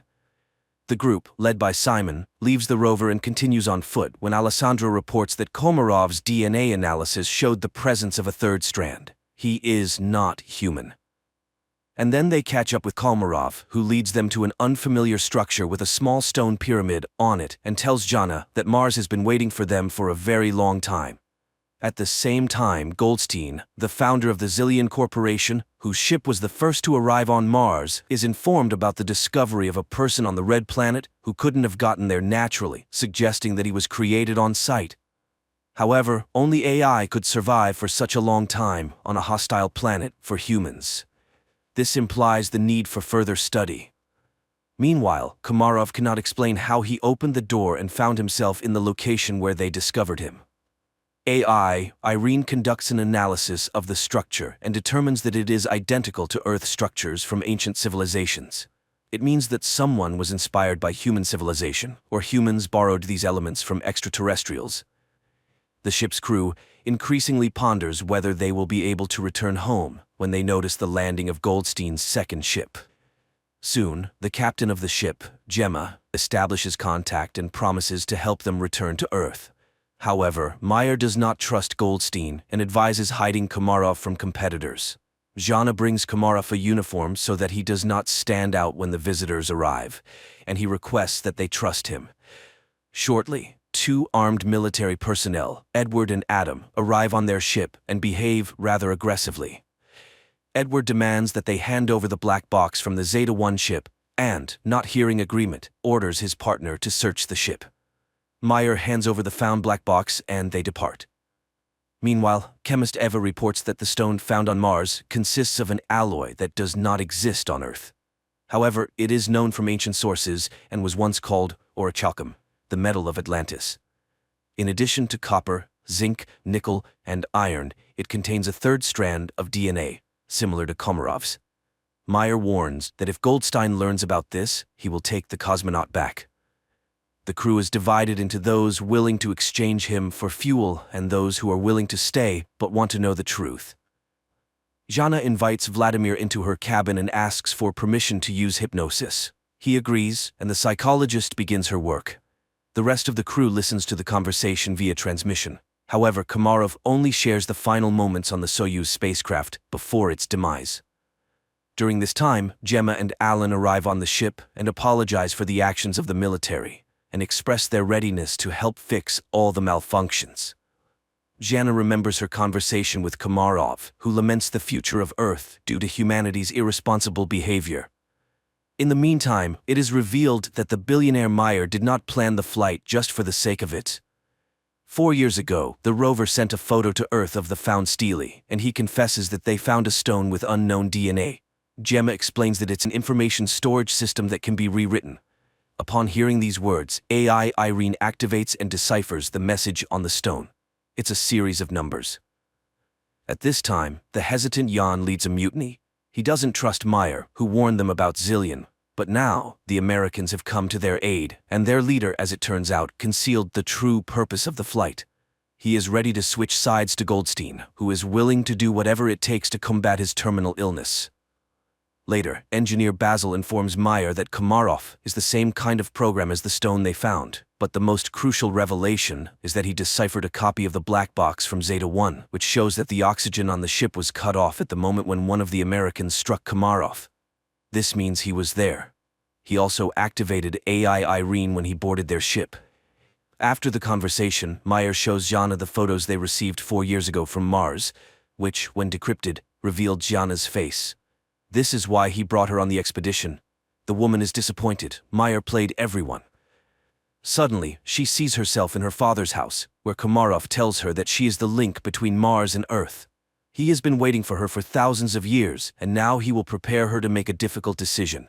He provides coordinates on Mars where Jana should go. Meanwhile, on Earth, scientists inform Goldstein that Komarov is the equivalent of a computer, and he himself is a biological machine. They are ready to transfer his brain into Komarov's body, but cannot guarantee the preservation of his personality. However, Goldstein is ready to take any risk to get rid of his terminal illness. Meanwhile, Jana leaves the ship despite Simon's protests. At this time, technicians Alan and Alessandra test the engine and discover that access to it is blocked, and Irene suddenly begins responding with jokes, which is entirely uncharacteristic for a machine. It is revealed that she has reprogrammed herself. Her interface and logic are changing, and she refuses to answer who or what made her do this. Engineer Basil realizes that her system is becoming like a brain. Irene confesses that she is evolving. In the meantime, Jana finds a small stone pyramid, and Simon forcibly makes Gemma accompany him in the search for Jana. Jan discovers his absence, and after contacting Simon, receives an order not to let anyone inside. Just at that moment, American military personnel arrive, demanding that they hand over Komarov. Jan is willing to open the entrance, but the rest of the team opposes it. Meyer asks Basil to send a message to Goldstein, hoping that he may be more reasonable than his people. However, Irene has blocked communication with Earth. The engineer realizes that radical measures will have to be taken, but Jan still opens the doors, and the military personnel enter. Basil begins to reboot Irene, just as the Americans find Komarov, but then the lights go out, and the astronaut disappears. Meanwhile, Jana, stumbling, falls from a hill. She regains consciousness but discovers that her leg is trapped between rocks, and she cannot free herself. At this moment, the enraged military officer demands that the crew explain where Komarov went. He begins to beat people, demanding to summon the captain. Desperate, Jana screams, "Is her destiny to die in a pit on Mars?" But she is found by Simon and Gemma. Alessandra notices an approaching storm.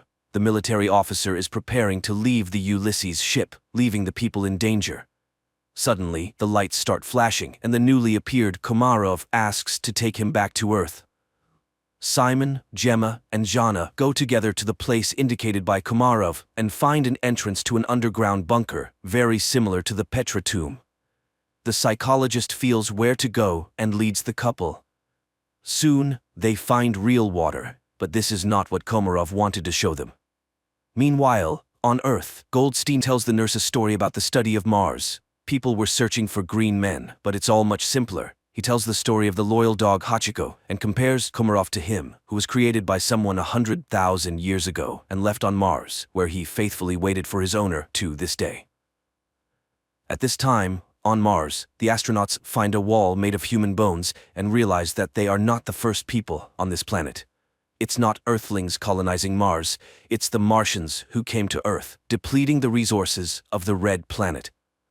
A tragedy unfolds on the Ulysses spaceship. The cowardly Yan grabs a gun, intending to get on the American ship at any cost to return to Earth, and shoots Komarov. Jana immediately falls in excruciating pain and Gemma flees. Alessandra tries to help Komarov, and Simon helps Jana, but the Russian cosmonaut dies, and Jana stops breathing too. Then Simon removes his helmet and, surprised by the presence of air in the cave, performs artificial respiration on her. The girl regains consciousness. Gemma walks toward the Ulysses ship when she's informed of Komarov's death and the approaching storm. Meanwhile, Meyer secretly goes in search of his crew members because the Americans refuse to take the billionaire's team back to Earth. At this moment, a recovering Jana sees the light in the bunker and leads Simon to it. Upon coming out, the astronauts see a figure in a spacesuit in front of them and recognize Komarov. Meyer finds the entrance to the bunker and catches up with Simon and Jana while heading toward the light. He is amazed by the presence of a living Komarov who suddenly tells them that everything ended here a long time ago. People realize that this is the North Pole of Mars, but how did they get here? Komarov explains that this planet was once inhabited by a species that went extinct because it went astray. And that species was humans. A group of survivors settled in this place but ended up killing each other when resources ran out. The rest of them flew back to Earth. Plato called them the Atlanteans. Komarov continues to talk about how he waited for thousands of years for Jana, who embodies qualities of both branches, human and Martian AI.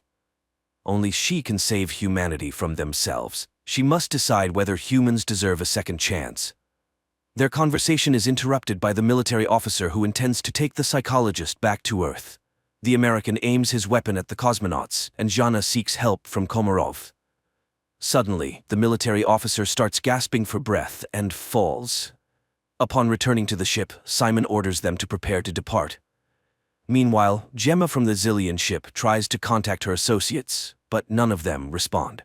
She decides to fly back to Earth alone. The Ulysses crew heads to her ship, trying to establish contact with her and informing her about the deaths of the military personnel, but she doesn't respond.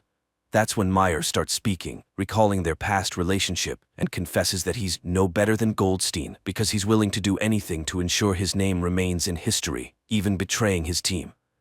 However, she's not like that. She won't be able to live knowing she has ruined people. Suddenly, Gemma's voice is heard, asking them to hurry.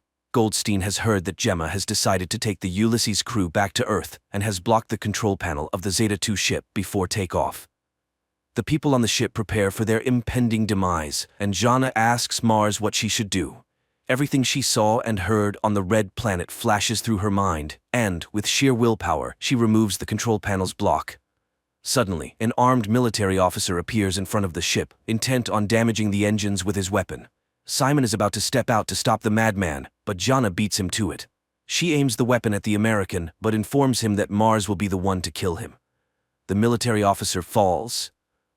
The countdown for liftoff begins, and Jana realizes that there's no time to return. She bids farewell to the crew, confessing her love for Simon. The ship takes off. Suddenly, Meyer notices that it's dark at the North Pole of Mars. This means that they couldn't have been there just a few minutes ago.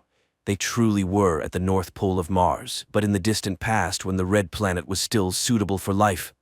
At the same time, Goldstein is informed of the ship's return, and he's beside himself with rage, declaring that he will go to Mars himself, and that's where the first season ends.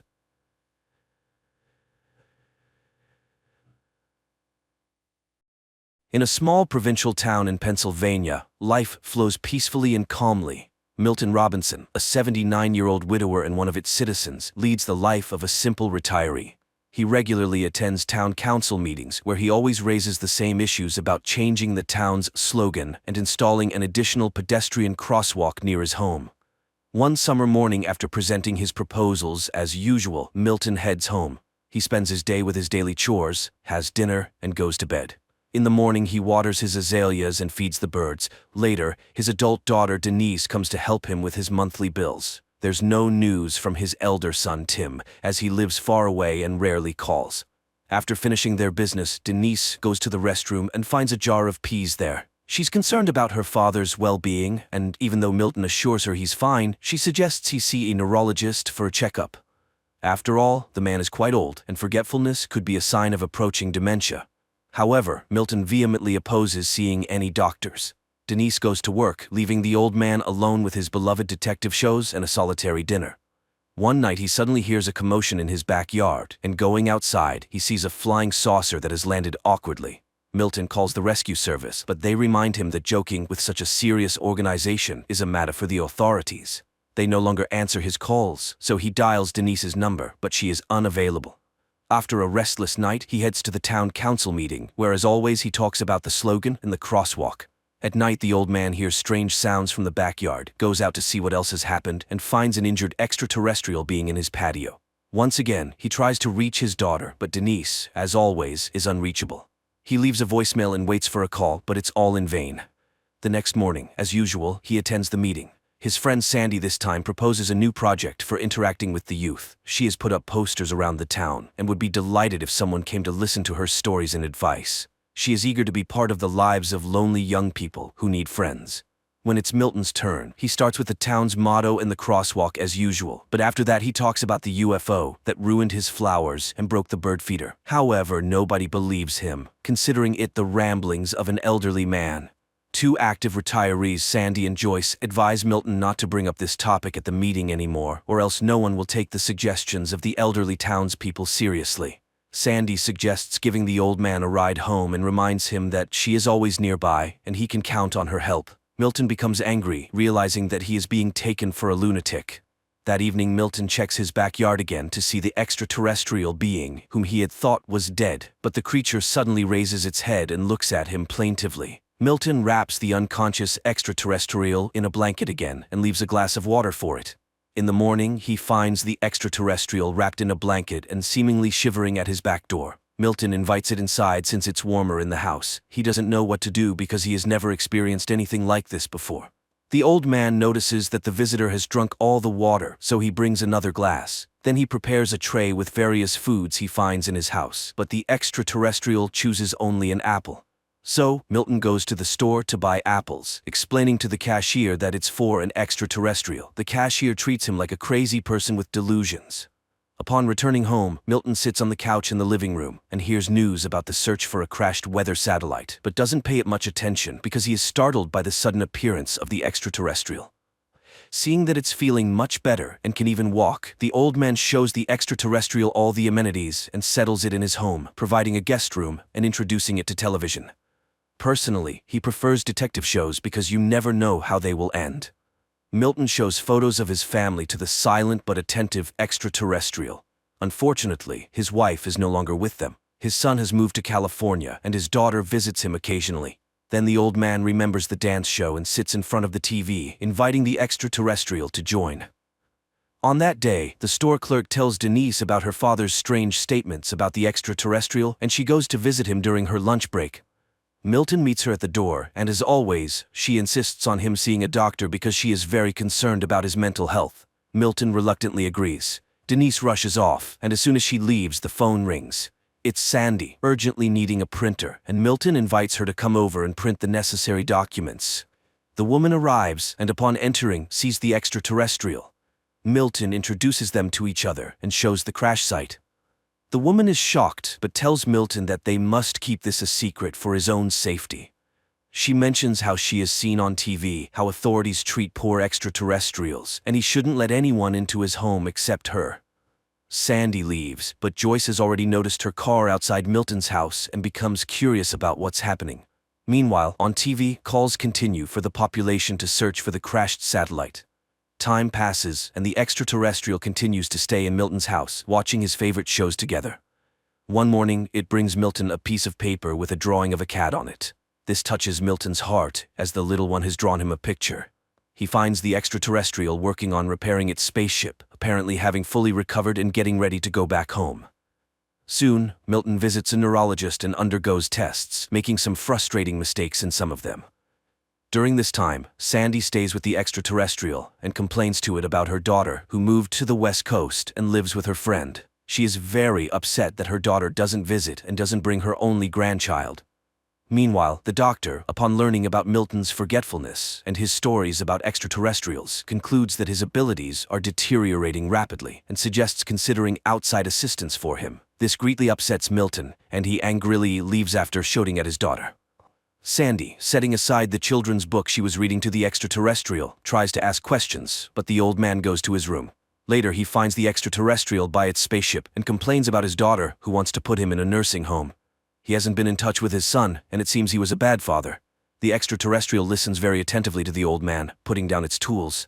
After this, Milton leaves a voicemail for his son, telling him about his life and Denise's affairs, hoping that he will find it interesting. The next day, Sandy brings a t-shirt for the extraterrestrial as she thinks it's uncomfortable for it to be naked. She also suggests giving it a name, Jules. Milton gets irritated by what he considers silly suggestions but eventually agrees with his friend.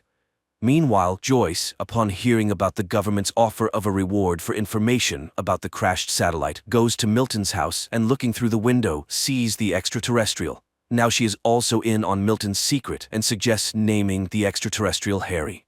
Sandy suggests to Milton that he should acknowledge the fact that Joyce is joining their group, even though he's ready to kill the overly curious lady. Then she shows pictures of cats that Jules has drawn for him. Joyce speculates that Jules is trying to communicate something to the old man since all the drawings are of cats. However, Milton refuses to believe it. Meanwhile, the government receives numerous calls about various anomalies. One day, a woman complains about a man who spends hours staring at his rocket in the yard. FBI agents go to the given address but find a homemade rocket and a happy man next to it. At the same time, Joyce visits Milton to spend time with the extraterrestrial. She also gives it a t-shirt and offers it apples. During this time, Sandy receives a call from a young man who was interested in her posters. He comes to her house and the joyful woman invites him for tea.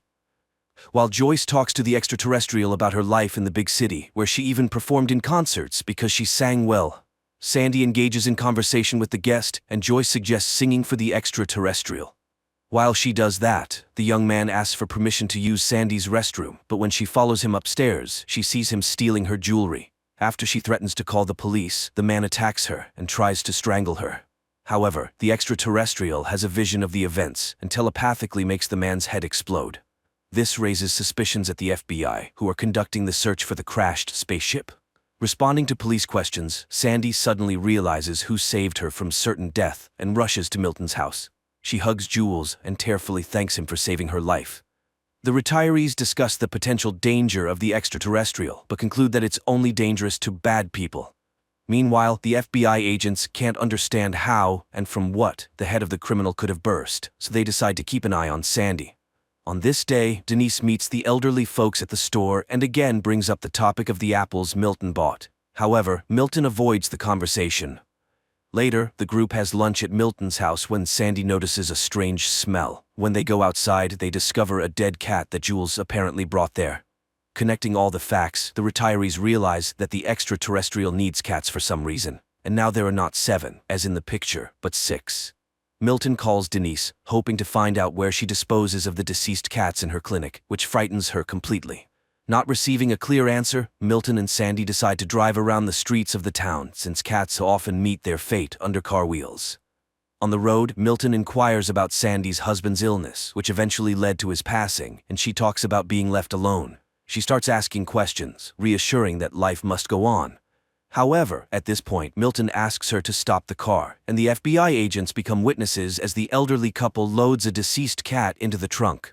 That day, they find 2 more cats, and Joyce promises to find the rest.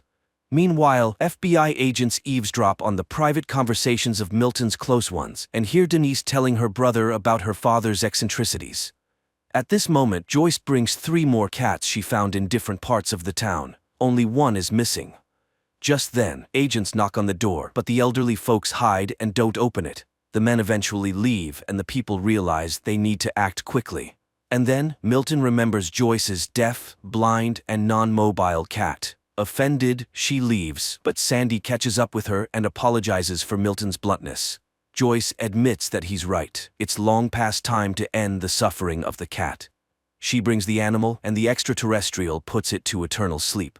Then it covers the remains with some material, and they start to merge into a single object.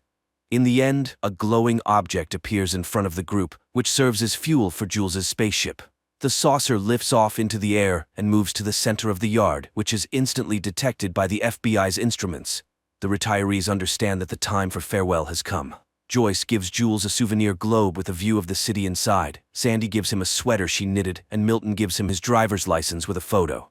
But the extraterrestrial suddenly makes an inviting gesture, clearly offering them to join, and Milton suddenly decides to accept the invitation. But then the phone rings in the house, and picking up the receiver he hears Denise's voice. She suggests meeting on Saturday. They'll have lunch and then she'll give him a haircut because they've been arguing, and that's not right.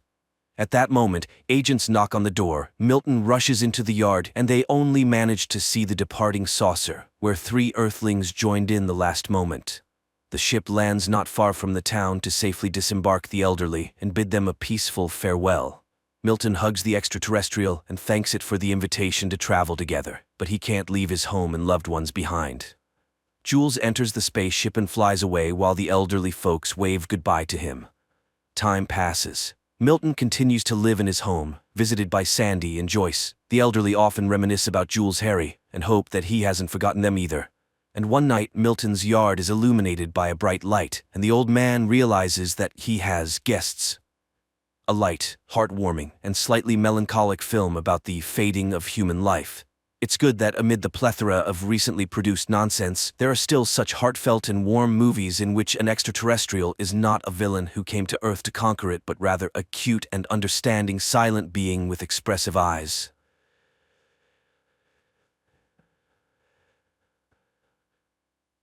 The day comes when scientists in one of the biotechnology laboratories begin to clone famous personalities for very large fees, of course. In fact, many rich people would like to have a child of a genius like Vivaldi, Galileo, or Michelangelo. Soon, however, people decide to take a swing at something far more valuable: God himself. After Lucifer rebelled against the power of God in heaven, he was defeated by the archangel Michael, and flaming meteor was thrown into the underworld, where he had to remain in chains and punishing flames. Michael himself chained him to a rock and cried out to return as a humble angel, to which Lucifer replied that he would rather reign in hell than serve in paradise, and he threatened that he would return as ruler of the world. Over time, Lucifer was joined by numerous demons as he craved revenge. Meanwhile, on Earth, Lucifer's disciples set up a temple at the site of his fall into the abyss, and they believe that one day he will return to rule on Earth. Our time. Laura Milton, an American student, is trying to persuade her professor to accept her thesis on the theme that there are no evil or good spirits, but he refuses, offering to discuss the subject in an intimate setting. But now the girl refuses. At the same time, a rare exhibition begins at the museum, the Shroud of Turin, which contains the DNA of Jesus and is a record of the fact of his resurrection. Everything is on display. Laura enters the museum after receiving a pass, a badge from a priest she knows. Marconi explains that Christ was wrapped in the shroud the day he died, but that when he rose from the dead, his body shone so brightly that his imprint remained on the cloth. Thus, the shroud is a picture of Jesus. The priest then escorts Laura to the statue of the Archangel Michael, who has been brought to the museum to guard the shroud. The War of the Angels was the first war and the first evil, but Laura disagrees. Evil is not an external mystical force, it is a personality, and when trouble happens to loved ones, it is foolish to blame the devil. But Marconi is sure that only Michael stands between the devil and men. There are many prophecies that Lucifer will return, but the father hopes that he will not find a way out. The priest leaves to go about his business, and Laura gets comfortable and begins to draw. Suddenly, she hears her name, but no one is around. She calms down and continues to work. It's evening and the gallery is about to close. The last group of tourists enters the museum, and while the guard is distracted for a moment, a figure in a black cloak separates from the group and makes his way through a side door. Despite the late hour, Laura is still working when she thinks Lucifer's head on the statue is moving, followed by the cry of a raven. The girl walks to the window without noticing the sinister figure behind her, who pulls a sword from Michael's hand and walks away. Laura closes the window and gathers her things. The guard is ready to escort her out, but she refuses. She still has to see Padre Marconi. She goes to the chapel and sees a figure in black slaying the guard with a sword. The girl runs away in terror and hides in the confessional, watching as the woman with the sword breaks the glass over the shroud. Padre Marconi arrives at the noise and, in the name of Saint Michael, demands that the sacrilege cease, but the woman throws him aside and pierces him with her sword. Laura moves carelessly and the villain notices her. She orders her underlings to take the shroud and the girl, hoping that he might like her. The bandits leave while the mortally wounded priest summons the Archangel Michael to occupy his body and defeat his enemies. Immediately, a luminous whirlwind descends from the heavens and the father comes to life. He tries to catch up with the villains, but they drive away. The plot is moved to a private auction where one of the scientists, Dr. Laurent, explains that he has managed to create a procedure by which he can grow babies from the DNA of great men, thus resurrecting the most prominent figures in the history of mankind. And as proof, he presents the reincarnation of the great Vivaldi and his proud parents. The next lot, he presents the new Michelangelo Buonarroti, and the whole rises in a burst of delight. The bidding begins when a woman in black appears in the gallery and beckons to the doctor. He rushes to her call. The pair travel to the devil's castle where the doctor sees the shroud. At last, Lucifer will have a decent home. Meanwhile, Laura is dragged into some room where several girls are already sitting in chains. All of them are horrified by what is happening and do not understand why they are there. A few men enter, take a blood test and photograph Laura, while Father Marconi, or rather the Archangel Michael in his body, makes his way to the guard room where two monks are watching the murder videos. Seeing the one who was murdered in front of them alive, they are astonished as he finds out where the keepers of the shroud were and how could they have allowed this to happen. It is explained to him that the cardinal responsible for everything is not himself at the moment. He sees secret cults and the devil's minions. And now he is in the asylum of Saint Michael. Archangel takes the car keys and drives to the cardinal's house, while the doctor isolates DNA from the blood traces on the shroud. The old cardinal meets Michael with a gun and upon learning of what has happened becomes enraged. He warned them, but looking into the man's eyes he realizes he is not Marconi. The cardinal shows Michael Lucifer's castle and suggests that his minions intend to revive him.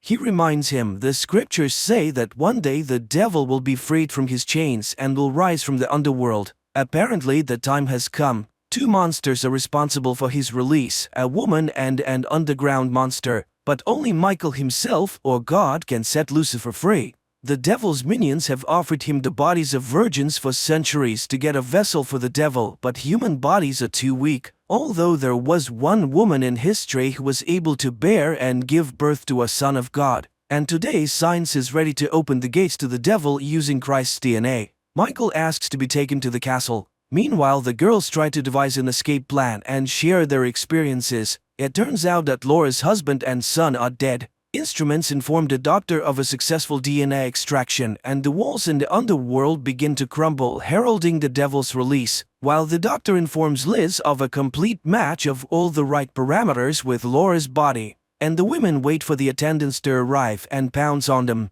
It seems that they will succeed, but another group rushes to the rescue and the girls are dragged into the laboratory. They are laid on tables and despite desperate resistance, fertilized eggs are injected into their bodies. Liz convinces Laura to put up with it, for Lucifer is bound to like her. In the meantime, Cardinal escorts Michael to the entrance to the dungeon and warns of caution. A monster awaits ahead. At this time, the devil's minions gather in the hall with the well. Two impregnated girls are tied to a pillar in the center, and the monster who has come out takes them and leads them to the gateway to the underworld. The girls are put in an iron cage and lowered down while Lucifer is already waiting for them. Sensing the approach of the possible Holy Mothers, he removes their collars and, transformed into a luminous stream, rushes towards them. The women are seized by the subterranean monsters and the stream enters one of them, but her body fails and she dies. Then the glowing worm enters Laura's body. Liz and the servants greet the living woman with delight. The choice is made. She is escorted into a glass cage where it is explained that her child will be the new Jesus.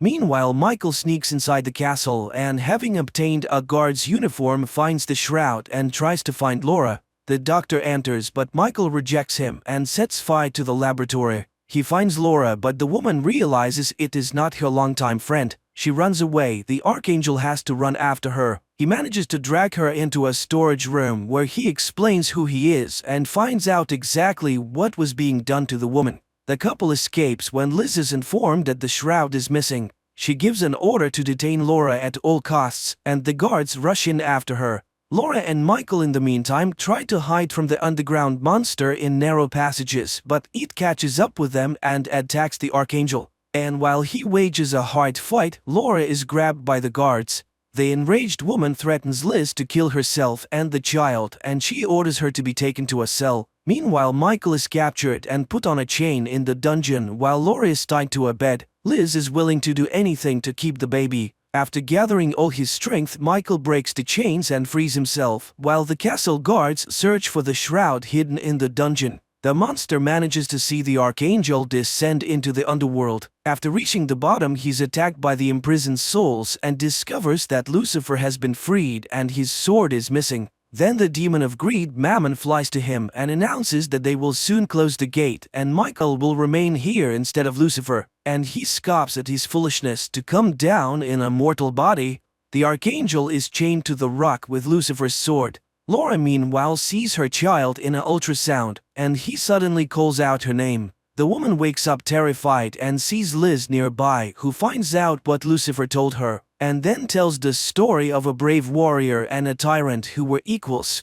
But the tyrant wanted the warrior to be his slave, but he refused, and soon he would rise up and join the fight. Laura speaks unflatteringly of the demon, for which she is slapped in the face, after which Liz explains the transformation happening to her body by the need to make it comfortable for the divine child. But the woman doesn't want to accept her imposed role as the mother of an incomprehensible creature. Meanwhile, the people who were given to Lucifer come to Michael, pronouncing the oath, "Saved one, saved all," and questioning him about his origins. Discovering that it is Michael himself, they demand proof, but Michael needs a sword. At this point, they are attacked by demons. The men flee. Laura is again visited by the worm Lucifer, who goes inside her. He speaks to her and convinces her to give birth to the baby he wants, after which she can do what she wants, even kill Liz. The woman calms down and sees herself with the baby in her arms, but one day she frees herself and terribly mutilates the guards and escapes from the ward.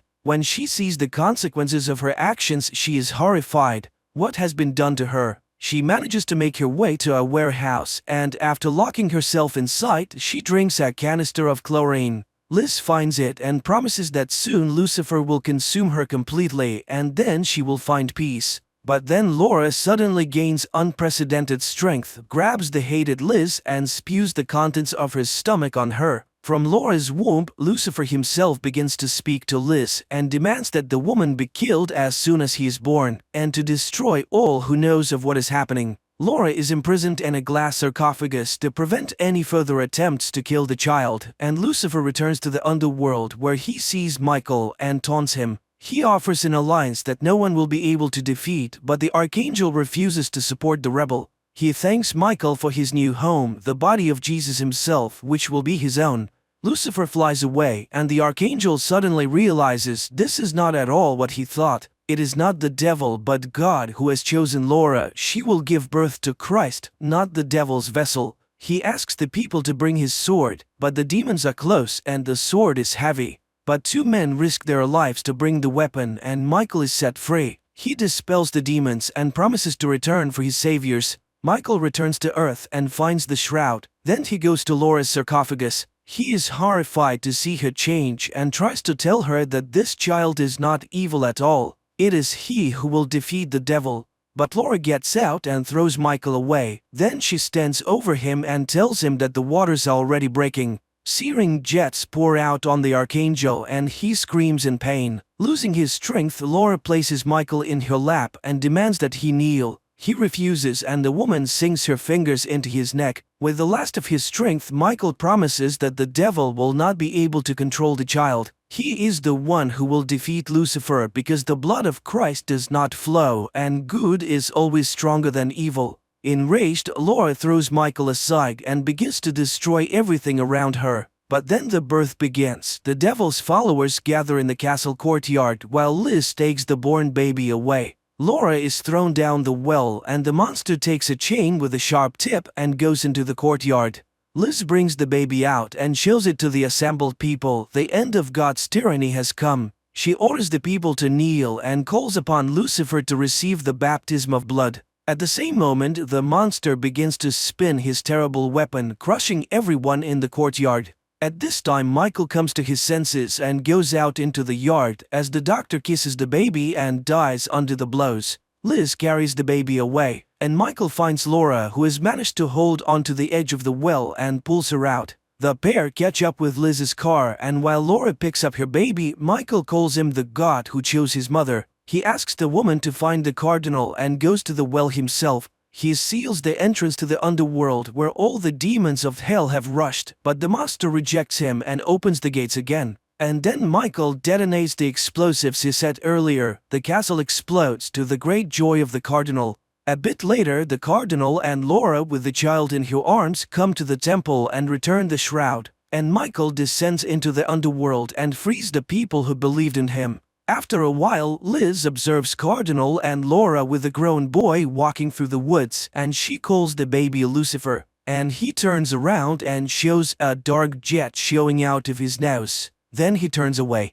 Pretty unusual film which raises the themes of the struggle between good and evil but viewed through the prism of the scientific achievements of our time. And some doubts arise as to whether man truly understands what he is really doing.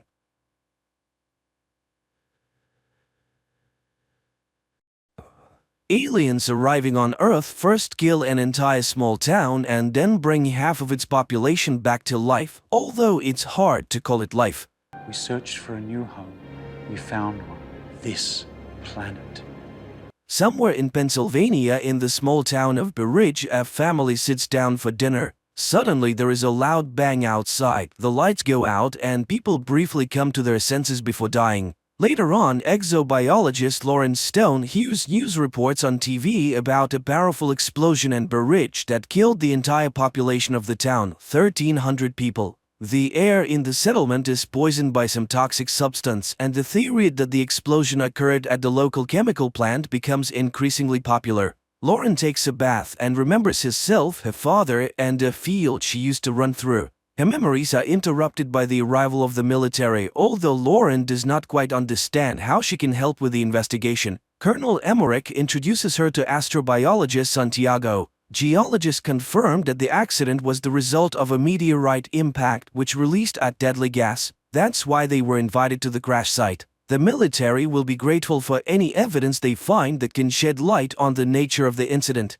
Emmerich assures Lauren that he chose her because he read her work, but asks her to take an alcohol test. Scientists are dressed in protective suits and taken to the meteorite crash site. On the way, Santiago praises her book on microbiology in Antarctica and signs of extraterrestrial life, but the woman doesn't engage in conversation. Arriving at the site, the pair only sees a snowy field and a small pile of ground. While Santiago inspects the area, Lauren notices a small sprout of some red plant and pities it for growing in such a terrible place. Upon arriving home, Lauren begins to search for similar cases and finds mention of a similar incident. In 2013, a meteorite exploded over the city of Chelyabinsk in Russia, and an interview with the local resident was filmed by American television. She recounted that after the meteorite fell, a poisonous gas spread throughout the area, causing many people to die. It was also said that a very large tree grew at the site of the impact, around which all living things died.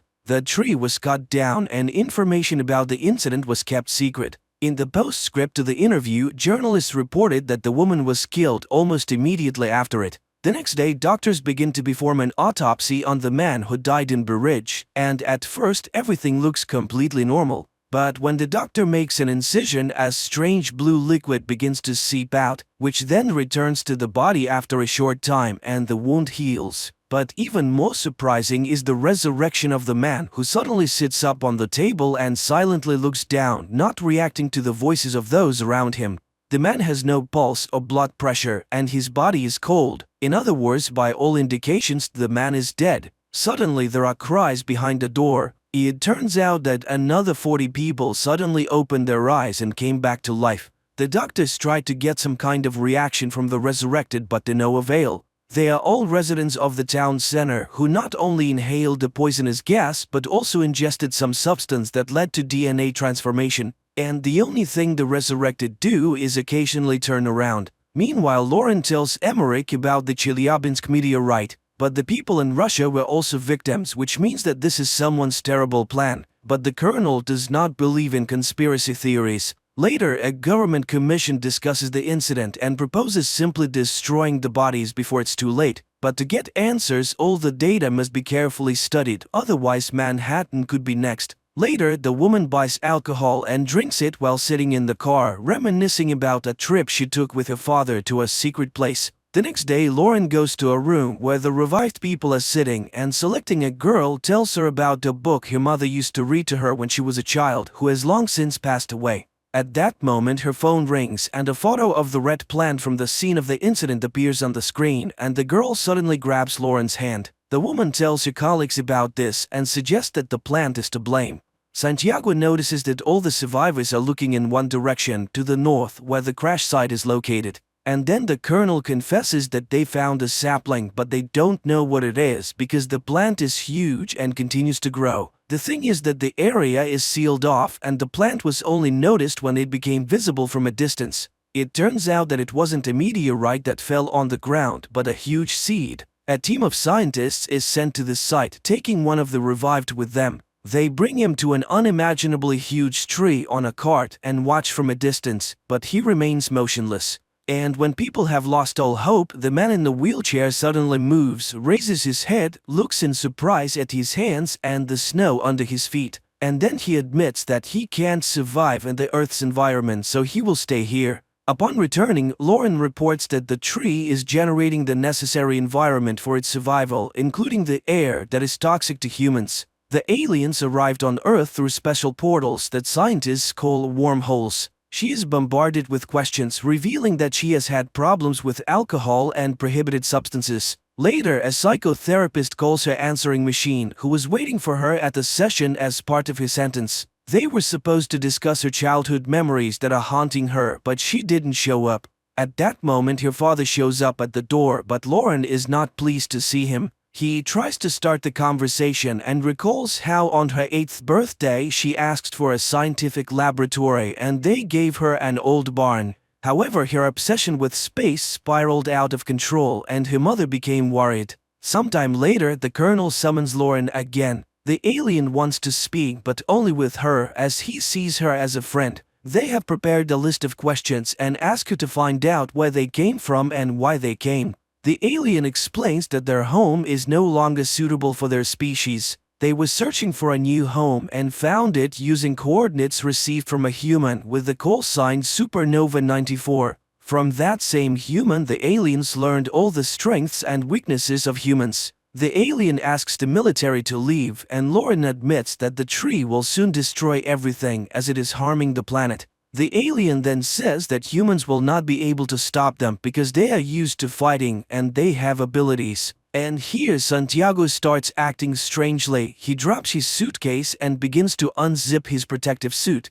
The military personnel try to contain him, but they cannot do anything. The man falls to the ground and tears the hose from the mask of a soldier who was trying to help him. The soldier removes his useless mask and dies. Then one of the soldiers suggests shooting the alien. And just then they are hit by a sound attack that drives them crazy and they open fire on each other. One of the survivors takes stunned Lauren away. Later, a fighter jet armed with missiles is sent to the tree. The pilots see a small figure of a person at the base of the tree and receive orders to attack the target. But suddenly an impenetrable dome covers the tree. The missiles explode, causing no harm to the tree. Meanwhile, the news reports that the FBI is searching for a person with the nickname Supernova 94 who seems to be responsible for the expansion. People around the world tell stories about strange sounds that occasionally come from unknown sources. In some places, smoke emerges from the ground, killing all living things.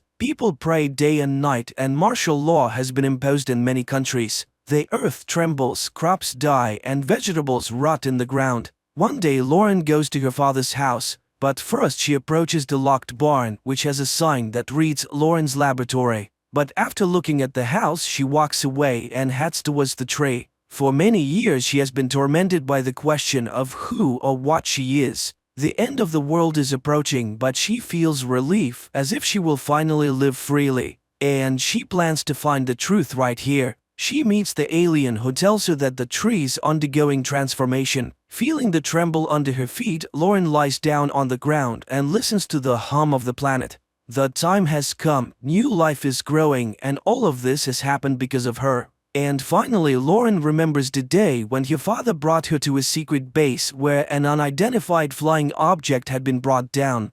Her father left her to wait in the corridor. Bored, she wandered through the rooms, listening to her father being instructed about a powerful and hostile creature that had tried to plant something before it was shot down by the military. The girl found the sarcophagus containing the alien and reached out to the glass. Suddenly, the creature reached out and touched the glass from the other side. She screamed in terror, not understanding what strange thing was happening to her, causing her to lose consciousness. The frightened guard found her and took her to her father. But the girl looked healthy and left with her father. Only from that day on, Lauren hasn't been quite herself. She draws super complex designs of interstellar ships and writes incomprehensible formulas. At school, she constantly gets in trouble, skillfully manipulating not only her classmates but also her teachers, calling herself an alien who wants to go home. And one day, Lauren tunes a transmitter she has built and contacts a distant planet, taking the call sign Supernova 94. Her parents are horrified and forbid her from entering the laboratory. Lauren smashes toys, draws on walls, and tells her mother the date of her death. It is then that her father learns of her new DNA. The girl seems to be changing, becoming something other than human. Adult Lauren sobs in horror at her discovery, but the alien welcomes her home and she remembers telling the distant planet all about Earth. Meanwhile, mysterious X-shaped objects begin to appear all over the planet. They emerge everywhere, in forests and cities, deserts and mountains. And one day they suddenly explode, spreading black smoke that kills all life around them. And no one can hide or survive as the roots have already penetrated the entire Earth. The planet is no longer suitable for the human race. All earthly species and plants have been extinct. The evolution of a new species has begun, and Lauren's journey has come to an end. She's finally home. And this is where the movie ends.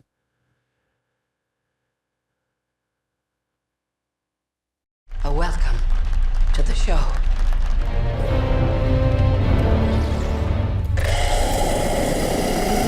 A man is running through a dark forest in Ireland. He seems frightened despite constantly encountering signs with the words "point of no return" and various numbers, indicating either directions or distances to something. However, he fails to escape. Darkness quickly envelops the surroundings, a flock of birds flies overhead, and he falls into a pit.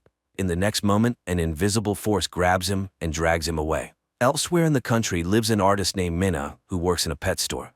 One day, her boss asks her to deliver a rare parrot to a zoo in a neighboring city, and Minna agrees. She takes the bird home for the night. There, she tells the parrot that her mother died 15 years ago. Suddenly, the bird starts to respond. In the evening, Minna puts on a wig and goes to a bar where she introduces herself to a guy with a fictitious name, claiming to be a ballerina. In the morning, Minna apologizes to the parrot for her behavior, saying the real her would probably not be liked. Finally, the pair set off on their journey. On the way, her sister Lucy calls, reminding her that she has family and nieces who love and await her. Minna continues driving and eventually ends up on a road leading into an old dark forest. Unexpectedly, the car breaks down and stalls, and the connection also mysteriously cuts off. Taking the parrot's cage, Minna steps onto the road to seek help, but the forest is dark and empty. When she returns to where she left the car, the road is deserted. Minna continues to wander through the quickly darkening area, talking to the bird to keep herself cheerful and suggesting they name it Darwin. Suddenly, she notices a woman running past and decides to follow her. Minna catches up with her near a small forest cabin, and the woman, opening the door, orders her to come inside quickly if she wants to live. Naturally, Minna rushes into the cabin. The elderly woman is named Madeline. She has been living here for some time with two other young people, Ciara and Daniel. She immediately orders Minna to stand in front of a mirror because the watchers cannot enter inside but observe from outside, coming every night after sunset. Standing by the mirror, Minna suddenly hears sounds like applause. Madeline confirms her suspicions. The watchers are applauding the appearance of a new object. In the morning, Minna announces that she intends to leave. Although the others assure her it's impossible, she heads into the forest. Madeline catches up with her, explaining that the forest causes hallucinations, but it is possible to survive here. The signs scattered throughout the forest mark the boundary from which a person can reach the cabin before dark. But if you go beyond the boundary, there will be no way back. They were made by a man named the Professor, but where he is now, no one knows. That night, Daniel puts on a show for the watchers, presenting them with the newcomer, but they ask her to behave as usual. Meanwhile, Ciara turns on the music and dances, as she does every evening. Minna, on the other hand, finds discs with recordings of Love Search TV shows. In the morning, she and Ciara go to gather medicinal herbs because her missing husband asked the girl to take care of Daniel. Then the man went to search for a way out and disappeared. Ciara explains that recently they found strange burrows scattered throughout the forest. That's where the watchers go during daylight hours. She believes she has been in the cabin for almost 5 months. Later, Madeline announces the safety rules. Never leave at night, never open the doors for anyone, always try to stay in the light. Strange life begins with entirely identical days. Minna watches endless shows and often stands staring into the mirror. One day she knocks on it, and immediately there is a knock on the door. Madeline orders everyone to freeze and everything stops. The next day she and Daniel go hunting. The boy tells her that Madeline used to work at the university, so she considers herself a know-it-all. But she has been living here the longest. Daniel himself has been in the cabin for 8 months, but has never seen anyone. After listening to the boy, Mina convinces Daniel to help her explore a burrow. Using a rope, Mina descends, explores it, and finds old items, newspapers, toys, pieces of electronics, and an old bicycle, which she ties to the rope and sends up. But then strange sounds, similar to those heard at night outside the cabin walls, echo from the darkness. Mina screams and the rope falls at her feet. Climbing out into the light, Mina leaves the dangerous place, and they calmly examine the items. With the bicycle, it might be possible to escape from here, but Madeline has a rather strange reaction to this. Meanwhile, Daniel manages to assemble a surveillance system from the found pieces of electronics and installs a camera by the door. At night, everything goes as usual. Ciara dances when there is a knock on the door, and Daniel suggests that a person has come. Madeline forbids opening it, but they hear the voice of Ciara's husband. Ciara tries to prove that it is John by asking him what book she is reading, but he does not answer. Although they bought this book together on his advice, the man begs to be saved from death. Ciara asks to look into the camera, but when he leans towards it, something drags him into the forest. Immediately there is a knock on the mirror stronger than ever before. Madeline stands in front of the people, as if shielding them, and the knocking stops. In the morning, Madeline throws the bicycle into the burrow, demanding that they no longer break the rules. Later, Mina recalls her sister and mother, who invited the girls for a car ride. The weather was beautiful and Mina opened the window. Her mother asked her to close it because the wind was bothering her, but Mina didn't listen, mimicking her mother, who got distracted from the road, and the tragedy happened, for which Mina still feels guilty. Winter soon arrived. The days grew shorter, the nights colder, and food became increasingly scarce. Quarrels began to flare up among the cabin's inhabitants. One day, Ciara left for the forest. Mina caught up with her, and she confessed that she felt John was real. She runs to the house from where Daniel's screams are heard, angry with Madeline and Mina, refusing to let them inside. The women hide under a tree and soon see lanky, spider-like monsters emerging from the forest, approaching the cabin window, and making terrible shrill noises. The watchers stare at Daniel and Ciara while Mina and Madeline wait for them to leave so they can return to the cabin. When they do, the women rush to the door and beg to be let in. Daniel refuses, and then Mina tells him about her guilt towards her mother. She asks him to understand that he will suffer all his life, realizing that he is responsible for the death of people. The doors open. The four of them immediately stand in front of the mirror, hoping to convince the watchers that they are in place.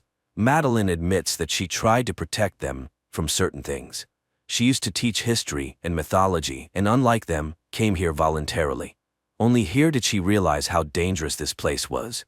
Once she hunted alone and saw herself at sunset. Not an exact copy, but very similar.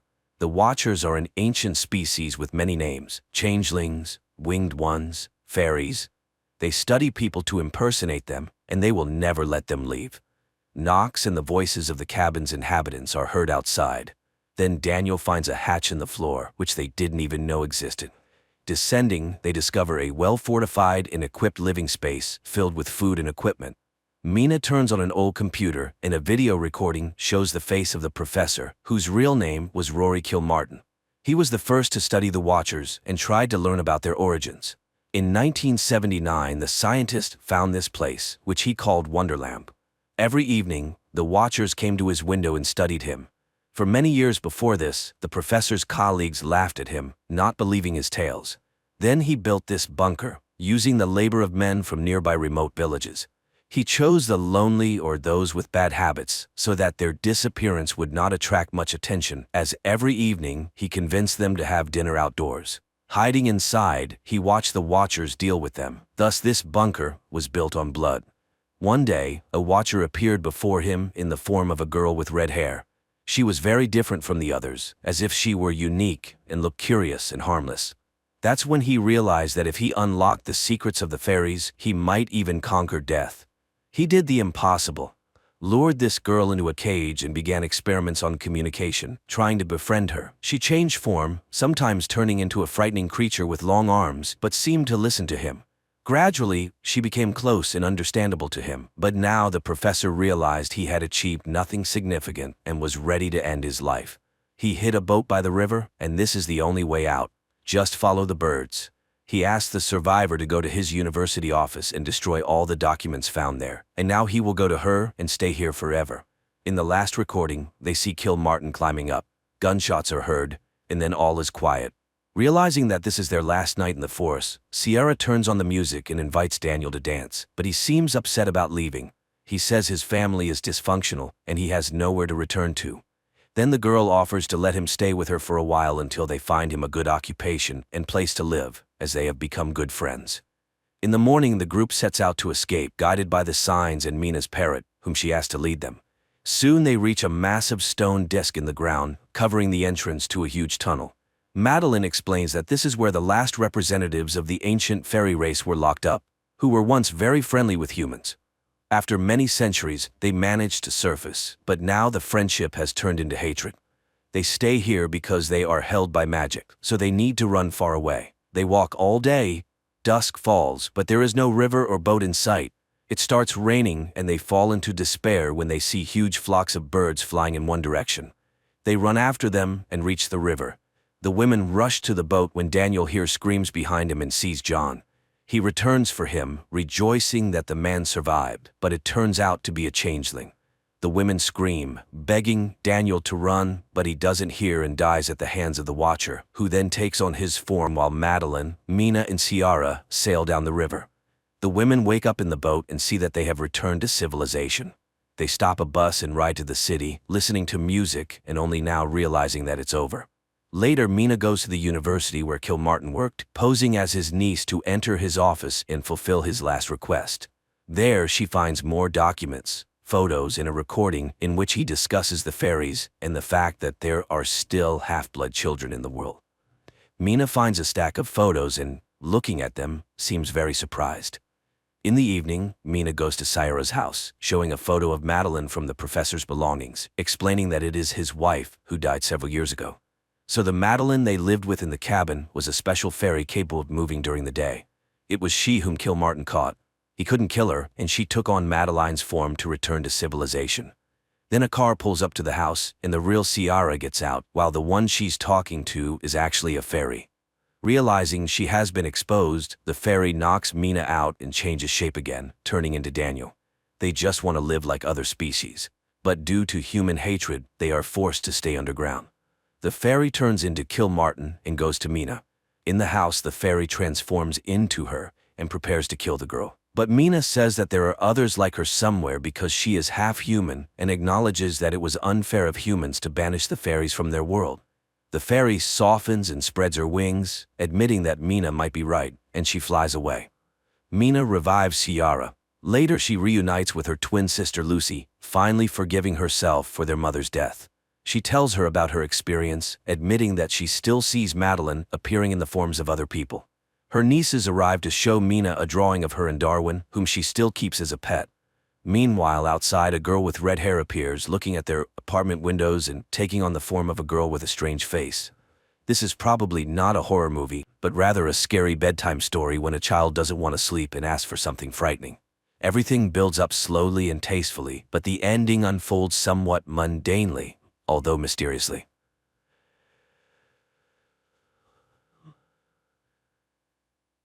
Bob is an ordinary man at first glance, living in a small northern town and working at a lumber mill. His ex-family, his wife Darlene and daughter Eva, live far from him. Their relationship is strained. The girl has reached a troublesome age, behaving oddly and completely ignoring her mother. One ordinary day, Bob returns home and receives a call from Darlene, who complains about their daughter and asks him to influence her. However, Bob asks to be forgotten and ends the call abruptly. Yet, he is deeply upset by Eva's behavior, and to relieve some tension, heads to a bar where he soon notices a dealer.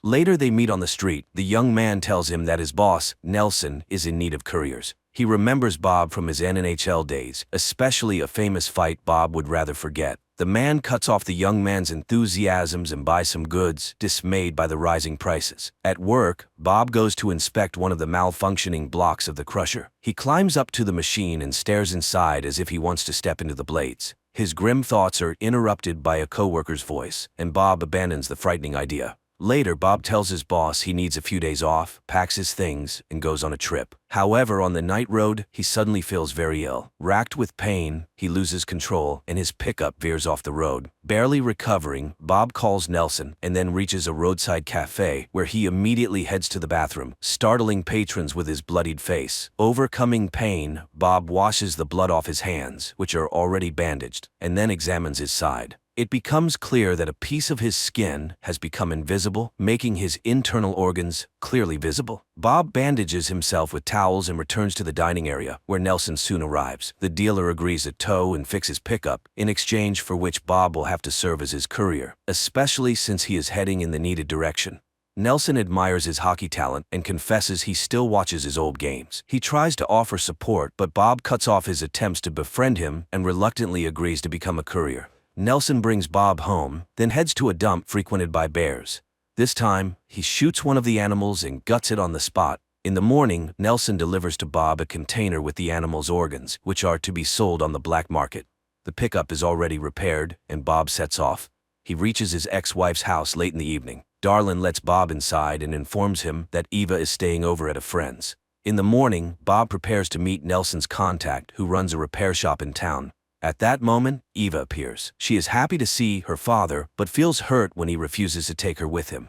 Bob drives to the shop, where the owner's employees greet him with a search, but the owner recognizes the former hockey player. He warns that working with Nelson is dangerous and advises thinking about the future. Nevertheless, he hands over the package for the dealer, and noticing Bob's unwell appearance, he gives him a Chinese remedy he gets from a local store. Later, Bob returns home. Ava also notices that her father is feeling unwell, but he brushes it off as Rib's injured at work. Suddenly, the girl asks about the diagnosis of her grandfather, Bob's father, who had died long ago. The man explains that his father voluntarily left this life because he had some issues with his head. After the conversation, Eva runs off to her friends, but on the way she stops by a Chinese pharmacy. The seller is very welcoming and even suggests visiting a doctor who is available right there in the next room. Even when the girl refuses to buy anything, the seller gives Eva herbal tea to improve her skin.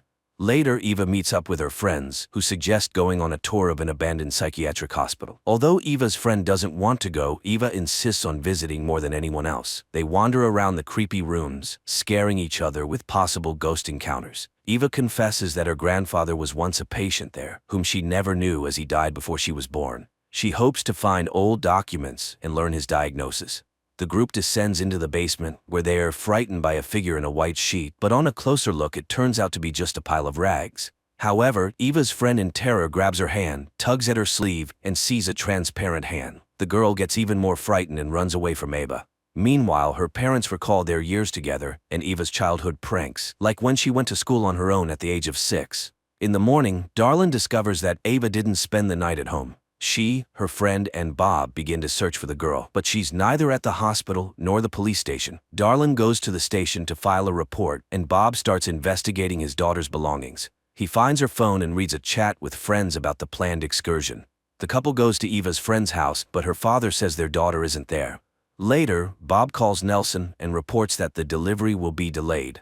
The dealer is very displeased. After this, Bob finds Eva's friends. They act provocatively, and the man loses control. After a scuffle, a boy admits they were at the psychiatric hospital. Bob realizes she was looking for her grandfather's data. At the same time, Eva regains consciousness in an iron cage. Meanwhile, her parents drive to the psychiatric hospital and enter the still-functioning part. The security tries to stop them from entering, but Bob gets into a fight and collapses from severe pain. The chief physician comes out, who remembers both his father and Bob well. She asks Darlin to leave her husband in the clinic, as he is not well. Bob remembers himself as a little boy in the same corridor. Later, he argues with the doctor, who calls what happened to his father a tragic accident, as he saw it all himself. The woman confesses that his father wanted to die to hide his illness from others. He was very afraid for his family. Bob immediately remembers how his father asked not to show him to his son. The doctor reminds that she couldn't stop the disease, but she protected the man. She shows the room of his father from where he watched his son's life and offers Bob to stay in the clinic. She will study his illness and provide all necessary care, but Bob categorically refuses, as Ava needs him. Nevertheless, they lock him up. However, at night he wakes up to the sound of an opening door and sees that the way is clear, and a bunch of keys to the clinic doors is on the bedside table. Bob dresses and leaves. He arrives home, but Darlin isn't there. Only her friend is going crazy with worry for the missing ones. Then Nelson calls again and starts threatening Bob, listing his family members, which drives the man over the edge. Hearing his swearing, Darlin's friend tells him that girls have been disappearing in the town for a long time and demands that something be done. He goes to her friend's house again, and this time he manages to meet her. The girl confesses that she now knows her friend's secret. She is the same as him. She hands over Eva's backpack that was left with her.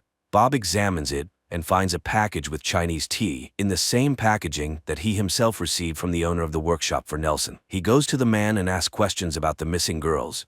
The man is offended. Despite his illegal activities, he is a father and grandfather and would not kidnap people.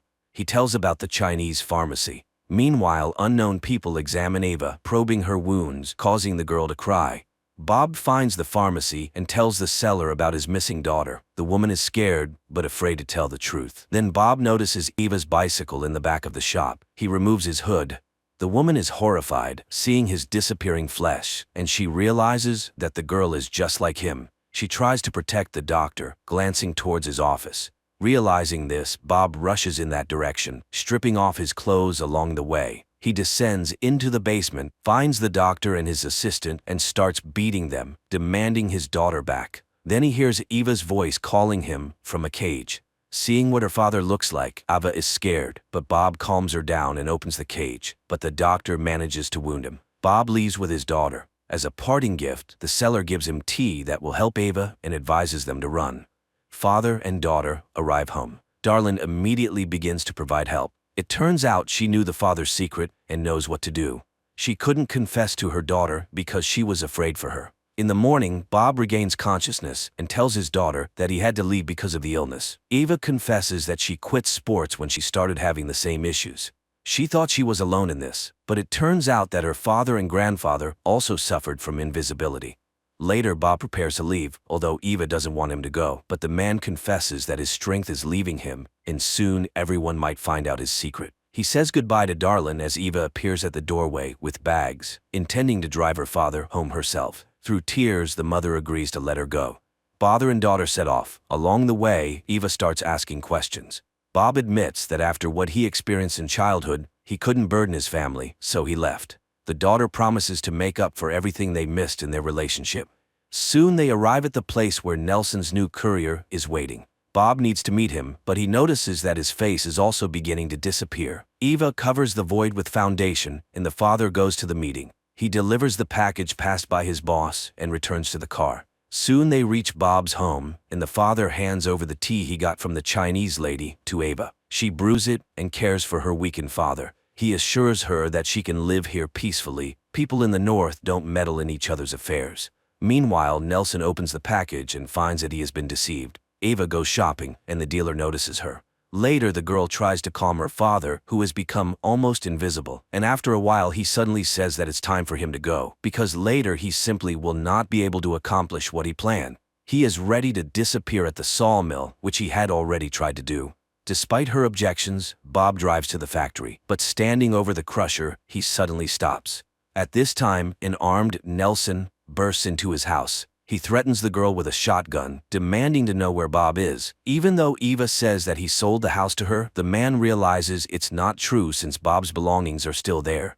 He accuses Bob of dishonesty and decides to take it out on his daughter. Suddenly, something throws him away from Ava. The girl realizes that her father, who has become completely invisible, has returned and is using this to beat the villain. Bob demands that he leave his family alone, but misjudging his strength, kills the dealer. He confesses that he could not leave his daughter a second time, and now he will always be with her. Later they dump Nelson's body at the dump, where a bear finds it. Eva buys herself tinted glasses, sits in the empty car, and talks to her father, who advises her to drink her magic tea, as it helps. And he confesses that back then, when she was 6, he secretly followed her to school. Also, his father had told him that he did not want his son to see him like that. And he always thought his father meant death. But then, who pulled him out of the psychiatric hospital? Eva immediately remembers the white figure from the basement, smiles, and suggests talking to her grandfather. The seatbelt buckles the void, and father and daughter set off. An unusual Canadian horror film, shot amidst the harsh northern nature. A mix of genres ranging from action to thriller and horror, plus a bit of sentimental drama. All this captivates and compels one to watch the film to the end, although initially it seems quite gloomy.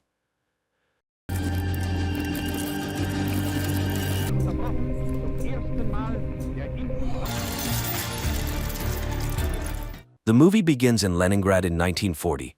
A young woman named Anya works as a seamstress in a factory where a young machinist, Vasily, who is very serious, notices her and even asks her to introduce him to her only relative, her brother Peter. However, Anya asks for a little more time, and the young man agrees to wait until the next day. But as the girl leaves for her lunch break, he quietly follows her, admiring her. Anya walks down the street, looking at a dirigible hovering above, from which German journalists are filming the city below. At this moment, a tram driven by Peter pulls up to an intersection. Suddenly, Anya realizes that a fast-moving truck is about to crash into the tram, and her brother will likely perish. Frozen in fear, she suddenly emits light waves that lift the truck into the air and throw it away from the intersection. The tram's windows shatter, injuring people, but a major accident is averted. This entire incident is captured on film by the journalists in the dirigible. As the shocked people try to recover, Peter jumps out of the tram, grabs Anya, and quickly takes her away. The girl regains consciousness in their shared room. Peter packs their belongings, urging his sister to flee Leningrad, although she is reluctant since they have already had to move several times due to her supernatural abilities manifesting at the most inappropriate times and attracting the attention of the authorities. Peter asks her to control her powers, but Anya is unable to master them as they are beyond her control. At that moment, representatives of the People's Commissariat for Internal Affairs burst into the room and arrest the siblings. An investigator named Ivan arrives at the scene. He interviews the victims, and one of the women recalls the strange girl standing at the crossroad. Back at the office, Ivan begins interrogating Anya, but she cannot provide any concrete information. She insists it was just an unfortunate accident, and then Ivan shows her photos from their previous residences where strange incidents and destruction occurred, prompting the siblings to move hastily.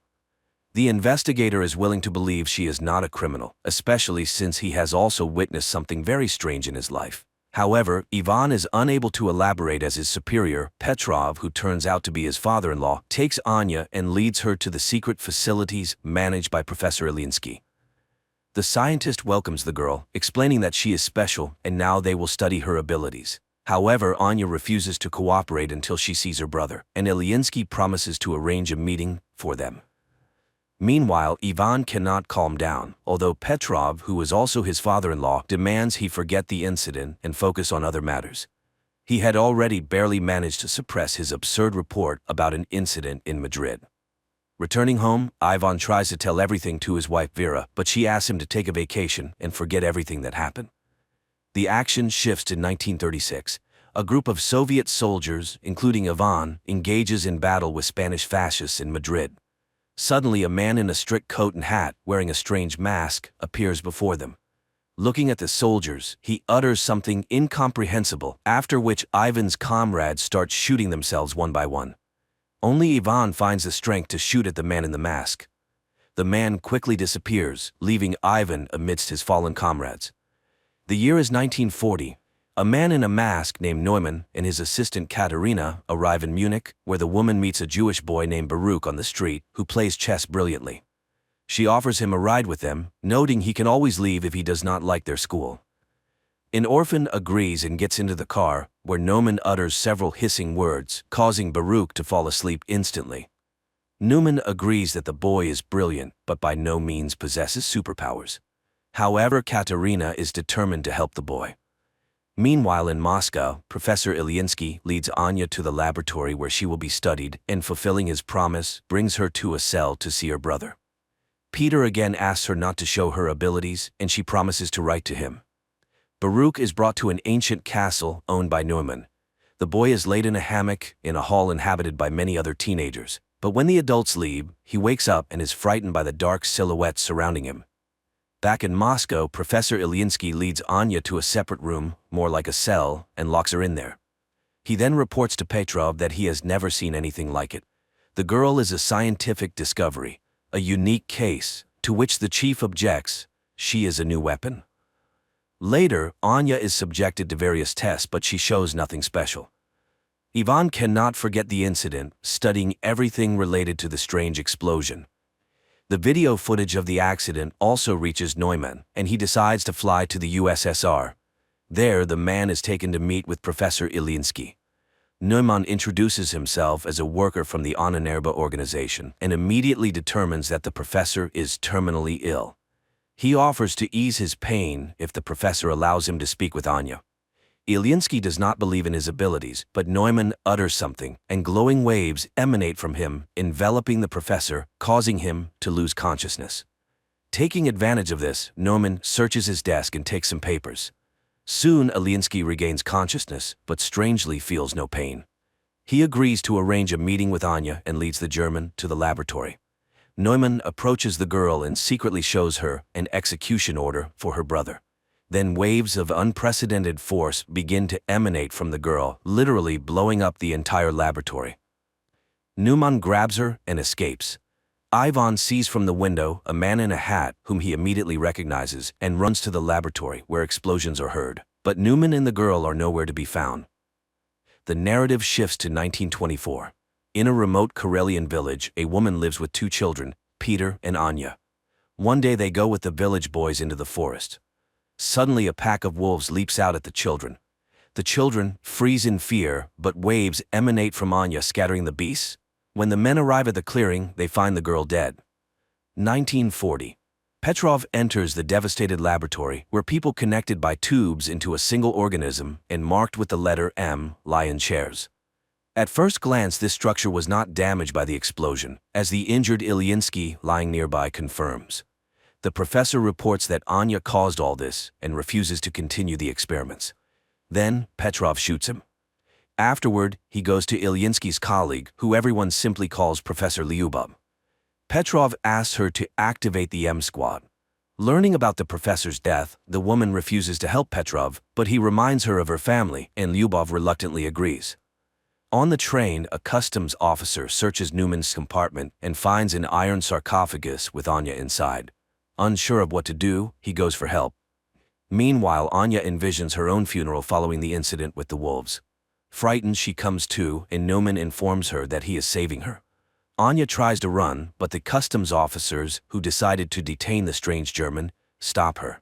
However, he utters something, and the military personnel bring their pistols to their own heads. Neumann and Anya leave. At the same time in Moscow, Petrov reports to his colleagues that a member of the Ahnenerbe, which translates to ancestral heritage, Neumann has stolen a valuable exhibit from the USSR, the girl Anya. A squad has already been formed to pursue the German and will depart in a matter of days. Learning of this, Ivan requests to be included, but Petrov, feeling sorry for his daughter, refuses to do so. Neumann leads Anya to a spot where Katerina's car is waiting, and she drives the pair to the castle.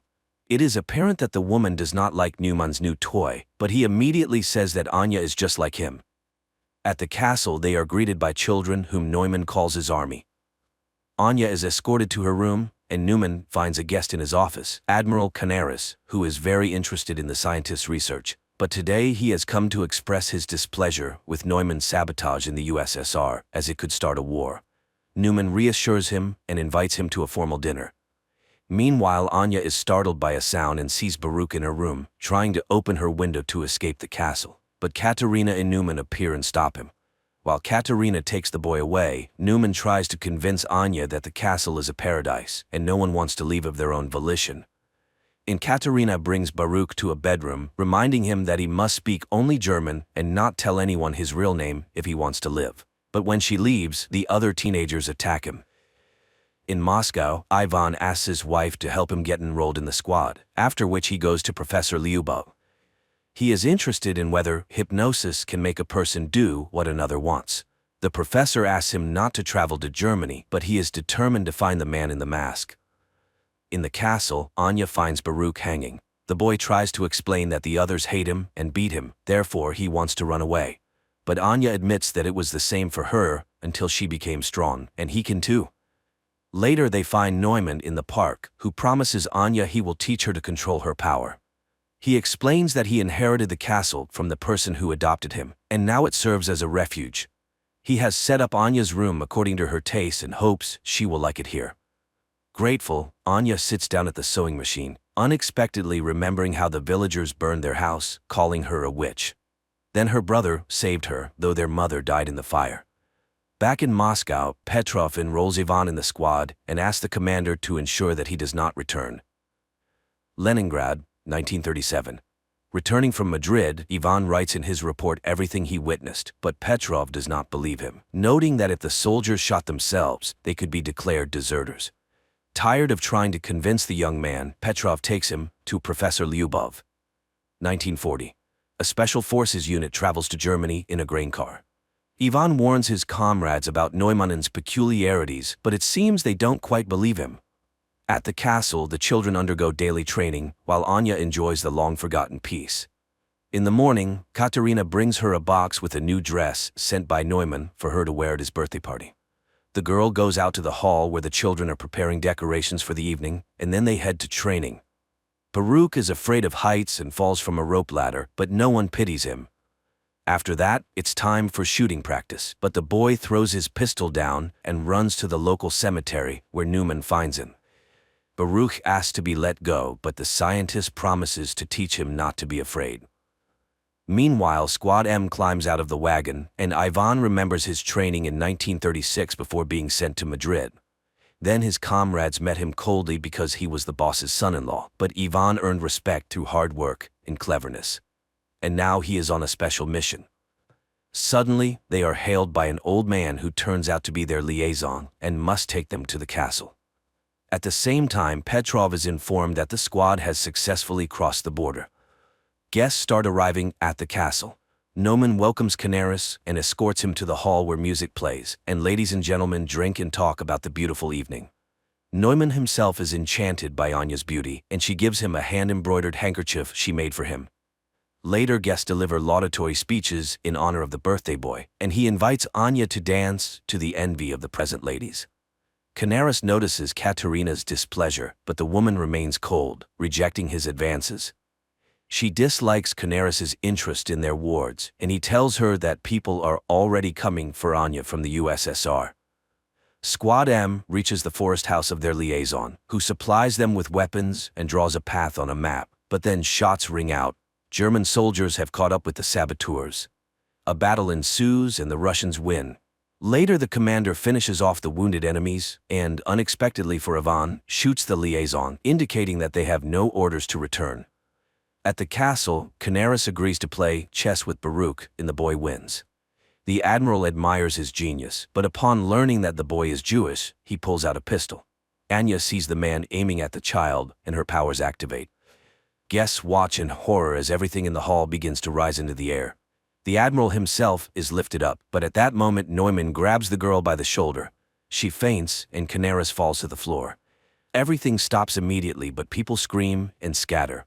The furious admiral orders all children to be destroyed within 3 days and departs. Neumann escorts Anya to her room and admires her because today she managed to stop.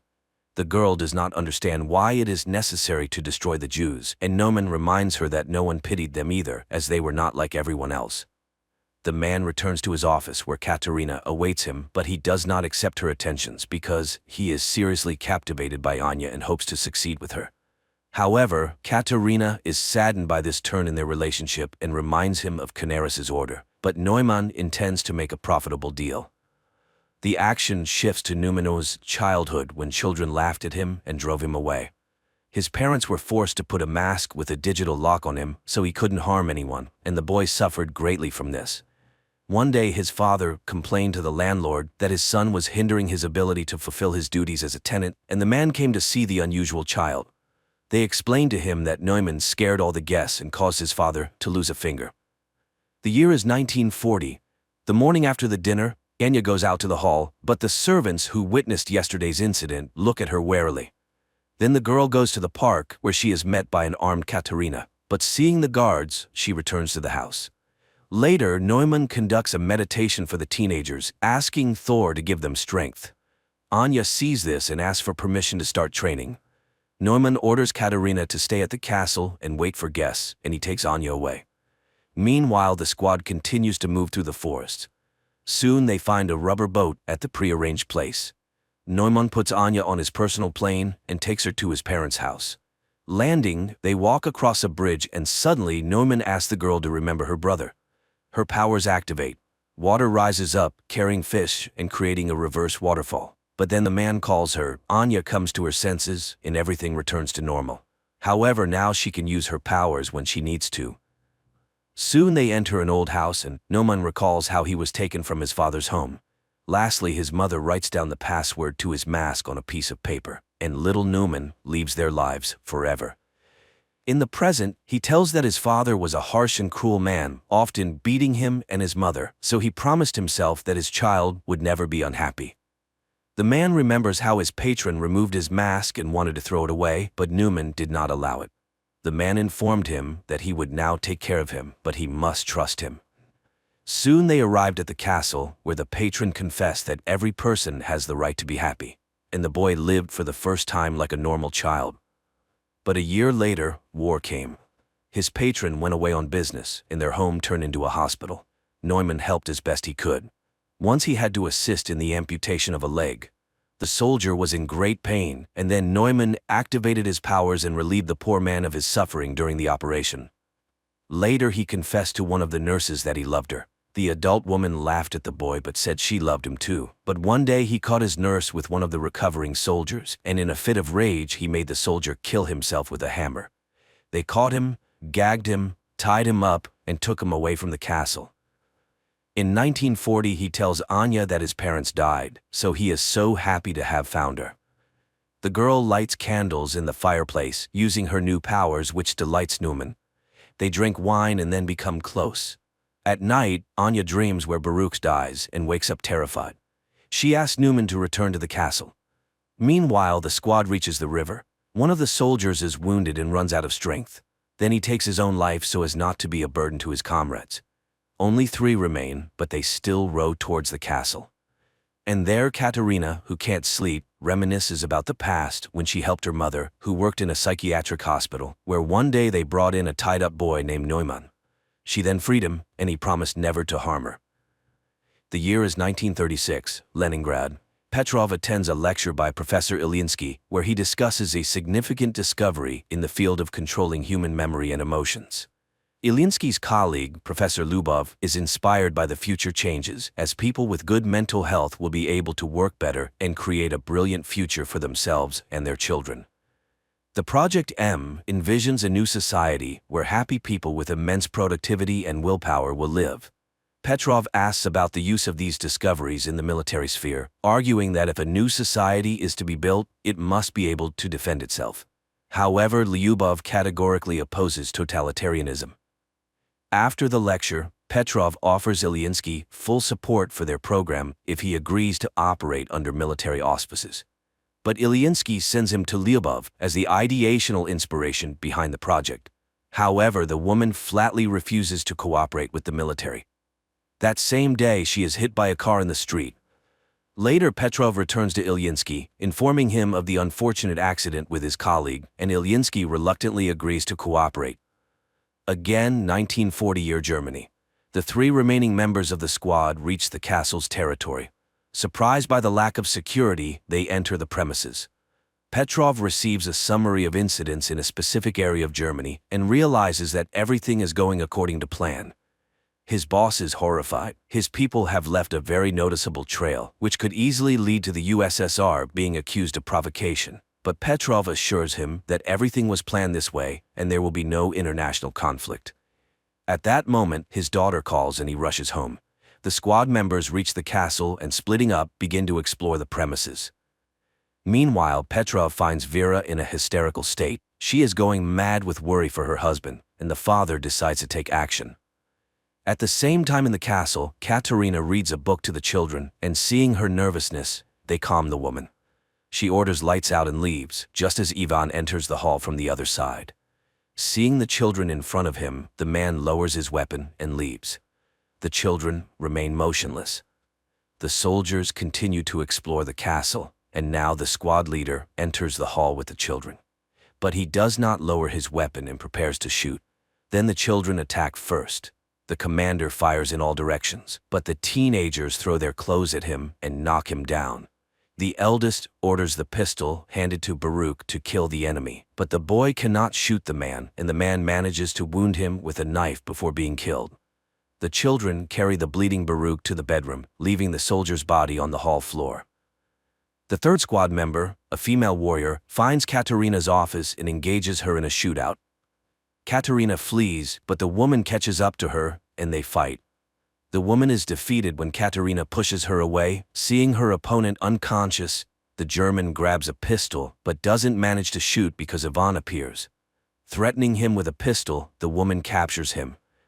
In Moscow, Petrov brings his daughter to Professor Lyubov and asks her to erase the girl's memory. Lyubov is outraged by this request, as the love for a husband is the most precious thing in Vera's life. However, under military pressure, she agrees and performs the necessary manipulations, while Petrov's subordinates methodically clear their apartment of photographs and items belonging to Ivan. But one photograph falls under a chest of drawers, and the soldier does not notice it. After the procedure, the girl regains consciousness but does not remember her husband at all. At this time, the teenagers attack Ivan, not noticing Katerina, and wound him in the arm. The woman drives off the aggressive children and escorts the wounded man to Neuman's office, where she admits to Ivan that she recognized him because she had seen him in Madrid. He asked why her master kidnapped Anya. Could it be that he wants to use her in the war? Katerina assures him that he still doesn't understand. People are petty and greedy creatures fighting for power. Neumann is unique. He is ready to seize all power on Earth to save the world from war. Meanwhile, Neumann and Anya arrive at the castle and find a wounded woman on the threshold. The scientist finishes her off with a pistol while Anya runs to the bedroom to the teenagers and finds Baruch dead. At this time, Ivan is bandaging himself while Katerina explains that they teach the children survival by developing their skills, because their destiny is to save the world under Neumann's leadership.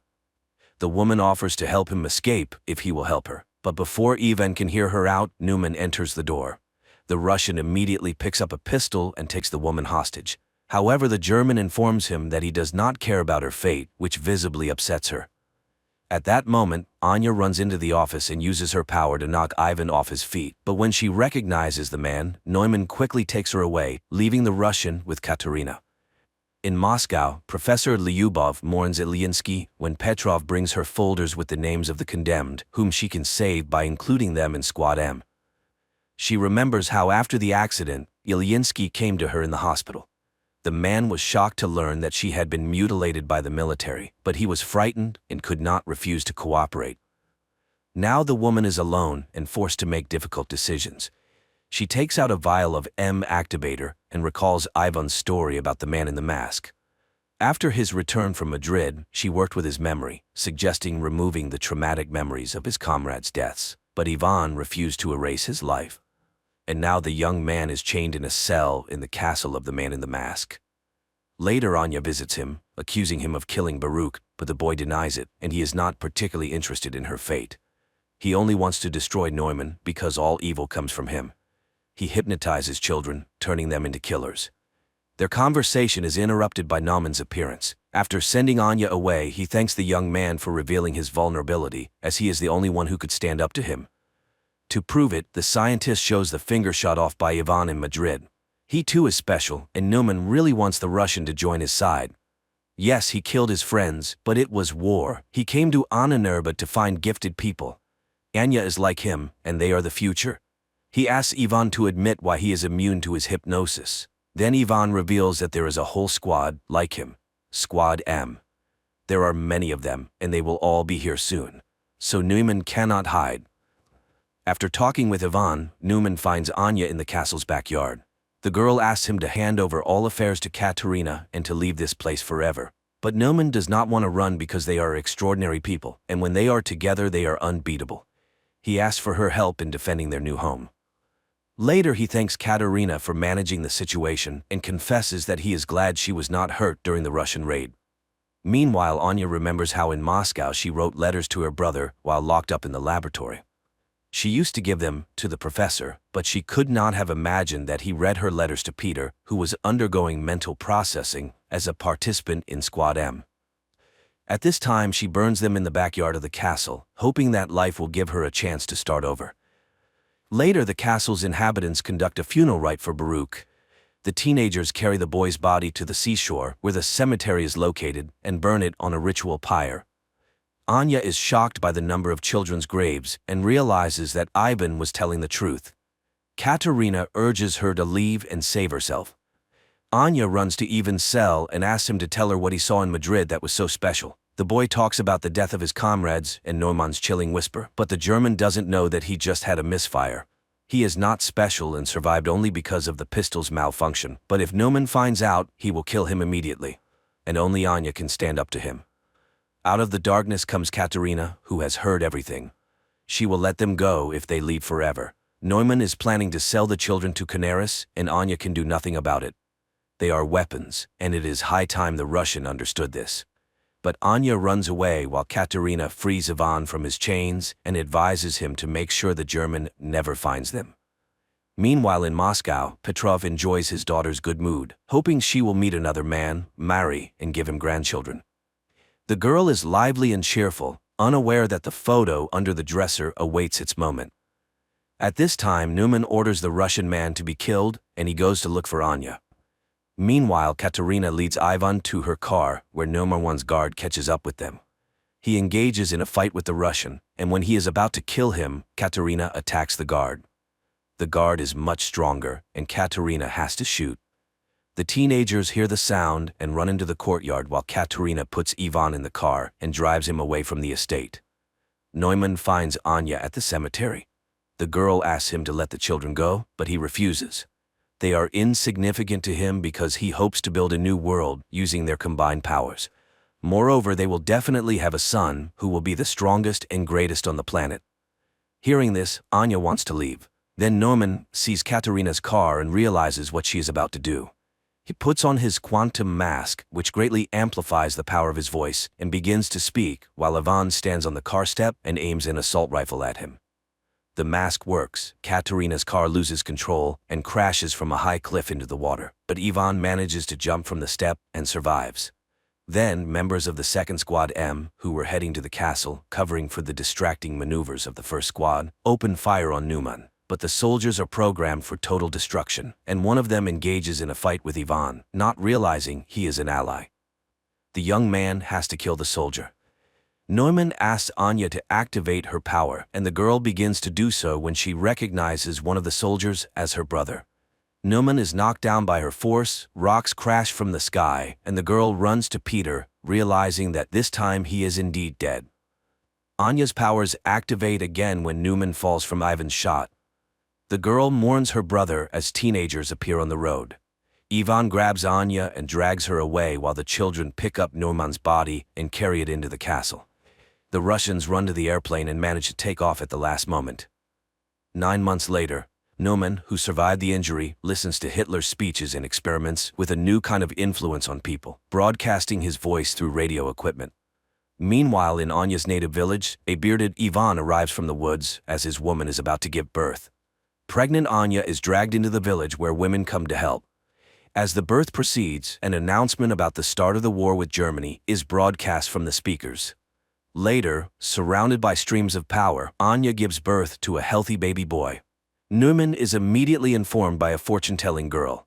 Then one of the villagers recognizes Anya and hurries to tell his fellow villagers whom they have just helped. But Ivan stops him when bombers appear in the sky, from which a large number of paratroopers descend. One day, oceanographer Tom's family, his wife Julia and 2 children, Cassie and Ben, set off on a yacht trip in the Caribbean Sea. While Tom and Ben are busy fishing and Cassie is absorbed in her gadget, Julia goes for a swim. Suddenly, something unsettles her. Julia looks around, but the sea remains as calm as ever. However, she feels a distinct sense of dread, as though something large and dangerous is circling around. At the same time, the instruments on the yacht start acting strangely, but Tom, preoccupied with fishing, pays no attention to them. Meanwhile, Julia feels worse and eventually begins to drown. She screams, but the family doesn't hear her. The water seems to shift and pull her farther from the yacht. As the situation becomes critical, Tom finally hears her voice. He rushes to the helm, and the yacht moves toward the distant Julia. Tom dives into the water. With the children's help, they pull her aboard and revive her. Tom is angry as he always asks that swimmers notify the others when going into the water. Julia apologizes and the incident is soon forgotten. Besides, the family has a reason to celebrate.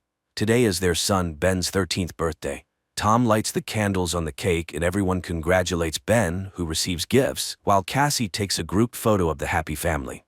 At that moment, Cassie's boyfriend calls her. He asks her about the swim, but suddenly a sudden and intense storm begins in the background. Cassie is worried, but her boyfriend reassures her that he's safe.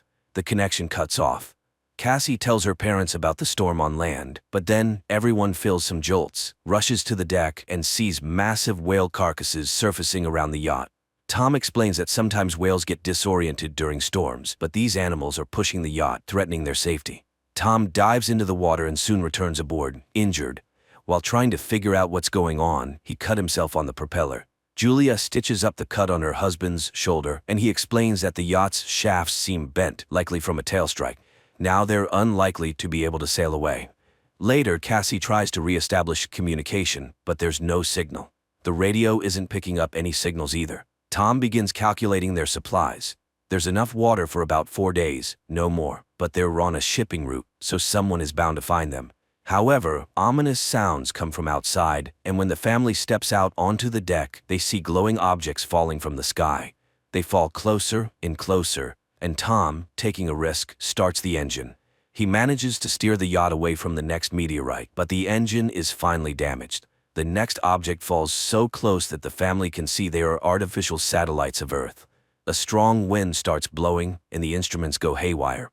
The terrified family hides inside the yacht, which is being tossed by the waves. They put on life jackets and prepare for the worst when a strange, ringing sound is heard, causing nosebleeds and nausea. Tom tries to signal for help with a flare gun, but it's all in vain.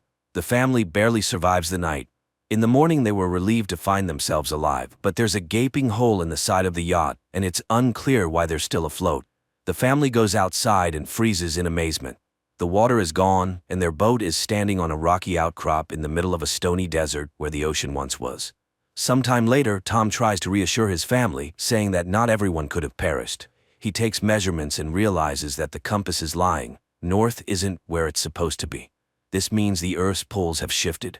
Such a thing has happened on Earth before, but a long time ago. It turns out that the sea has retreated to where the land used to be, and most likely humanity has perished. Cassie can't bear this revelation and runs to the cabin, asking to be left alone. Julia goes to inventory the remaining supplies, while Ben releases a bunch of colorful balloons into the sky, hoping survivors will come to their aid. Meanwhile, Tom turns on the radio, sending out distress signals. Unexpectedly, he hears a response. It's from Naoto, the captain of a small submersible. They were deep underwater when the catastrophe happened, and that's why they survived. However, all communication systems have failed, and expecting help is futile. According to his calculations, the sea will return in about a week, and it will be harsh, so the man advises them to find higher ground and stay there. Julia orders the children to pack their things. Tom directly asks the captain if he can save their children. Naoto explains that the submersible is very small. Unfortunately, Naoto's partner died, and he can only take one person. After some persuasion, Tom convinces Naoto to take both children, and he provides his coordinates. Tom charts a course on the nautical map and promises to reach the location in a couple of days. The next morning, the family is almost ready to embark on their journey. Tom steps onto the deck and suddenly sees a man with a dog approaching. He walks toward him and greets him, but notices that the man is injured. He offers the traveler some water. The man drinks it and then suddenly punches Tom in the face, which Julia sees. She rushes to her husband as the traveler plunges a makeshift spear into Tom's chest. The dog keeps Julia at bay, though she freezes in horror herself. Realizing there's no saving her husband, she runs to the yacht. The man pursues her, injuring her arm. Nevertheless, Julia climbs onto the deck, and the children, hearing her screams, run to her aid. Together, they barricade the doors to the cabin. After that, Julia hides Cassie and Ben in a locker, giving her daughter the flare gun and instructing her to shoot only as a last resort. Meanwhile, the killer tries to break down the doors and eventually succeeds. Julia hides in the bathroom, patching up her wound. Entering, the intruder heads straight to the galley and grabs some food. It's clear that he's very hungry. Holding a can of food, the man begins searching the yacht, while Julia arms herself with a kitchen knife. He enters the cabin, but the woman jumps overboard, hiding beneath the yacht. The killer peers through the hole but doesn't see her. However, the dog attacks Julia, forcing her to kill it. The man hears the yelp, goes outside, and finds the dog's body. Meanwhile, Julia climbs back onto the yacht through the portholes on the opposite side. she falls straight into the killer's hands. He beats her, throws her onto a couch, and grabs her throat, intending to strangle her. Cassie witnesses all this and realizes it's the last resort. She opens the locker and fires at the man. The shot throws him to the side, but the flare sets the yacht on fire. Julia orders the children to flee while she sneaks into the galley. The killer, only injured, tries to attack again. Julia kicks him away, grabs the packed bags, and jumps overboard, where Ben finds his father's body. Cassie runs to the corpse and sobs over it. Julia kisses her deceased husband, but seeing the killer leap from the burning yacht, she takes the children and leaves. The boat explodes behind them. The family runs across the stony desert and soon takes shelter in a rocky canyon where a stream flows. However, the water is salty and undrinkable. Cassie shares a small amount of water with her brother, but he refuses to drink. The boy feels guilty, believing the killer came because he saw the balloons. Cassie also voices this thought, but Julia orders her to stop and defends her son, explaining that he didn't mean any harm. She tells the children to gather themselves, as a long journey awaits. And then she spots the killer again, still relentlessly following their trail. The family hurries onward. That evening, Ben finds the carcass of a hammerhead shark and tries to butcher it. But Julia sees the pursuer and orders the children to run. They soon come across a field of once flooded toxic waste barrels, but Julia urges the children forward despite the threat of contamination, knowing the killer is still on their heels. The family walks along the former ocean floor, weaving through piles of plastic and other trash dumped by humans. Soon, Julia notices that Ben is severely dehydrated and gives him the last drops of water. Cassie has a breakdown, convinced that they have no chance of survival, but Julia commands them to keep moving. Eventually, they find the fuselage of a plane that crashed into the sea long ago and crawl inside to rest. Julia examines the last photo of their family and recounts the story of her first meeting with Tom, which happened at her hospital, where Tom was brought with decompression sickness after a failed dive. The children weep, remembering their father and saying their final goodbyes to him. At night, Cassie is awakened by a noise and steps outside to sit near the plane. Out of the darkness, the killer approaches her, unaware that the girl is acting as bait. As he prepares to grab her, Julia ambushes him, stabbing the man with a knife. At dawn, the family prepares to continue their journey, only to discover the killer's body has been scavenged. A sign that something even more dangerous than humans lurks in the desert. They move on. Julia consults the map when Ben suddenly rushes ahead. His mother yells for him to stop, but the boy sprints toward a salty puddle and manages to drink a few gulps. Julia drags him away, but the boy becomes sick. Soon they come across some plastic chairs and build a makeshift shelter from the sun, resting inside it. Suddenly, Julia hears strange sounds. She steps outside and sees something that forces her to wake the children. Realizing the new danger, they begin running. Soon they spot a large ship in the distance, surrounded by crashed containers and a few wandering people. Julia calls out to them, but they, seeing thousands of giant crabs, dash into a container and lock the doors, ignoring her pleas for help. The three climb onto a container, though the crabs manage to wound Julia in the leg. Nevertheless, Julia, Cassie, and Ben sit on top, watching the crabs penetrate through a crack in the doors, killing everyone inside despite the people's attempts to fend them off. Julia ties a scarf around her leg and passes out. The next morning, she wakes up alone, terrified, and calls for the children. But it turns out the crabs have moved on, and the children had gone down to search for food and weapons. Julia cauterizes her wound while Ben examines the found weapons. Searching through the containers, they find a small amount of food and water. In the pocket of one of the deceased, Julia finds a radio and contacts Nato. He responds, explaining that he was also attacked by deep-sea arthropods. Based on his observations, the sea will return soon, which is why the creatures have emerged. Julia begs him to save her children, but she's unsure where to go because she's lost the map. Nato fires a flare. Ben sees the direction, and the family rushes toward it. Soon they see a yellow submarine in the distance, but reaching it is difficult due to the terrain of the former seabed. Cassie dislikes her mother's talk about saving the children, but Julia refuses to answer and pushes the family onward. They are forced to pass through a canyon contaminated with toxic waste. At one point, they are caught in a rock slide, and Julia becomes separated from the children. She orders them to continue, and when Cassie refuses, Julia pleads with her to save her brother. Cassie and Ben make it out of the canyon and reach the submarine, but inside, there's no one. Suddenly, Nato, badly wounded, emerges from behind the boat. He admits that he has no chance of surviving and orders them to climb aboard, but Cassie goes back for her mother, who is fending off the emerging crabs. Her bullets nearly depleted, Cassie climbs the rock barrier and extends her hand to her mother. They manage to reach the submarine just as the crabs overrun Naoto, who dies in their claws. The family climbs aboard, and just then an ocean wave crests over the horizon. The water lifts the submarine and drags it across the rocks, and as Julia watches everything that happened over the past few days flash before her eyes, she passes out. When she awakens, she finds the vessel at a standstill. Julia opens the hatch, and the family emerges to find themselves in a ruined city carried there by the wave. Despite a great concept, the film failed to make an impact, largely due to the many mistakes made by its creators.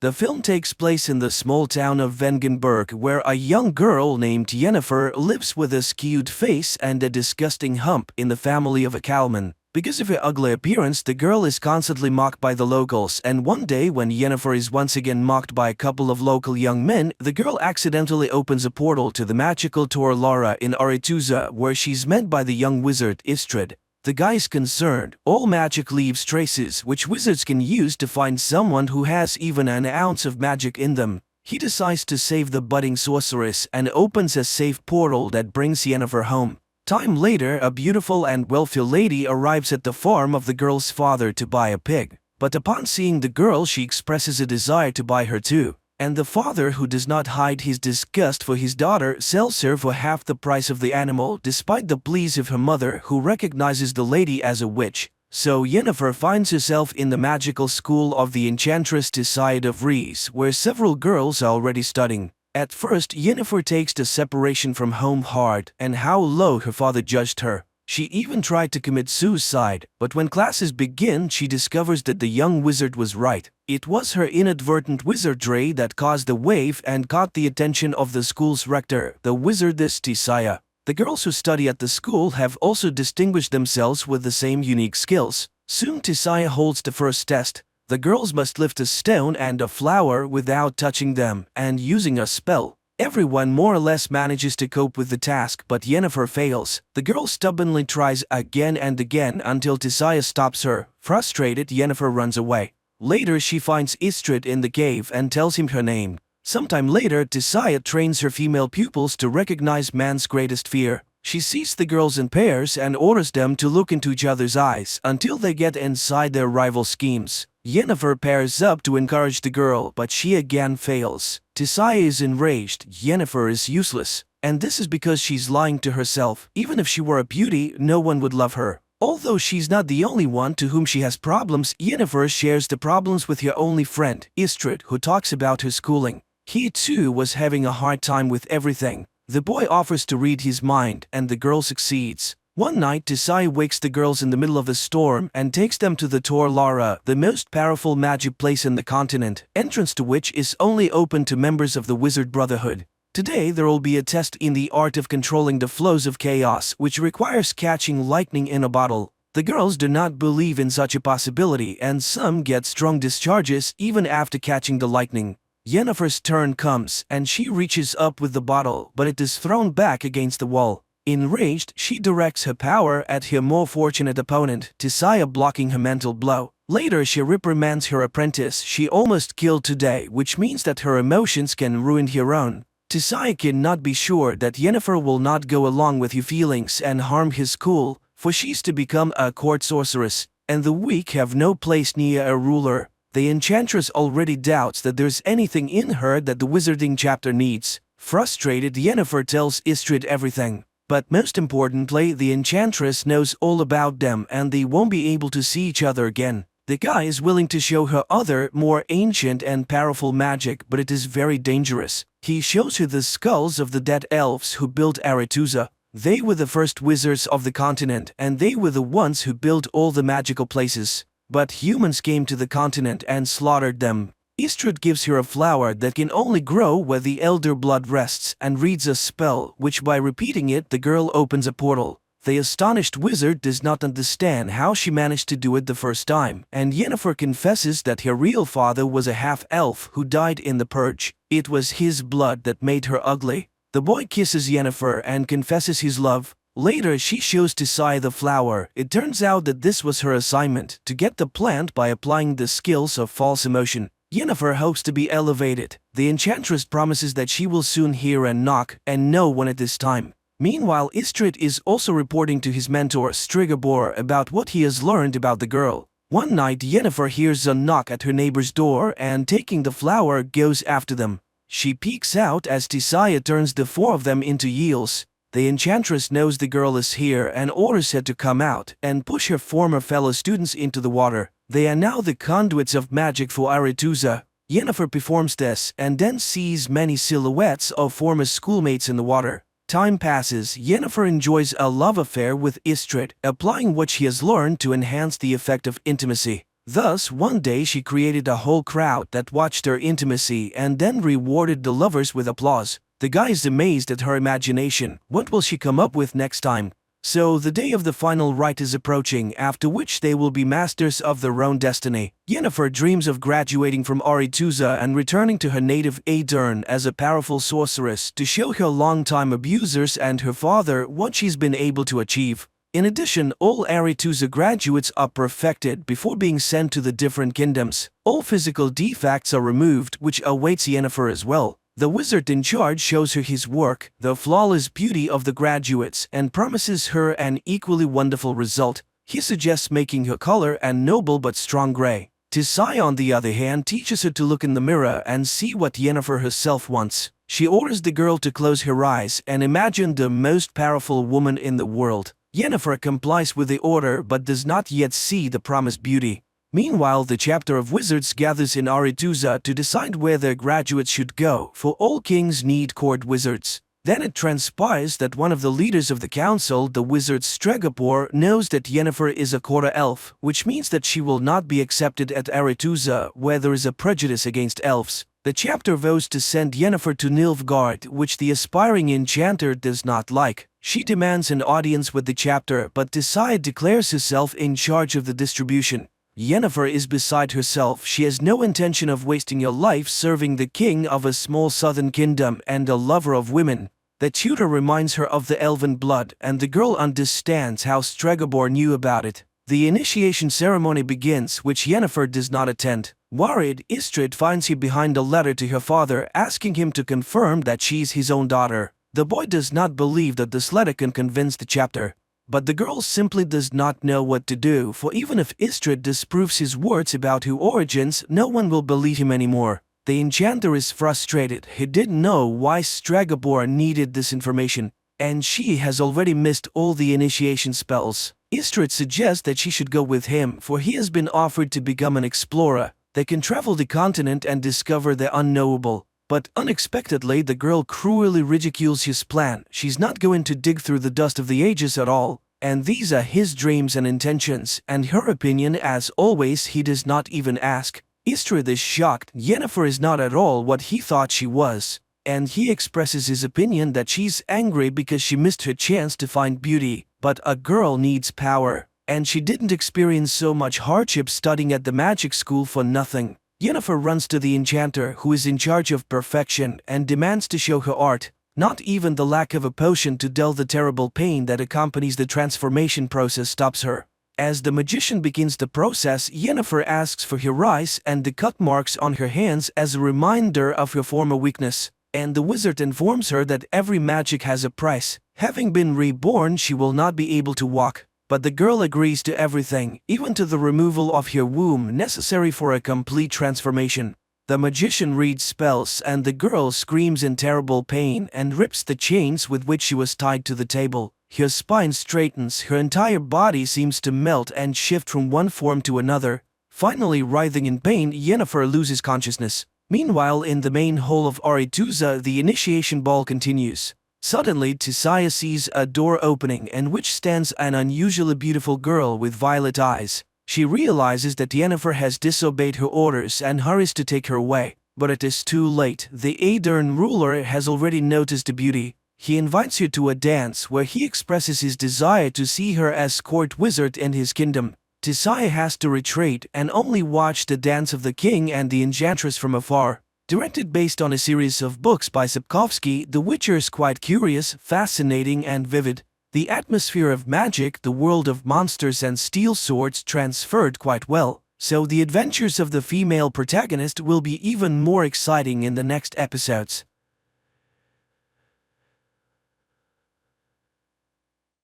The spaceship is on a mission to Titan, one of Saturn's moons. Astronaut John wakes up in the hibernation capsule. He feels weak after the long sleep. The drugs have many side effects and John needs some time to recover. He is greeted by the ship's captain, Franks. The captain orders John to take a shower and then come up to the bridge to discuss the next steps. Besides Captain Franks, John is met by his colleague Nash. Together the men watch a message from the Mission Control Center and receive new instructions. They are to conduct routine equipment checks and prepare for gravitational acceleration. John tries to pull himself together, but this time he feels worse. He struggles to eat and confesses to Nash that he can't remember the last name of Zoe, his girlfriend. By evening, John manages to check all the equipment. He records a response message to Mission Control, reports the situation, and prepares for another hibernation cycle, which will last 3 more months. A special substance is injected into the astronaut's bloodstream, and his eyes slowly close. Memories from the past wash over him, and for the next 3 months, he is deep in sleep. The awakening process is routine, with John experiencing the usual symptoms as he waits for his body to recover. After a hearty meal, the astronaut spends some time on the exercise bike, preparing for work, but unexpectedly he hears a familiar voice. It seems like Zoe's voice came from somewhere nearby. John steps into the corridor and walks through the empty spaceship. No one else has woken up from deep sleep yet, and John feels uneasy. His fear intensifies when part of the ship's hull above him starts to come loose. John tries to figure out what's wrong, but a piece of metal breaks off and knocks him unconscious. Captain Franks and Nash lay their injured colleague down and provide medical assistance. As soon as John feels better, the captain orders him to go to the technical compartment and figure out what caused the malfunction. Under the hull, John finds significant damage and a strange giant dent, but the footage Nash reviews from the cameras provides no answers. No objects approached the ship in the past few hours. Moreover, the dent hasn't caused any serious problems. All systems are still functioning normally. Captain Franks leaves his subordinates and orders them to report the situation to Earth. He himself heads to the site of the damage for another inspection. Nash tries to convince the captain to abort the mission and return to Earth, but Franks refuses to break protocol. There's no serious reason to do so, as all systems are still operating smoothly. The astronauts gather to make a joint decision, but the conflict only escalates. Nash starts panicking, insisting that continuing the mission is too dangerous, but the captain remains firm. Unless new orders come from Mission Control, they will continue toward Titan. Nash then tries to persuade John to act together. He's convinced the system will eventually fail, and by then, they won't have the chance to save themselves and return to Earth. Their conversation is interrupted by the captain, who calls them to the bridge. He admits that he overheard everything Nash said and doesn't appreciate his attempts to stir up panic. Franks tries to calm Nash down, reminding him of the consequences they'll face for disobeying orders and advising them to focus on their duties. Despite the captain's orders, Nash continues to urge John. He asks him to set the hibernation cycle for 89 days instead of 90 so they can wake up earlier than the captain and reverse course back to Earth. John doesn't like his friend's idea and doesn't want to be part of a mutiny, but when Nash tells him about another ship destroyed by poor leadership decisions, John agrees to think it over and give an answer after they wake up. John falls asleep again, recalling happy moments with Zoe, but this time the cycle is much shorter than usual. Nash demands an answer from his friends so they can quickly turn the ship around and head for Earth, but John remains uncertain. He realizes that his mind is clouded, and making important decisions in this state isn't wise. Jupiter appears outside the window, strengthening John's doubts. They are so close to their destination. This drives Nash over the edge, and a loud argument breaks out between the men. Captain Franks watches the whole scene. Having learned of his subordinates' plans, he also altered his sleep schedule and woke up earlier to prevent the mutineers from disrupting the mission. Franks sends Nash to check the systems again to make sure everything is in order.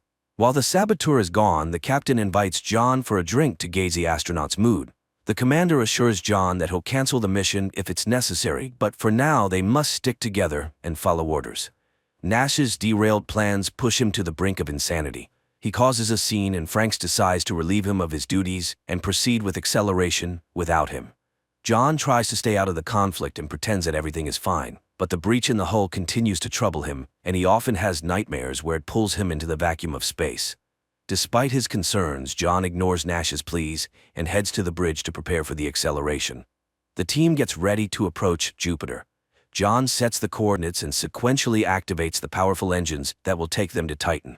The acceleration is successful, and the ship enters the orbit that will guide them to Titan. But Nash still believes it's a serious mistake. John isn't entirely sure they made the right choice either, but he tries to keep himself busy to avoid dwelling on it. He decides to check the equipment again, and something strange happens. One of the radios transmits an unknown signal. The crew tries to come up with an explanation, both insisting that John must have accidentally pressed a button. To end the discussion, Franks orders the astronauts to prepare for another hibernation cycle. This time, exiting hibernation becomes a real challenge. John collapses to the floor, completely drained. He tries to recover, but while his body regains strength, his mind suffers greatly. He keeps seeing visions of Zoe everywhere. Captain Franks notices his subordinate's strange condition. He tells John to get a grip and realize that it's all just his imagination. Zoe is not, and cannot be, on the ship. Nash discovers the first signs of trouble. The reactor's power output begins to rise. He's not sure if it's connected to the hull breach, but if it continues, the ship's engine might fail. Nash again urges his friend to listen to him and turn the ship around. He reminds John of Zoe, saying that if they don't return now, she'll quickly find a new boyfriend. Captain Franks overhears the men's conversation once again. He summons them to the bridge for a serious talk. Someone, using Nash's password, deliberately lowered the engine's power to stop the ship. The commander won't tolerate Nash's antics any longer. This time he draws his sidearm to show the mutineer who's in charge on the ship. Franks orders the astronauts to return to their hibernation capsules to prevent any further sabotage. But as John's body starts receiving the drug, he sees what the captain is doing to his colleague. He doesn't have time to stop the crime. His eyes close. Weeks later, when the sleep cycle ends, John tries to figure out if it really happened or if it was just a dream. He steps into the corridor, but none of his colleagues are around. Franks appears suddenly. He assures John that Nash is fine but will remain in hibernation until the mission is over. The captain asks John not to complicate things and behave normally. They need to complete the mission and reach Titan, but if necessary, he'll use his sidearm to prevent further insubordination. To help John relax, Franks tells him the truth about the other ships Nash mentioned. He swears the madman distorted the facts, and in that case the captain wasn't at fault. The crew harmed themselves. John reluctantly admits he was wrong and agrees to continue working together. The captain tasks him with inspecting the equipment and re-establishing contact with mission control on Earth. While working, John's arm goes numb, and he tries to examine it himself, but for a moment it seems like the limb swells and turns into a monstrous hand. As soon as the vision disappears, John hears Zoe's voice again, but he realizes this is also a hallucination and doesn't respond to the call. Instead, John decides to discuss the future plans with the captain, but Franks unexpectedly starts talking about John's relationship with his girlfriend. The commander assures him that their romance wasn't real. It was orchestrated to convince John to join the mission. The unpleasant conversation unsettles John, and he heads to the workshop to focus on his tasks. Unpleasant thoughts and memories prevent John from concentrating, but suddenly the radio crackles, and he hears the dispatcher's voice. The astronaut tries to report what's happening, but the connection keeps cutting out and he can't hear a response. Franks summons John to the bridge. He demands to know what John was doing, and upon hearing about the conversation with Houston, the captain insists it was another hallucination. The captain orders John to return to his capsule and go back to sleep, but this time John's nerves snap. He demands that Franks wake Nash up and prove that his friend is okay. Taking advantage of a moment, Franks attacks John and tries to force him into the capsule, but John manages to break free. A fight breaks out between the two men. John is stronger, but he can't win the battle with his mind as easily as with the captain. John reaches the central computer to find out which chamber Nash is in and if he's alive.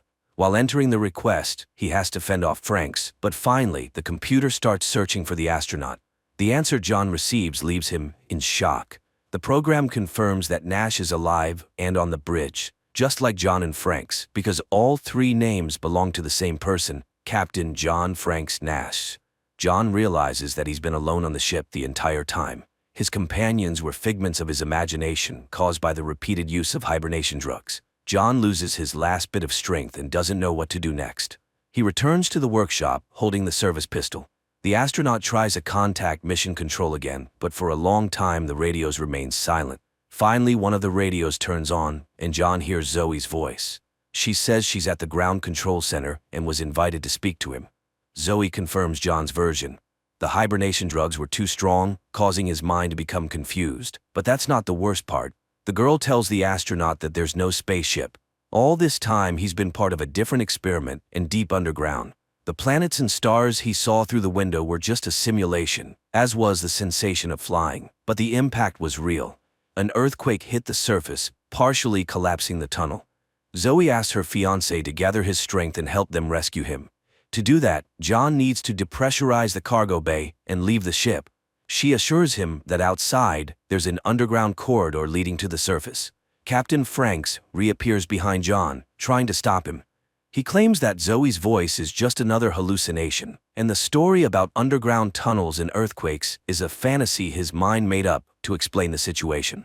Franks tells John that if he depressurizes the cargo bay, all that awaits outside is the vacuum of space, which will pull him out and end his life. John hesitates briefly, but Zoe's voice gives him strength.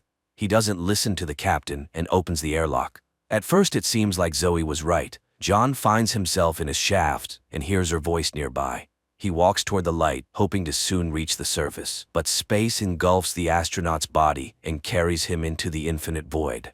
Or was that a hallucination too? That's how the movie ends.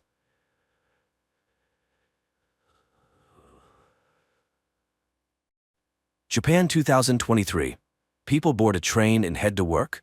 Everyone is busy with their own things, scrolling through Instagram feeds, making acquaintances on social networks, and discussing plans for the evening, unaware that in just a few minutes, their lives will change forever.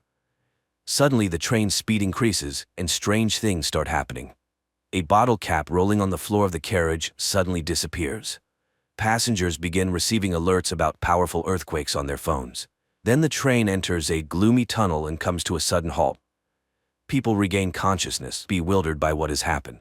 One of the passengers opens the entrance doors, and people screaming and pushing each other rush to the exit, jumping from the high steps. But once outside, they can't believe their eyes. Traces of the civilized world are gone, and they are surrounded by the remnants of a destroyed city overgrown with trees and grass. Moreover, all the carriages have disappeared without a trace, except for the fifth one they were in. As time passes, the passengers begin to get acquainted. One of the guys, Shirahama, a firefighter, examines the injured and suggests checking the tunnel behind the carriage. He is joined by a girl named Katana and a guy named Hayashima, who also wants to understand what happened. Meanwhile, the police in the city cannot figure out where the last two carriages have gone, while the rest of the train, along with the passengers, remains undamaged. The three volunteers enter the tunnel and walk through the dark underworld for a long time. Suddenly, they notice a light ahead and hurry towards it, but when they emerge outside, they are astonished. There is nothing around that would remind them of the year 2023 with skyscrapers and technology, just a vast, lifeless desert. Shocked, the trio returns to their fellow misfortune mates. Initially, people do not believe their report, but after Hayashima shows a video recording of the surroundings, they are forced to accept the new reality. After 7 hours, people languish in anticipation of rescuers, when one of the girls, Reni, secretly looks into Hayashima's bag and finds a letter marked with the criminal department's seals, leading her to suspect that the guy's a criminal. Then Reni snatches food from Katana's bag, but, thinking she was seen, discards the package. Hayashima picks it up and carries it to the train, just as Katana discovers the theft.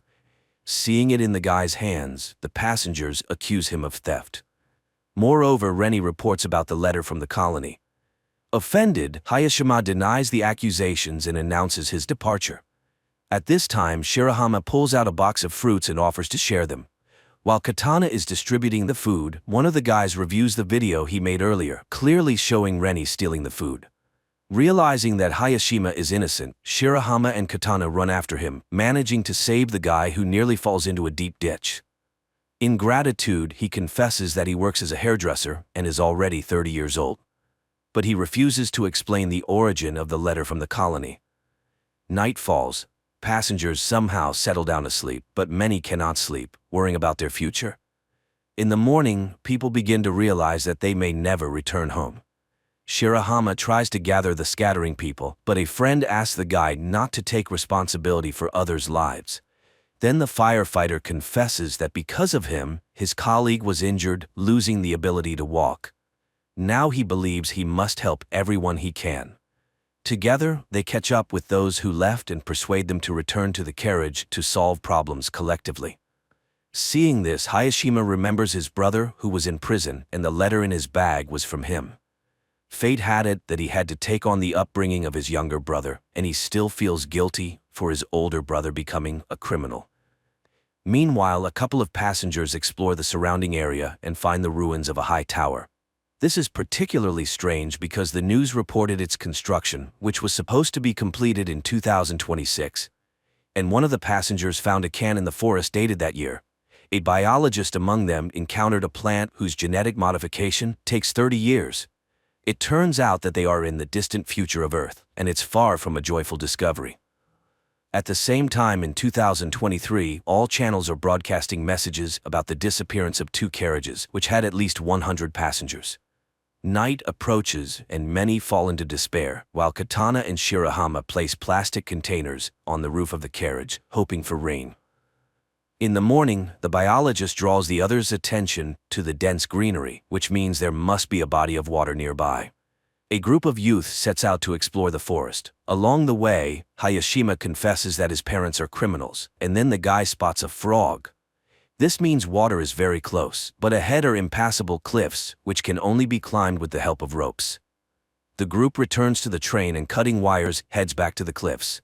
Shirahama climbs to the top and joyfully shouts upon seeing a waterfall, but looking around he is horrified. Instead of Mount Fuji, a sea stretches out before him.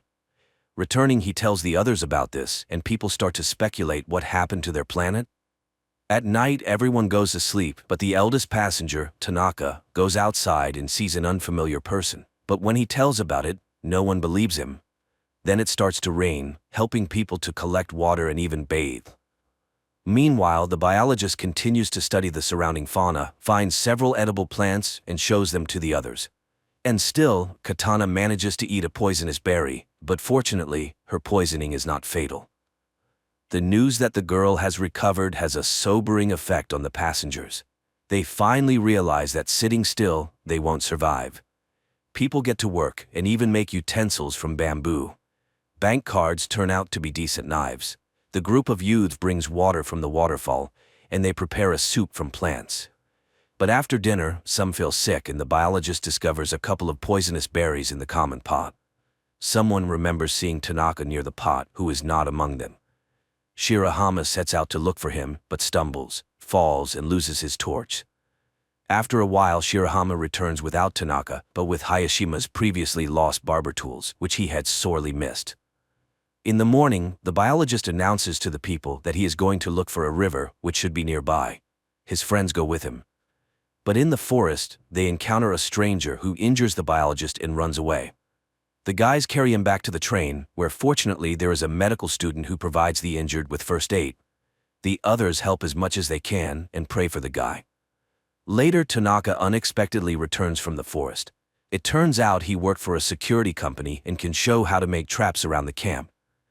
Reni asks Hayashima to fix her hair, and soon there's a queue for the guy. Meanwhile, Shirahama and Katana notice a teenager caught in one of the traps, but the youngster gets out on his own and runs away. The friends hurry after him and soon find themselves by the river, but the boy asks them to wait for him at the spot and disappears into the forest. Hayashima, noticing their disappearance, catches up with the pair. At this time, the teenager returns and leads the friends to carriage number 6, which mysteriously ended up several kilometers away from the 5th carriage. The passengers from the 5th carriage are welcomed by the leader of the group from the 6th carriage, Yumamoto. Their carriage was lucky to be near the river, where there was plenty of fresh water and fish. Moreover, among them was a builder who, under his guidance, they were able to quickly set up a camp and even build a kitchen and a toilet. The newcomers find the one who injured their biologist. He confesses that he did it out of fear, thinking they were going to attack him. He bows deeply, apologizing for his action. And Yumamoto admits that he believes a return to the past is possible. The man told them that in the early days, they found a small boat on the river, where he managed to fix the radio and catch a signal, apparently from Canada, where the year 2060 was mentioned. From what he heard, the man understood that in 2026 a disaster occurred. A huge asteroid fell to Earth, causing powerful earthquakes and tsunamis worldwide, instantly taking billions of lives. The dust thrown into the atmosphere blocked sunlight, leading to the extinction of the remaining species. But the main thing is that the asteroid didn't fall by chance. It was space debris, as besides state corporations, satellites began to be launched by anyone who fancied. One of the probes collided with a satellite, which in turn fell onto an asteroid, leading to a deviation of its orbit. So it was a man-made disaster. That's why it's so important to return to their year and change the future. Inspired by the example of the sixth carriage, the passengers decided to make a bath by the river. Meanwhile, Tanaka continues to deteriorate, making himself a doll from branches and talking to it. In the morning, the bath is ready. For the first time in many days, people bathe in hot water and wash their clothes. And the guys find a strange stone on the riverbank, which Yumamoto learns about. He sends his people to find it, but Rennie notices strangers, and one of the guys lets slip that according to their leader, this stone might help them return home. The girls argue about the need to return, and Rennie pushes Katana away. She falls and accidentally shifts a layer of soil, under which a dead body is discovered. Meanwhile, Tanaka reads in a newspaper an announcement about the search for a murderer in his description. At that time, Rennie and Katana are attacked by guys from the sixth carriage, but Rennie breaks free and runs to her own, where she tells about the found corpse, while Katana escapes from the guys through the forest. The fifth carriage decides to make weapons, while Shirahama and Hayashima run to the neighbors. But the girl is not there, and Katana meanwhile makes it to the boat. Yumamoto is forced to confess to the guys that he killed one of the passengers, who suddenly became aggressive and started attacking people with a knife. That's why he was recognized as a leader. The guys go home, hoping that Katana has returned, but she's not there, and the rest urge to go to the sixth carriage and punish the guilty. And the guys go again to look for the girl. Katana hides in the boat when Yumamoto comes in. He pretends to be calling an unknown station, but the girl sees that the wires are cut. The man discovers her and confesses that he doesn't want to return to the past because he intends to create a new society here. After that, he ties up Katana and locks her in the cabin, where her screams cannot be heard. In the morning, the passengers of the fifth carriage are just about to attack the neighbors when one of the women suggests backing up and looking for a building where they could hide. At this time, guys from the sixth carriage go to the neighbors to scavenge something, but they fall into traps. A fight starts when the rest of the sixth carriage's passengers arrive, and there are more men among them. The fight escalates into a real battle, which is stopped by the appearance of the escaped Katana, who accuses Yumamoto of lying. He is forced to admit to the deception, but he just wanted to keep people's spirits up. However, the passengers decide to exile the former leader. Before leaving, the man hands over a journal from the ship, which contains information about the tower that could help them return to the past. Meanwhile, those who went to search for the building reach the tower and find glowing asteroid fragments there. And in 2023, scientist Ray, after reviewing the video surveillance camera recordings, discovers that a wormhole appeared in the tunnel at the moment of the disappearance of two carriages, which apparently was the result of a distortion in the space-time continuum. The passengers study the journal found by Yumamoto and learn the exact date of the disaster. Moreover, they have an asteroid fragment that possesses a phenomenal magnetic charge. One of the passengers remembers how on the day of their departure, he saw something in the sky resembling a falling star. In the past, Ray, analyzing the same event, concludes that it was the flare from a supernova explosion. In the future, there's also an expert who explains that supernovas occur in space when a star reaches the end of its life cycle and explodes, releasing a massive amount of energy. Apparently, this created the temporal rift into which both carriages fell. It means they need to open this wormhole again.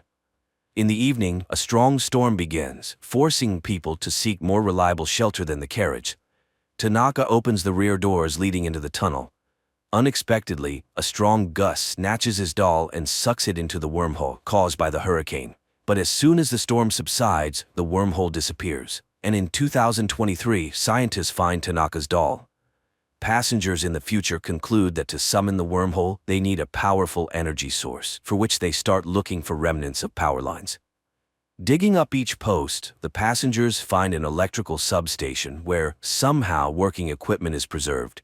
They redirect enough electricity into the tunnel to stabilize the wormhole with the onset of the next storm, enough to return to the past. The storm starts at night, supported by the power of the substation. The wormhole opens, and everyone enters the carriage except Tanaka, who refused to return. The carriage is swallowed by the hole and races somewhere in space and time until its doors are opened by security service employees who say they have arrived on May 1, 2026, which means there are only a few months left before the asteroid falls.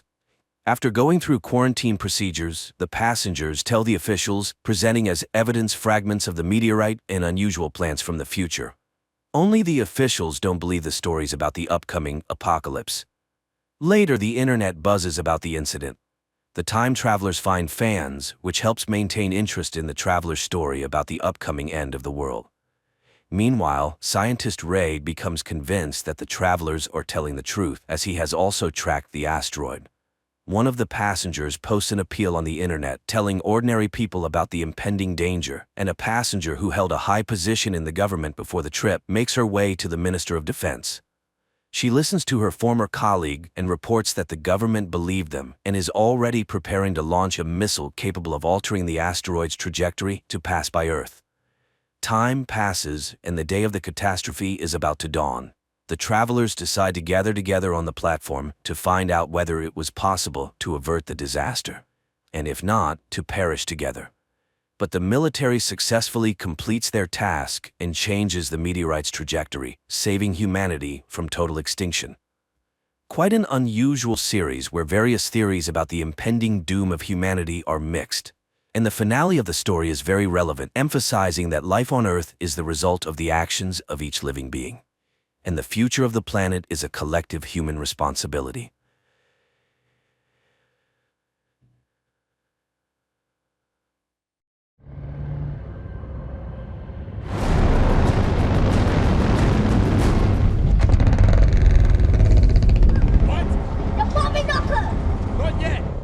Furiosa lives with her tribe in a green oasis amidst an arid desert. One day, she and her friend go out to gather fruits.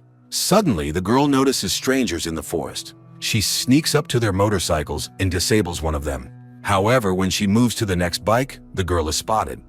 Furiosa blows the whistle that her tribe uses to signal danger and starts running. However, the girl is captured, tied up, and taken away. But her signal was heard. The entire tribe rushes to her rescue, and the girl's mother, Mary, arms herself, mounts a horse, and gives chase. Mary pursues the kidnappers for a long time, eventually catching up to and killing the slowest one. She then takes his motorcycle and continues the chase. Soon, another bandit's motorcycle breaks down. Two others stop to check for pursuers. During this time, Furiosa bites through the fuel line of the motorcycle. Her captor doesn't notice this, and seeing the pursuit on the horizon, the bandits ride on. Meanwhile, Furiosa's mother finds the second bandit's motorcycle and switches to it. As evening falls, the bandits stop to check their bikes. They realize the pursuit isn't far behind. One suggests abandoning the girl, but another reminds them of their low status. Bringing the captive girl back would raise their standing in the gang. While they argue, Furiosa manages to free her legs and runs away, but the bandits notice and catch up with her. Morning comes as Mary catches up with the kidnappers. She sees them through the scope of her rifle, but shooting now is risky, as they are close to the bandit camp. Nevertheless, she shoots one. The other bandit, however, has secured Furiosa to his back, making it too risky for her to shoot. The bandit rides into the camp, sparking a dispute among the biker gang members, each wanting the girl for themselves. However, her captor claims he has seen a place of abundance, causing excitement among the crowd. The bandits decide to take the girl to their leader, Dementus. Mary follows them. On the way, Furiosa manages to push her captor off the motorcycle, preventing him from revealing the oasis's location. Dementus tries to intimidate the girl, but she remains silent. The bandit then resorts to trickery, ordering her to be washed and fed, promising to send her home the next day. Meanwhile, Mary disguises herself in the clothes of the last bandit she shot and heads to Dementus's camp. Furiosa is taken to a tent where a servant cleans her up. Seeing Mary in a helmet, the servant gets scared and begs not to be harmed, promising not to raise the alarm. Mary spares her, but as soon as mother and daughter leave, the servant runs to the warriors. A chase quickly ensues following the tracks of Mary's and Furiosa's motorcycle. Realizing they can't escape together, Mary orders her daughter to ride away. As a parting gift, she gives her a peach seed and makes Furiosa promise to plant it and protect the green lands. Furiosa rides away but stops and watches as her mother fights Dementus's hordes. Mary fights bravely, but cannot overcome all of them and is captured. The girl, crying, runs to her and manages to see Dementus's men brutally executing her mother.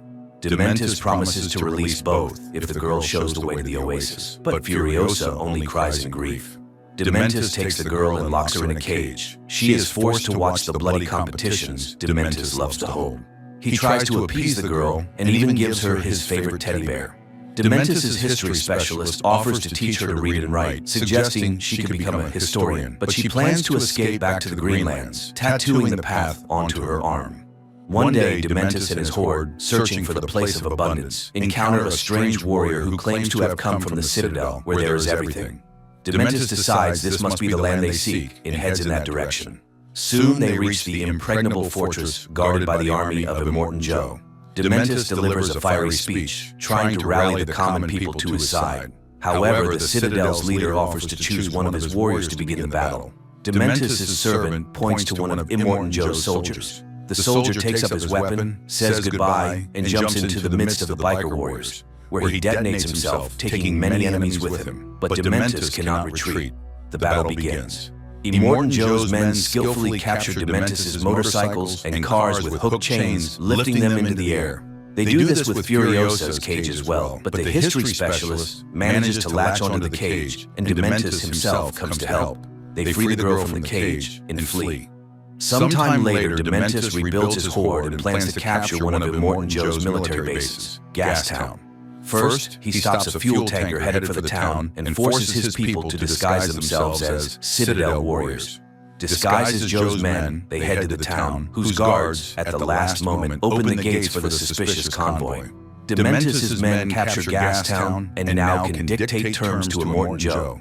Learning of this, the Citadel leader agrees to negotiations where the bikers demand tribute in the form of supplies.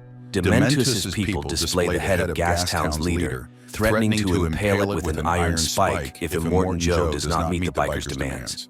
Realizing he cannot defeat the bikers outright, Joe agrees to consider their demands, but he notices Furiosa in the crowd. Seeing his interest, Dementus claims the girl as his daughter, but for the first time in a long while, Furiosa speaks and accuses Dementus of killing her mother. Eventually, Immortan Joe allows Dementus to rule Gastown, promising to supply the bikers with some food and water in exchange for Furiosa and the biker gang's mechanic. Angered, Dementus takes the teddy bear from the girl.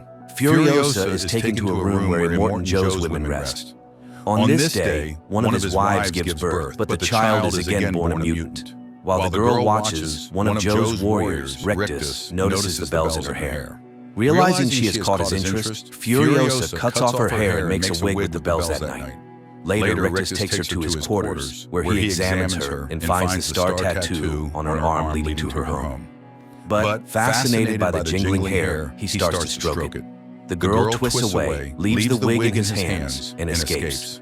Sometime later, Furiosa, who managed to trick her way into a crane operator brigade, earns praise as a fearless boy who lost his voice in one of the wars. No one can even imagine she is a girl, not a tough mute boy. Only Rictus once notices her familiar eyes, but doesn't have time to understand as construction begins on a well-armed supply truck to withstand raider attacks in the lawless wasteland. Considering the situation, the girl plans to escape, hiding a motorcycle and supplies under the main truck. Sometime later, during another trip along Fury Road to the fuel farm, the truck is attacked by marauders who left Dementus's gang. The truck's guards engage in battle, which takes place while moving. The Separatists use everything, including parachutes, to capture the vehicles. Taking advantage of this, Furiosa descends under the truck to free the motorcycle from its chains. During this time, a technician descends to replace a part of the damaged hose but falls, managing to pass Furiosa a spare part. One of the attackers approaches the truck and attaches explosives to its underside. Furiosa saves the truck and, risking her life, fixes the breakdown. The Separatists don't relent, and the driver does everything to shake off the pursuers, but they are persistent, and almost all the guards are killed. Furiosa climbs onto the truck's hood, her helmet is knocked off, and the driver, Praetorian Jack, realizes she is a girl. Furiosa climbs into the cab, and together with Jack, they fend off the remaining separatists. In the end, all the military guards are killed, leaving only Jack in the truck, Furiosa, and a mutant who, at her command, releases spiked balls, destroying the flying vehicle, but dying himself. The girl returns to the cab and tries to kill Jack, but he throws her off the truck and leaves her on the road. However, he later returns and offers to create a new convoy with her, respecting her bravery. Furiosa becomes Jack's deputy and receives the title of Praetorian. Meanwhile, Dementus, with his inability to manage, practically destroys Gastown's infrastructure, leading to worker dissatisfaction. Realizing no better opportunity will come, Jack proposes they flee, providing Furiosa with everything needed. However, they make another trip and find chaos, which Dementus unsuccessfully tries to quell. Realizing he cannot succeed, Dementus calls a council at the Citadel and orders the truck to leave, leaving supplies behind. Learning of this, Immortan Joe becomes enraged and orders Furiosa and Jack to collect weapons and ammunition in Leadtown. That evening, Jack confesses to Furiosa that he wants to help her because he still remembers his parents. The girl shows him the star map on her arm and offers to leave with her. During their last trip, Jack orders the crew to load the tanker with everything necessary and has Furiosa drive the escort vehicle. However, when the truck arrives at Leadtown, they fall into an ambush. Jack sends a signal ordering Furiosa to flee while he leads the enemy away. But driven by revenge, the girl opens fire with a sniper rifle, trying to kill Dementus. Seeing her, the biker leader fires a grenade launcher at her. Jack, thinking she is dead, destroys the tower where Dementus is hiding. Hanging on the edge, Dementus manages to see Furiosa saving Jack from the abyss where the truck fell and driving away with him on a motorcycle. The pair reach their vehicle left outside the gates and drive off. A surviving Dementus gives chase. On the way, Furiosa tells Jack the route to the place of abundance. Meanwhile, Dementus' men catch up with them. Jack tries to stop the pursuers by firing a rifle, but their vehicle is forced off the road. Furiosa and Jack are dragged out. Enraged, Dementus orders both to be killed, but Jack must die first. Furiosa is chained and forced to watch as they torment her friend. But as evening falls, Dementus sees a hand hanging from a chain with a star map. The girl has cut off her own arm and is now riding away on a stolen motorcycle. With her last strength, she reaches the Citadel where she is taken to Joe. The girl recounts everything that happened and helps plan the war against Dementus. Through trickery, they convince Dementus that the warriors have left the Citadel for Gastown, and the Horde rushes to the fortress where most of the bikers perish. In the meantime, Furiosa, having lost her way home, shaves her head, replaces her hand with a mechanical prosthesis, and prepares for battle. She seizes a vehicle the Praetorians prepared for pursuing Dementus and sets off alone. Meanwhile, Dementus and a few loyal followers try to flee, but Furiosa catches up with him in the desert. Dementus orders his companions to scatter in different directions to throw off the pursuer, but the girl confidently follows his tracks, killing his aides one by one. After a long chase, she finally catches Dementus in the desert. He lies down before her in submission but mocks her, saying revenge will not heal her. Furiosa chains him and reminds him of her murdered mother, but he suddenly confesses that he became this way after his wife and children were killed. He reminds her that no amount of his suffering will bring back her loved ones, and he has a very high pain threshold. Furiosa beats him, but soon realizes he is right. Revenge does not alleviate the pain of loss. When Dementus loses consciousness, she takes his teddy bear, and he finally recognizes her and proposes they join forces to conquer the wasteland. But the girl throws away the toy. A voiceover narrates that Furiosa imprisoned Dementus in the Citadel, using his living body as fertilizer to grow a peach tree from her mother's seeds. Later, she receives command of a new truck, hiding 5 of Immortan Joe's wives who want to escape from him. The new Mad Max movie is filled with fury and a thirst for revenge. It has an excess of harsh and unpleasant scenes, but it also has its philosophy, soul, and hope that even in the most unbearable conditions and the harshest trials, one can remain human and stay true to their goal.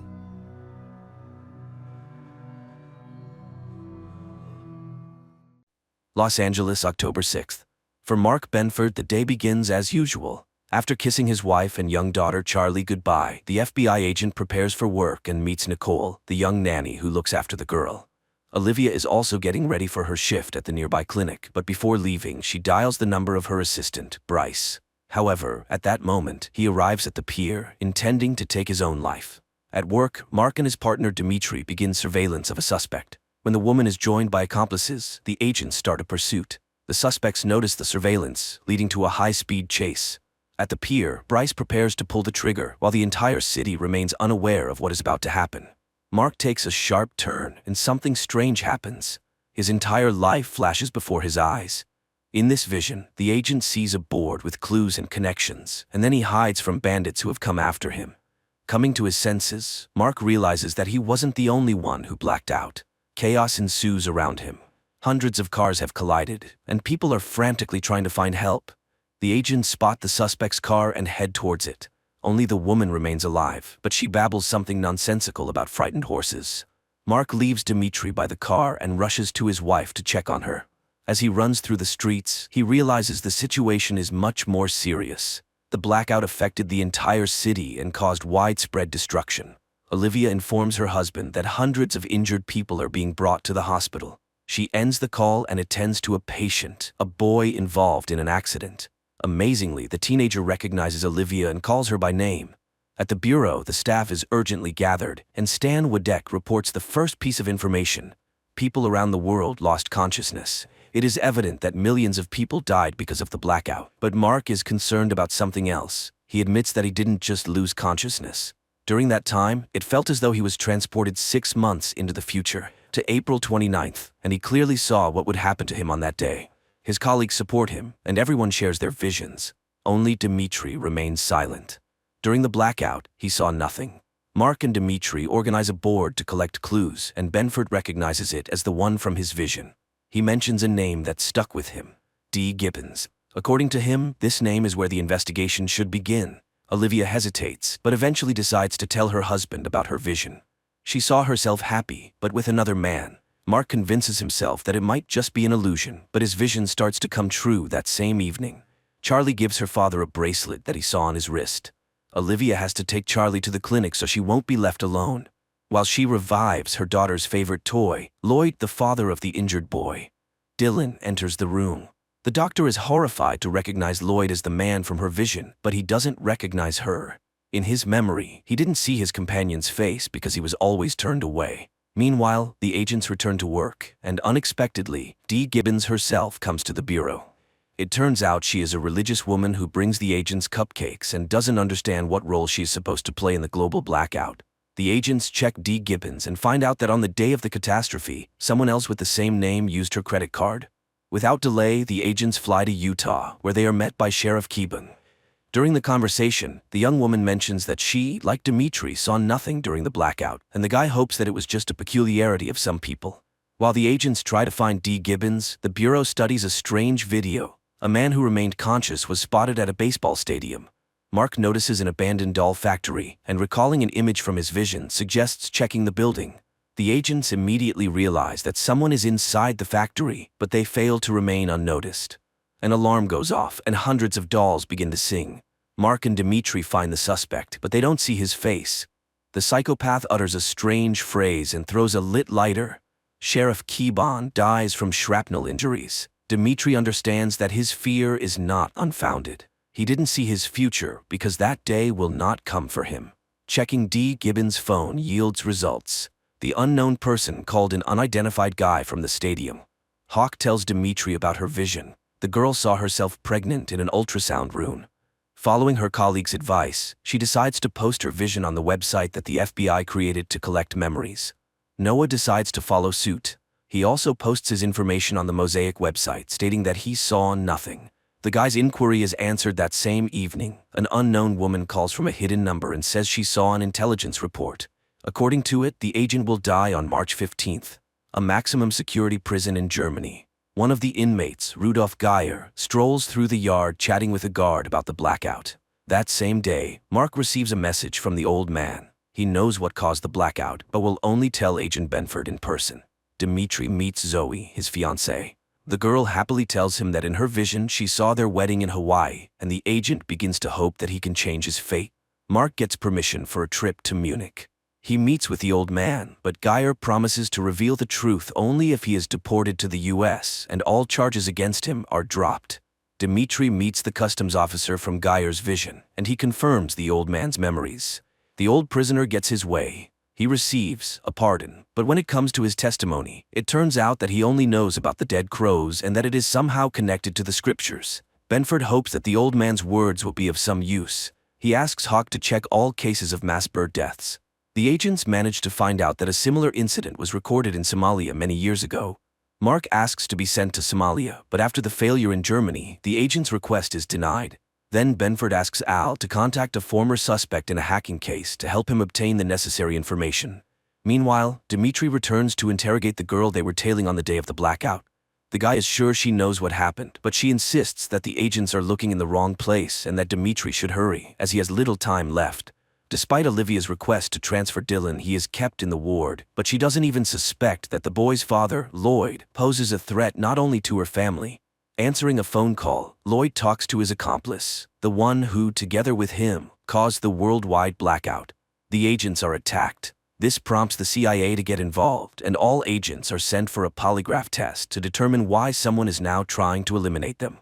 After the interrogation, the government convenes a meeting to decide whether to continue funding the Mosaic project. Stan understands that this is the only way to gather enough information, and they must defend their case. The Senate hearings begin at 10:30 p.m., and the floor is given to Agent Benford. Mark starts to falter in his testimony because he hesitates to tell the truth. In his vision, he was drunk. While Mark struggles, his colleagues find something interesting. In satellite images, they find strange towers in Somalia. Hawk immediately informs Mark of the discovery. After a private conversation with the president, Stan finds his subordinates and tells Mark that they have secured funding. Mark calls Janice to share the good news and to warn her that they will soon return from Washington, but at that moment, the agents are attacked for the second time. In the dining car, a passenger notices an attractive fellow traveler, and to get her attention, he starts talking about the blackout. While he tries to charm the beauty, hoping to lure her to his compartment, Janice Hawk is brought to the hospital in critical condition. Learning about the attack, Olivia tries to call her husband, but soon, he personally appears at the hospital with his colleagues. The agents visit the deceased attackers. Examining the bodies, Dimitri finds a mark on one of them, a blue hand. Mark saw the exact same symbol in his memories, and it was somehow connected to the worldwide blackout.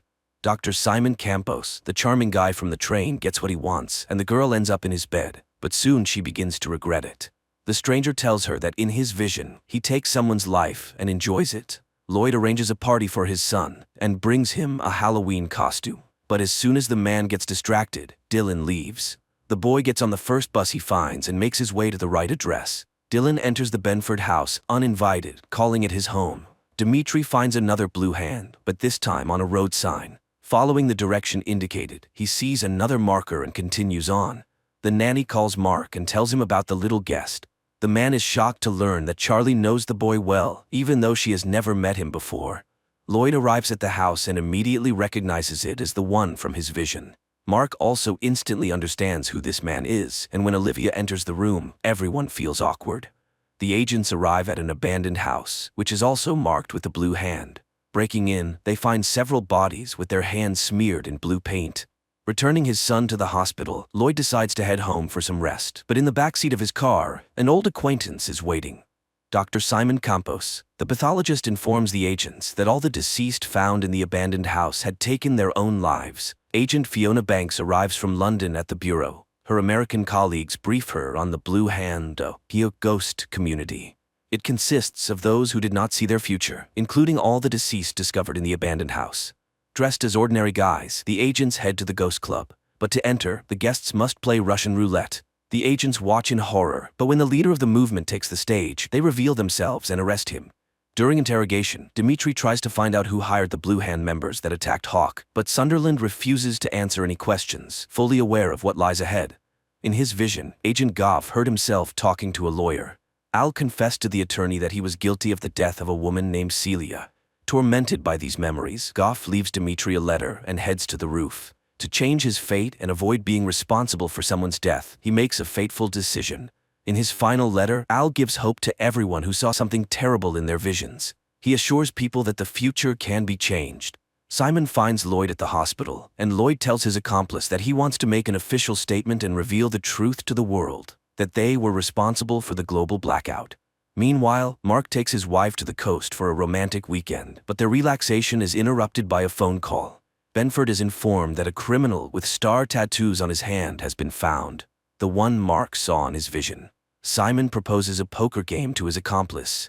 If he wins, the secret remains a secret, and no one will know about the blackout. If Lloyd wins, the scientists will make an official statement. Simon is confident that luck will be on his side. Hawk is protecting a witness to a crime involving the criminal with the tattoo. At night, Janice requests help from Dimitri and Benford, and Mark recognizes the person from his vision.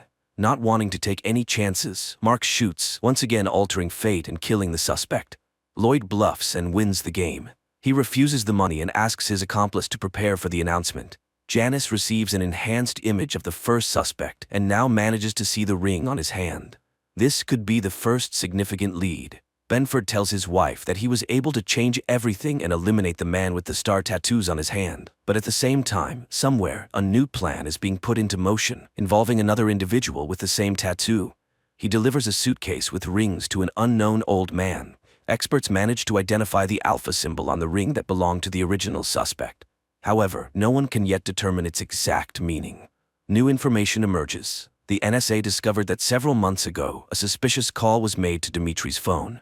Dimitri realizes which call is being referred to and demands that he be given the caller's information, the only way he can prevent his own death. Mark finds a message on his wife's phone about his vision. He tries to figure out which of his friends could have betrayed him, but both Aaron and Stan are outraged by Mark's suspicions and deny any involvement. The agents listen to a recording of the call Dimitri received. They managed to determine that the anonymous woman was in Hong Kong. Despite the boss's orders, Mark informs Dimitri that they are flying to Hong Kong. The agents arrive in Hong Kong, where a local colleague is already waiting for them.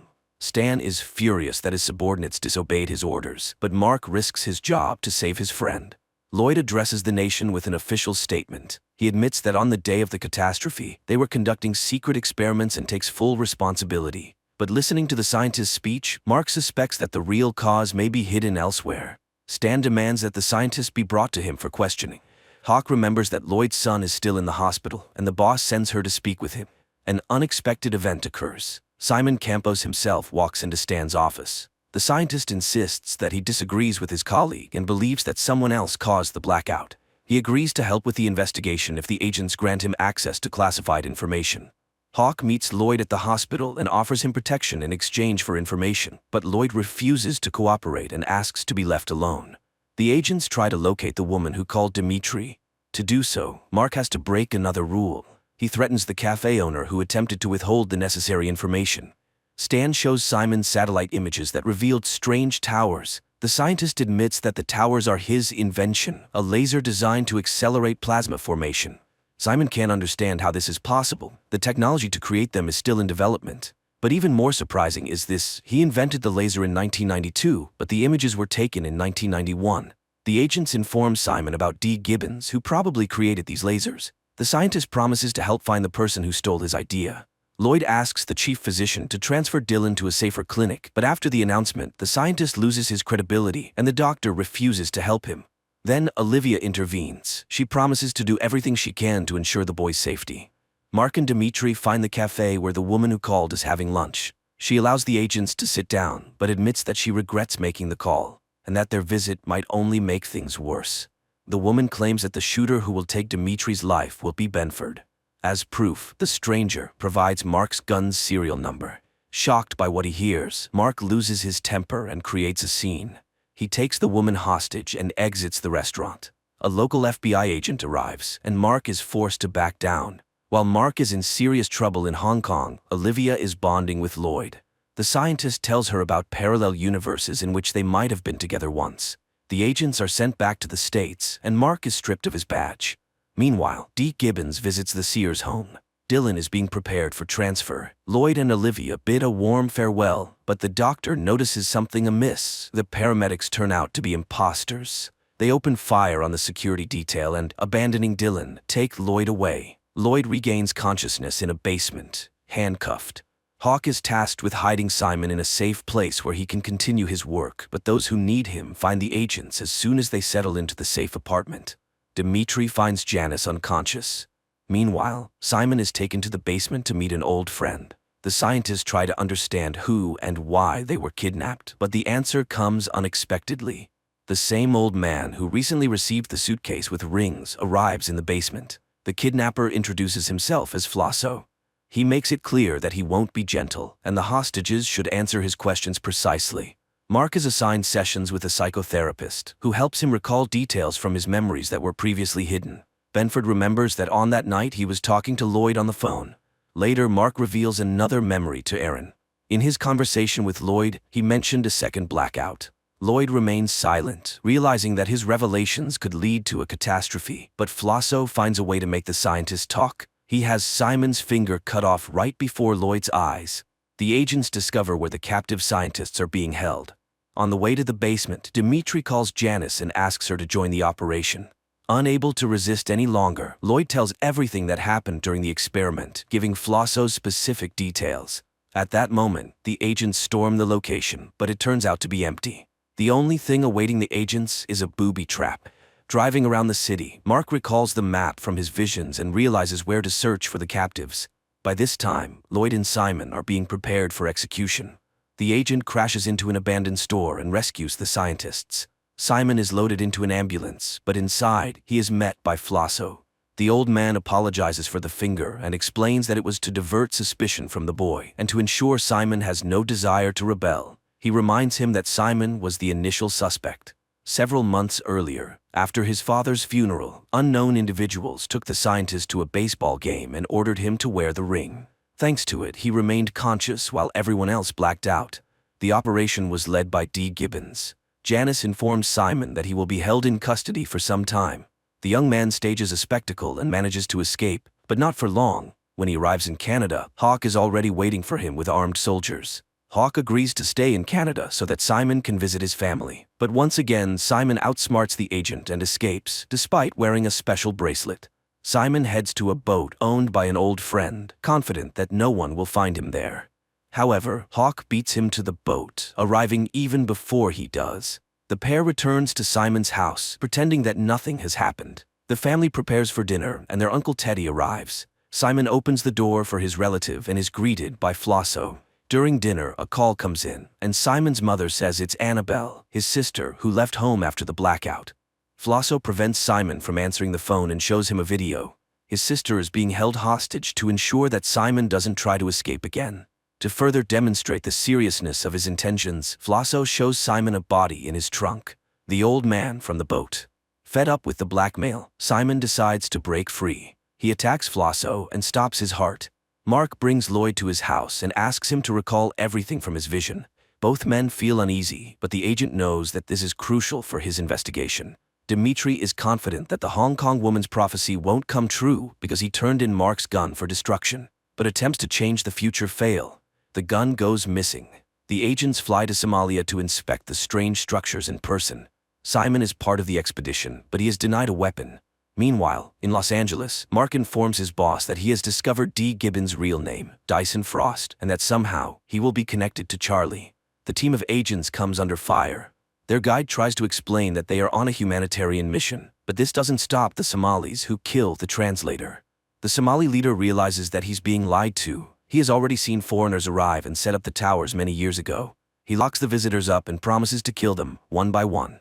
The agents manage to disable the guards and take their weapons. They reach the helicopter, but it's already being looted by locals, forcing the agents to come up with a new plan. The team attacks their opponents but doesn't have time to escape. They are once again confronted by the leader. This time, everyone understands that there will be no chance to fight back. One of the guards, out of fear, reveals the truth about the visitors. Learning that they are FBI agents, the Somali demands a large ransom to help him take over the country. Janice manages to persuade the leader. She convinces him that their mission is not to start a war, but to prevent one.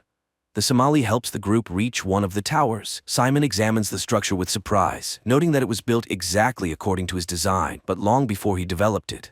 Dimitri discovers a videotape that has been stored in the tower for 18 years. On the tape, the Somali recognizes his fellow tribesman, whom he believed died during the first blackout. The agents also identify the experiment's author. It was D. Gibbons. Exploring the tower's tunnels, the agents find a sealed room where villagers were imprisoned. Judging by the remains, the experiment's participants were killed.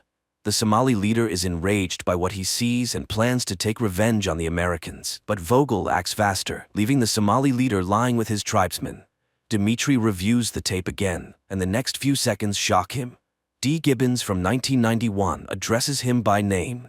The recording is sent to the department. Mark watches the message left by Gibbons many years ago. Following the criminal's clues, Benford deciphers the chess code and dials the phone number that Gibbons left specifically for the agents. Mark arrives at a chess club to meet someone who could help in the search for the scientist, but the only witness has been killed. Benford realizes that there is someone in the department leaking information. To find out who the traitor is, Agent Vogel gathers everyone in the conference room, and a special team searches the employees' offices. A bug is found on Mark's desk. Everyone with access to the office falls under suspicion, creating tension among the colleagues. The agents are most suspicious of Janice. Recently, she has taken many days off, which she struggles to explain, but she deflects suspicion by accusing Marcy, a colleague with family problems. Dimitri reviews the camera footage and notices a pattern. Marcy was signaling with a coffee cup. Mark looks up at the girl and she understands everything. A shootout ensues in the office. Marcy kills her colleagues and runs outside. Her accomplice arrives on a motorcycle to help her escape, but Janice manages to prevent the getaway. Benford receives a call from Dyson Frost. He offers the agent a personal meeting and promises to call back.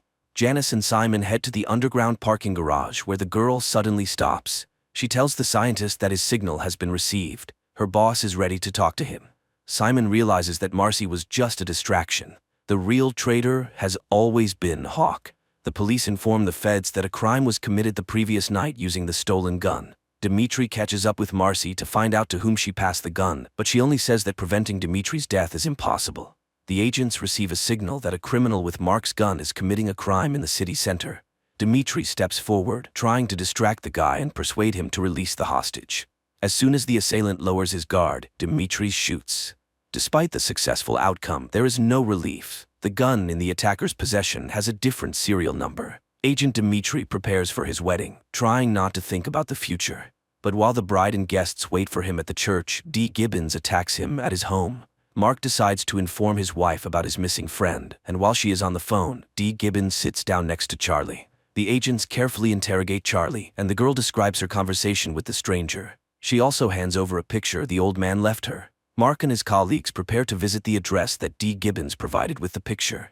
Meanwhile, Dimitri finds himself at the mercy of a gun, which the villain has attached to a special device. The mad scientist enthusiastically tells his hostage about his inventions and plans. He claims that Dimitri's death is his only chance to save his own life. Benford arrives at the designated location. Finally, a teenager approaches the agent and hands him a backpack with a phone.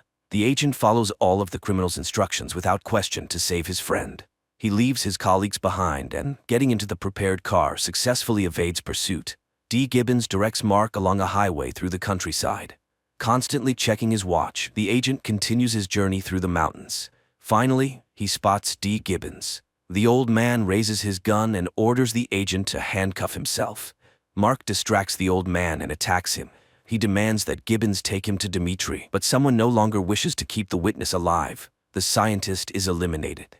As he dies, he doesn't have time to tell Mark where Dimitri is. The navigator leads Mark to the last known location of D. Gibbons. Benford bursts into the building and spots his friend. There are less than 2 minutes left before the automatic shot, and Mark tries to solve the scientist puzzle to stop the mechanism. The timer reaches 0 and the gun fires, but by this time, Mark manages to lift the gun and Dimitri survives. As soon as Dimitri gets out of the chair, water washes away the scientist's map, destroying all the evidence and clues. Mark instructs his colleagues to figure out Frost's blueprints and determine how they are connected to the second blackout, which the mad scientist mentioned. A strange man appears at Olivia's house. He babbles incoherently, claiming that the doctor's husband is Lloyd. Meanwhile, Janice delivers Frost's blueprints to a professor of archaeology, but the people for whom the double agent secretly works demand that she steal the originals and hand them over. Hawk is forced to take a risk. She steals the blueprints from the Institute and sneaks into the office to retrieve the last copy from Mark's desk. Benford catches his colleague red-handed, but she manages to talk her way out by inventing a story about lost documents. Mark asks Hawk to come to the office to meet with the professor. The girl realizes that her deception has been uncovered, but Benford postpones the conversation and returns to his discussion with the scientist. According to the old man, the blueprints that D. Gibbons had were some kind of device for counting down dates. One of them is October 6th, the day of the blackout. Frost's words keep replaying in Mark's mind, and an idea strikes him. He breaks open the large chess piece hanging on the board. Inside, the agent finds a ring with an unknown symbol. Olivia meets Gabriel, the strange man, again. He keeps repeating random nonsensical words, but finally, the woman manages to discern the main point.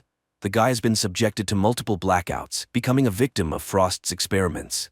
Experts provide the scientists with the results of analyzing Frost's ring, and Simon makes an astonishing discovery. Inside the ring is a device that allowed its wearer to remain conscious during the blackout. Janice meets with her handlers. After failing the mission with the blueprints, she is given one last chance. This time, she must retrieve the ring from the vault and eliminate Benford. On a city bridge, Simon spots his sister. Annabelle delivers a message to her brother. They need him and the ring. Simon has only 12 hours, or else his sister will be killed. Dimitri arrives at a crime scene and learns that someone has been eliminating all those who managed to survive the predicted date of their death in the last 2 weeks. Simon memorizes the safe's code when Lloyd places the ring inside.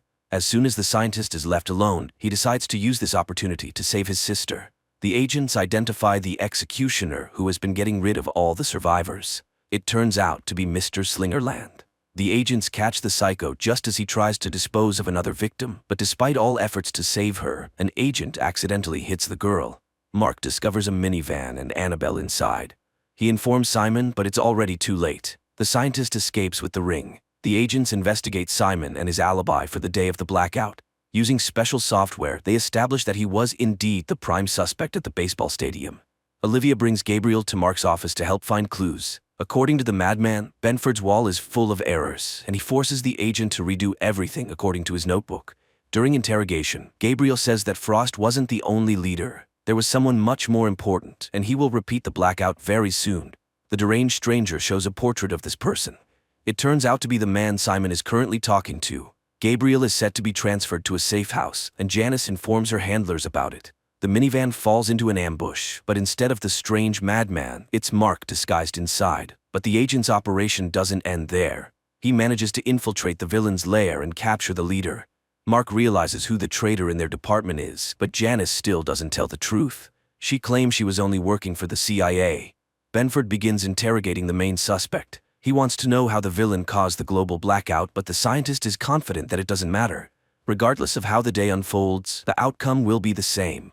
Benford will be dead by nightfall.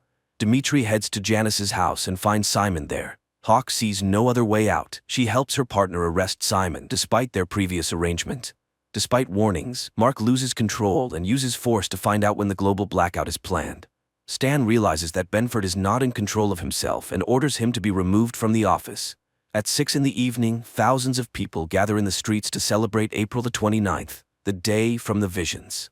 Lloyd arrives at Olivia's house to ensure events unfold correctly, but the woman also decides to change her fate and leaves town with Charlie.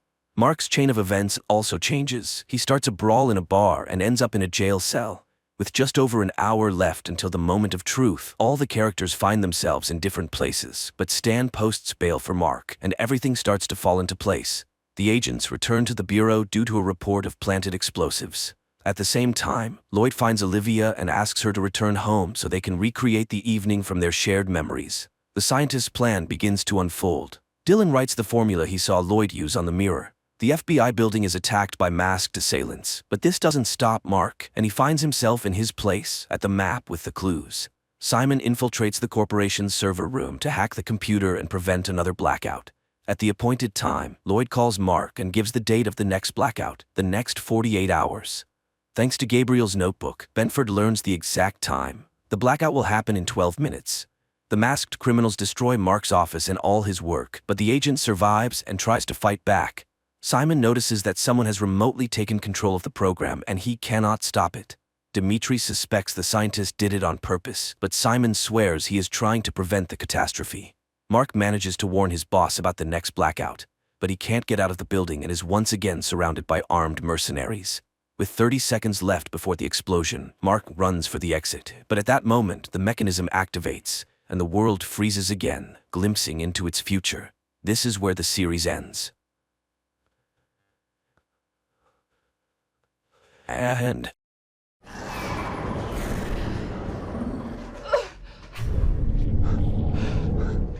In February 1959, a group of 9 Soviet tourists went missing in the mountains of the northern Urals. 2 weeks later, their bodies were found at the base of Mount Oturtun, which in the language of the indigenous people meant the Mountain of the Dead. The place was named after the leader of the expedition, the Dyatlov Pass. Many years later, American student Holly King became so interested in this case that she decided to gather a new group and go to this mysterious place. The catalyst was a film about an expedition by American scientists who tried to solve the mystery of the Dyatlov group's death but achieved no success. Holly's professor suggested she take up this case for her psychology project, and she invited her friend Jensen to work on it as a film director. They applied for and won a grant. The professor mentioned that she first learned about these events from a novella by Soviet journalist Yarovoy, who soon died in a car accident after the book's release. Jensen suspected that this was how the authorities tried to cover up something terrible. And although people now know a lot about the events of those years, the complete picture remains a mystery. The most common explanation is hypothermic dementia. Although this can happen to those exposed to freezing, in this case, all 9 experienced tourists started undressing at the same time, which is simply impossible. Another frequent explanation is an avalanche. But if they heard the avalanche, why did they sit near the camp for 3 hours without shoes? So there are many answers to this question, one of which involves the secrets of the Russian military, making it seem that the truth will never be known. The first stage of the journey is a flight from Oregon to Chelyabinsk, from where the group will head to the Mountain of the Dead, named by the Mansi people due to a series of unexplained deaths and mysterious disappearances. So the expedition included sound engineer Denise, climber Andy, president of the Northwest Pathfinders Association, who has conquered all the steep peaks in the USA, and his friend Hauser, who spent a whole year conquering the Himalayas. After gathering the group, the guys began to prepare, buying rations, studying maps, and training in the mountains. On January 25th, the team set off. Sometime later, news broke across all U.S. TV channels about the disappearance of 5 Oregon students in the Ural Mountains. Rescuers managed to find their belongings, tents, backpacks, and other equipment. A Russian TV correspondent reported details about the more than strange disappearance of the group of American documentarians, although experts are constructing their versions of the reasons for the disappearance. In winter, the temperature here can drop to -50 degrees, with strong, piercing winds, whose direction constantly changes. This means that if a person walks against the wind and thinks they are walking straight, they might actually be walking in circles. There are speculations about the intervention of some extraterrestrial devices, which many witnesses saw in these places, or even about the appearance of the Yeti. The Mansi elders recall rumbling and fiery balls over these mountains on the days when the Dyatlov group disappeared. They consider these places a portal to the other world. The students wanted to repeat the infamous Dyatlov expedition, and it seems they succeeded. Rescuers managed to find a camera that captured the last days of the documentarians' lives. A group of hackers posted frames on their portal, showing Holly talking about the darkness that followed her from the open door, while Jensen calms the girl, although she is sure they will not get out of this place. The action shifts to a month earlier, when lively and cheerful students are traveling to the Urals. On the train, they are having fun, hoping for success and worldwide fame. Andy is proud of his acquisition, a phone with GPS, which will help them navigate the mountains, while Holly conducts tests to find out people's desire to hike. Soon the group arrives in the town of Evdel, where they plan to interview the only surviving member of the Dyatlov expedition, who left the route due to illness, but now he is held in a psychiatric hospital. However, doctors do not allow the Americans inside, and they only manage to see the old man showing them a note saying, "Leave." In the evening, the group goes to a local bar. The bartender pours them local moonshine and says that the Dyatlov group stopped here in 1959 and drank the same thing as the Americans. There, they meet Sergei, who speaks English and drives them to the village of Visa, the last point before heading out on the road. The man tells them that his aunt, an English teacher, participated in the search for the Dyatlov group. She claims that in 1959, not 9 but 11 bodies were found near the Mountain of the Dead. Next to the last 2, which looked very different from the others, lay some unknown device. But none of this was mentioned in the reports. After the conversation, the guys set off on foot. At night they stop and set up camp, as the weather begins to change. Hauser prepares a camp dinner, and the guys have fun joking with each other. At night, people see strange lights in the sky and recall reports of orange flashes over the Dyatlov camp, but they decide they still won't be able to solve this mystery and go to sleep. However, in the morning, they notice numerous barefoot tracks of unusual sizes around the tents, resembling human ones. The main thing is that the tracks have no beginning or end, as if some creatures did not come to the camp but flew in. Nevertheless, they set off to explore the area. Soon the students find an abandoned meteorological station, around which the same tracks are found. And in the station's booth lies a torn-out human tongue. Denise panics and asks Holly to leave. But Jensen tells her about a pass in China where animals and birds crash into cliffs and people go insane and die. It is said to happen because of the sound of the wind. Holly admits that she had a similar dream. Mountains, snow, and some door with darkness behind it. And then she heard about the Dyatlov Pass and realized that she would find out everything here.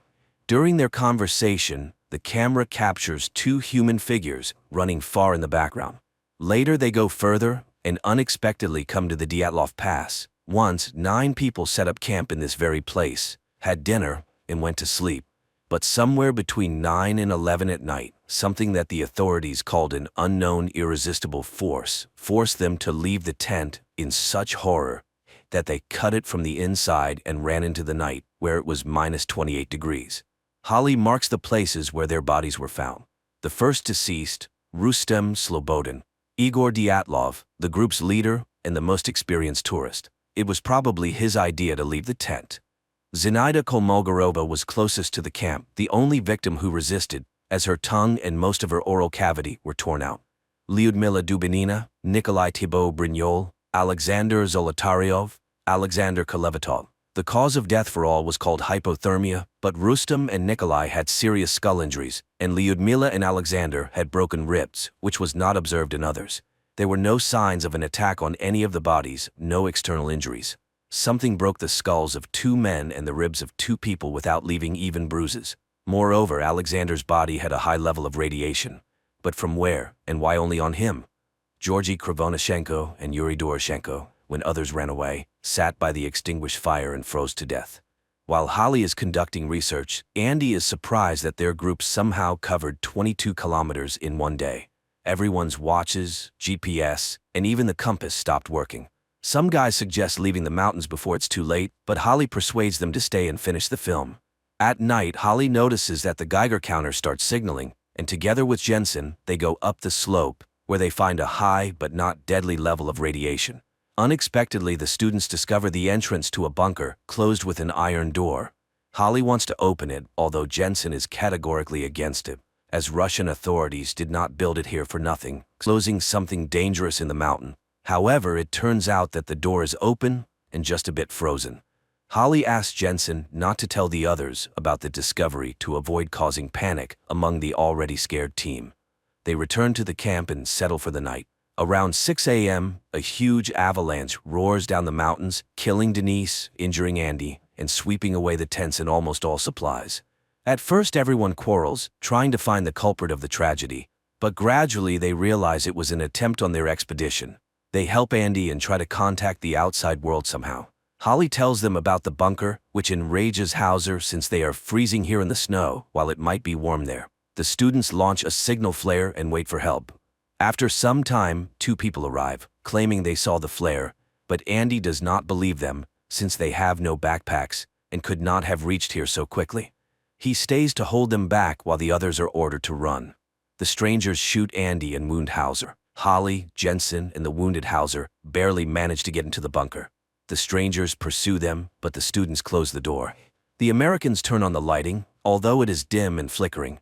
Running through the tunnels, they find a laboratory full of various devices and documents, among which are old journals with the names of people who died in the line of duty.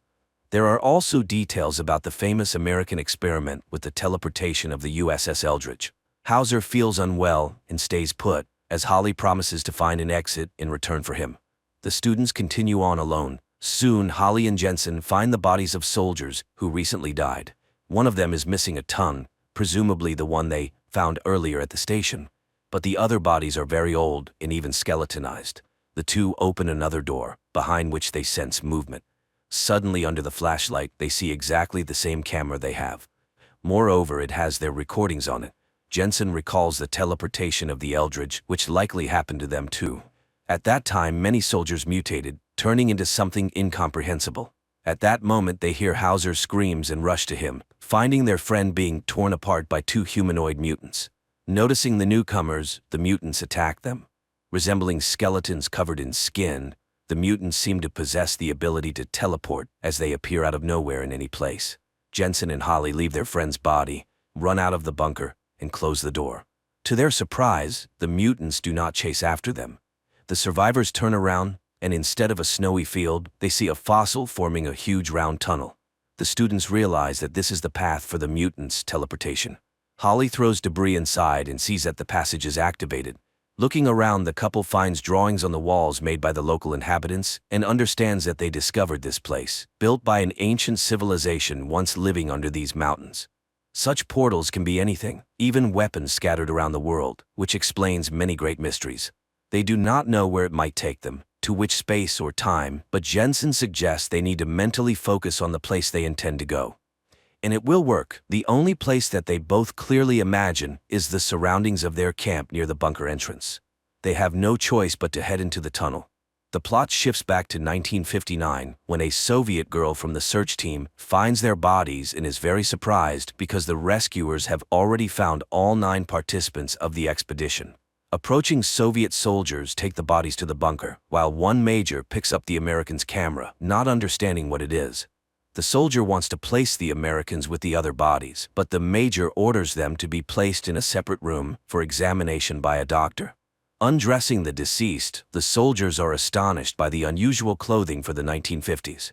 The naked bodies of Holly and Jensen, now looking like mutant bodies, are hung on hooks in a separate cell. The sergeant places the camera under a light. When everyone leaves, the creatures begin to revive. The man lifts his head and looks at the woman. She directs her gaze at the camera, and an angel wing tattoo is visible on the right side of her neck, the same one Holly had. Despite some inconsistencies, the storyline adheres to most known facts, although the American-Russian creative team skillfully handled the mystified legacy of the USSR. However, the found footage effect combined with acting, special effects, and magnificent locations is good enough to ensure the thriller's watchability.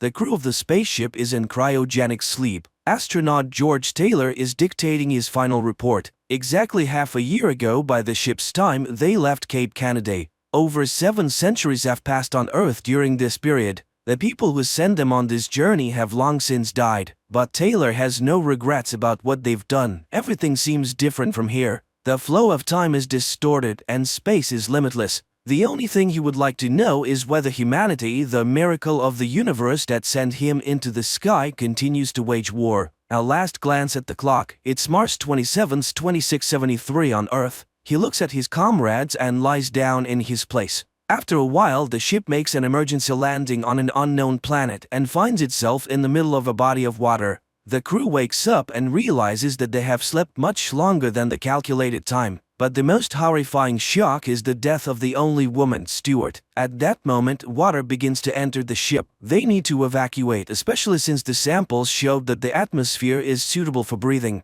Looking at the ship's clock, which is frozen at Earth time, November 25, 3978, the crew abandons the sinking ship. Boarding a life raft, the humans sail to shore, marveling at the grandeur of the surrounding nature. There is no sign of intelligent life anywhere. Taylor reminds them that they are 320 light-years from Earth on an unknown planet in the constellation Orion. It is impossible to determine more precisely as no one has had time to look at the instrument readings. Upon landing on the shore, Taylor takes inventory of what they were able to salvage from the ship.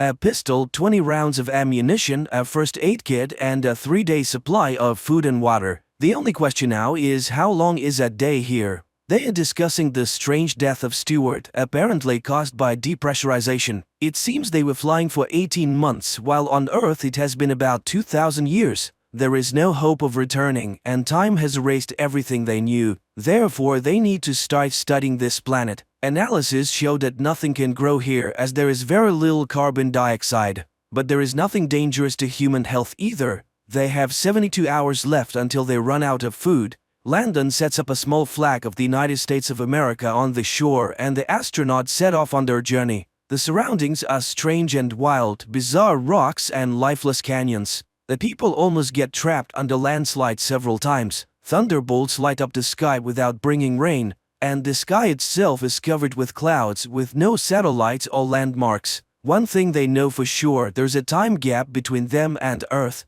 Their loved ones died 20 centuries ago. Even if they returned, no one would remember them. Taylor urges his comrades on. Why did they embark on this flight? Was it for fame, new knowledge, or the opportunity to live longer? But now they have lived much longer than any other human on Earth. Only Taylor set out on this journey because he's a dreamer. He is confident that there must be something better than humans in the universe. At that moment, Dodge calls out to them. He has found life. A barely noticeable green shoot has sprouted from rocky desert. This means there are plants here and they need to find them. The group continues forward. Everywhere they look, they see unfriendly rocks, but ahead they see green bushes and some strange crosses that resemble scarecrows. After walking a little further, the astronauts are thrilled to finally see water ahead. The excited group quickly sheds their clothes and jumps in. After that, they swim towards the shore and notice human footprints on the sand. Suddenly, they see dark figures stealing their clothes.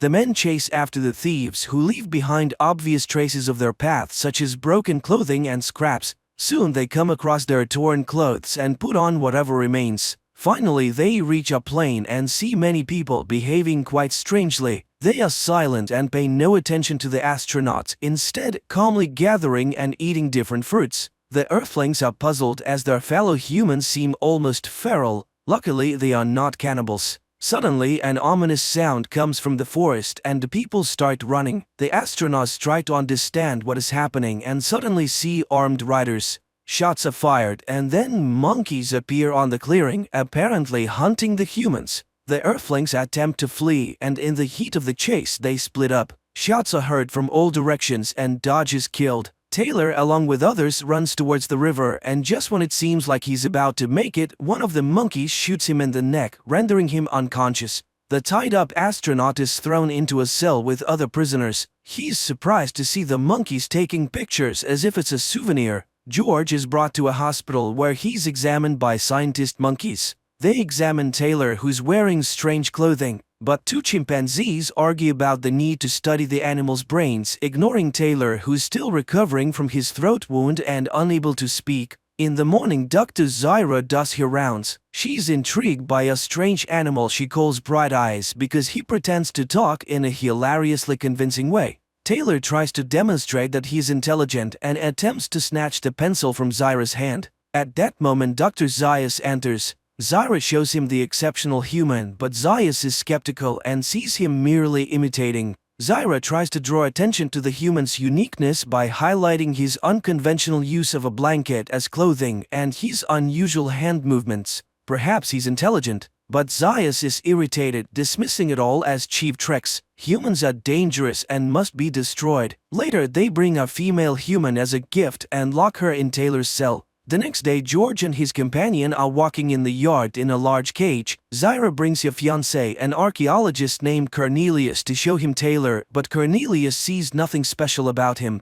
While the apes argue, George writes in the sand, but nobody pays attention to him. At that moment, Dr. Zaius arrives, annoyed at Zyra with her human again. Suddenly, a wild man attacks George and a fight breaks out. The guards drag Taylor away and Zaius sees the letters George wrote but quickly erases them. Zyra apologizes to Taylor, but he snatches the paper and pencil and writes his name on the piece of paper. Zyra is astonished and takes him home. Cornelius doesn't believe her stories. It's all just tricks. Humans can't write. They try to figure out where he learned it and Taylor writes the name of his school. The apes are shocked. Could he really be intelligent? The man explains that they came from another planet. Cornelius is puzzled, but flying is impossible. Then Taylor crafts a paper airplane. Afterwards, he asks to see the maps and explains where they landed and how they got there. Zyra and Cornelius argue fervently. She claims that humans are a mutation, the missing link between apes and monkeys, and it is quite possible that monkeys evolved from humans. Dr. Zaius, who enters the scene, discovers the paper airplane, crushes it, and orders the man to be taken to a cell. Taylor and Nova sleep in their cell when the arriving apes order Taylor to be prepared for a castration operation, but the man breaks free and runs out of the cell. He manages to hide in the ape temple but is noticed, and the man has to run through the ape city again. Taylor ends up in a museum where stuffed humans are exhibited. Shocked, he runs out into the street but gets caught in a net, where Zyra finds him, and then the voice returns to Taylor, shocking the apes. Later in the cell, Taylor tries to teach Nova how to speak, but the apes take the girl away and put her in the cell across from him. The man tells her about his life on Earth, but he didn't love anyone there. He wonders if Nova can love. The apes put a collar on him and take him to trial. A hearing is now taking place, and Zyra and Cornelius are ready to act as his attorneys. The judges are outraged. He has no rights because he's not an ape.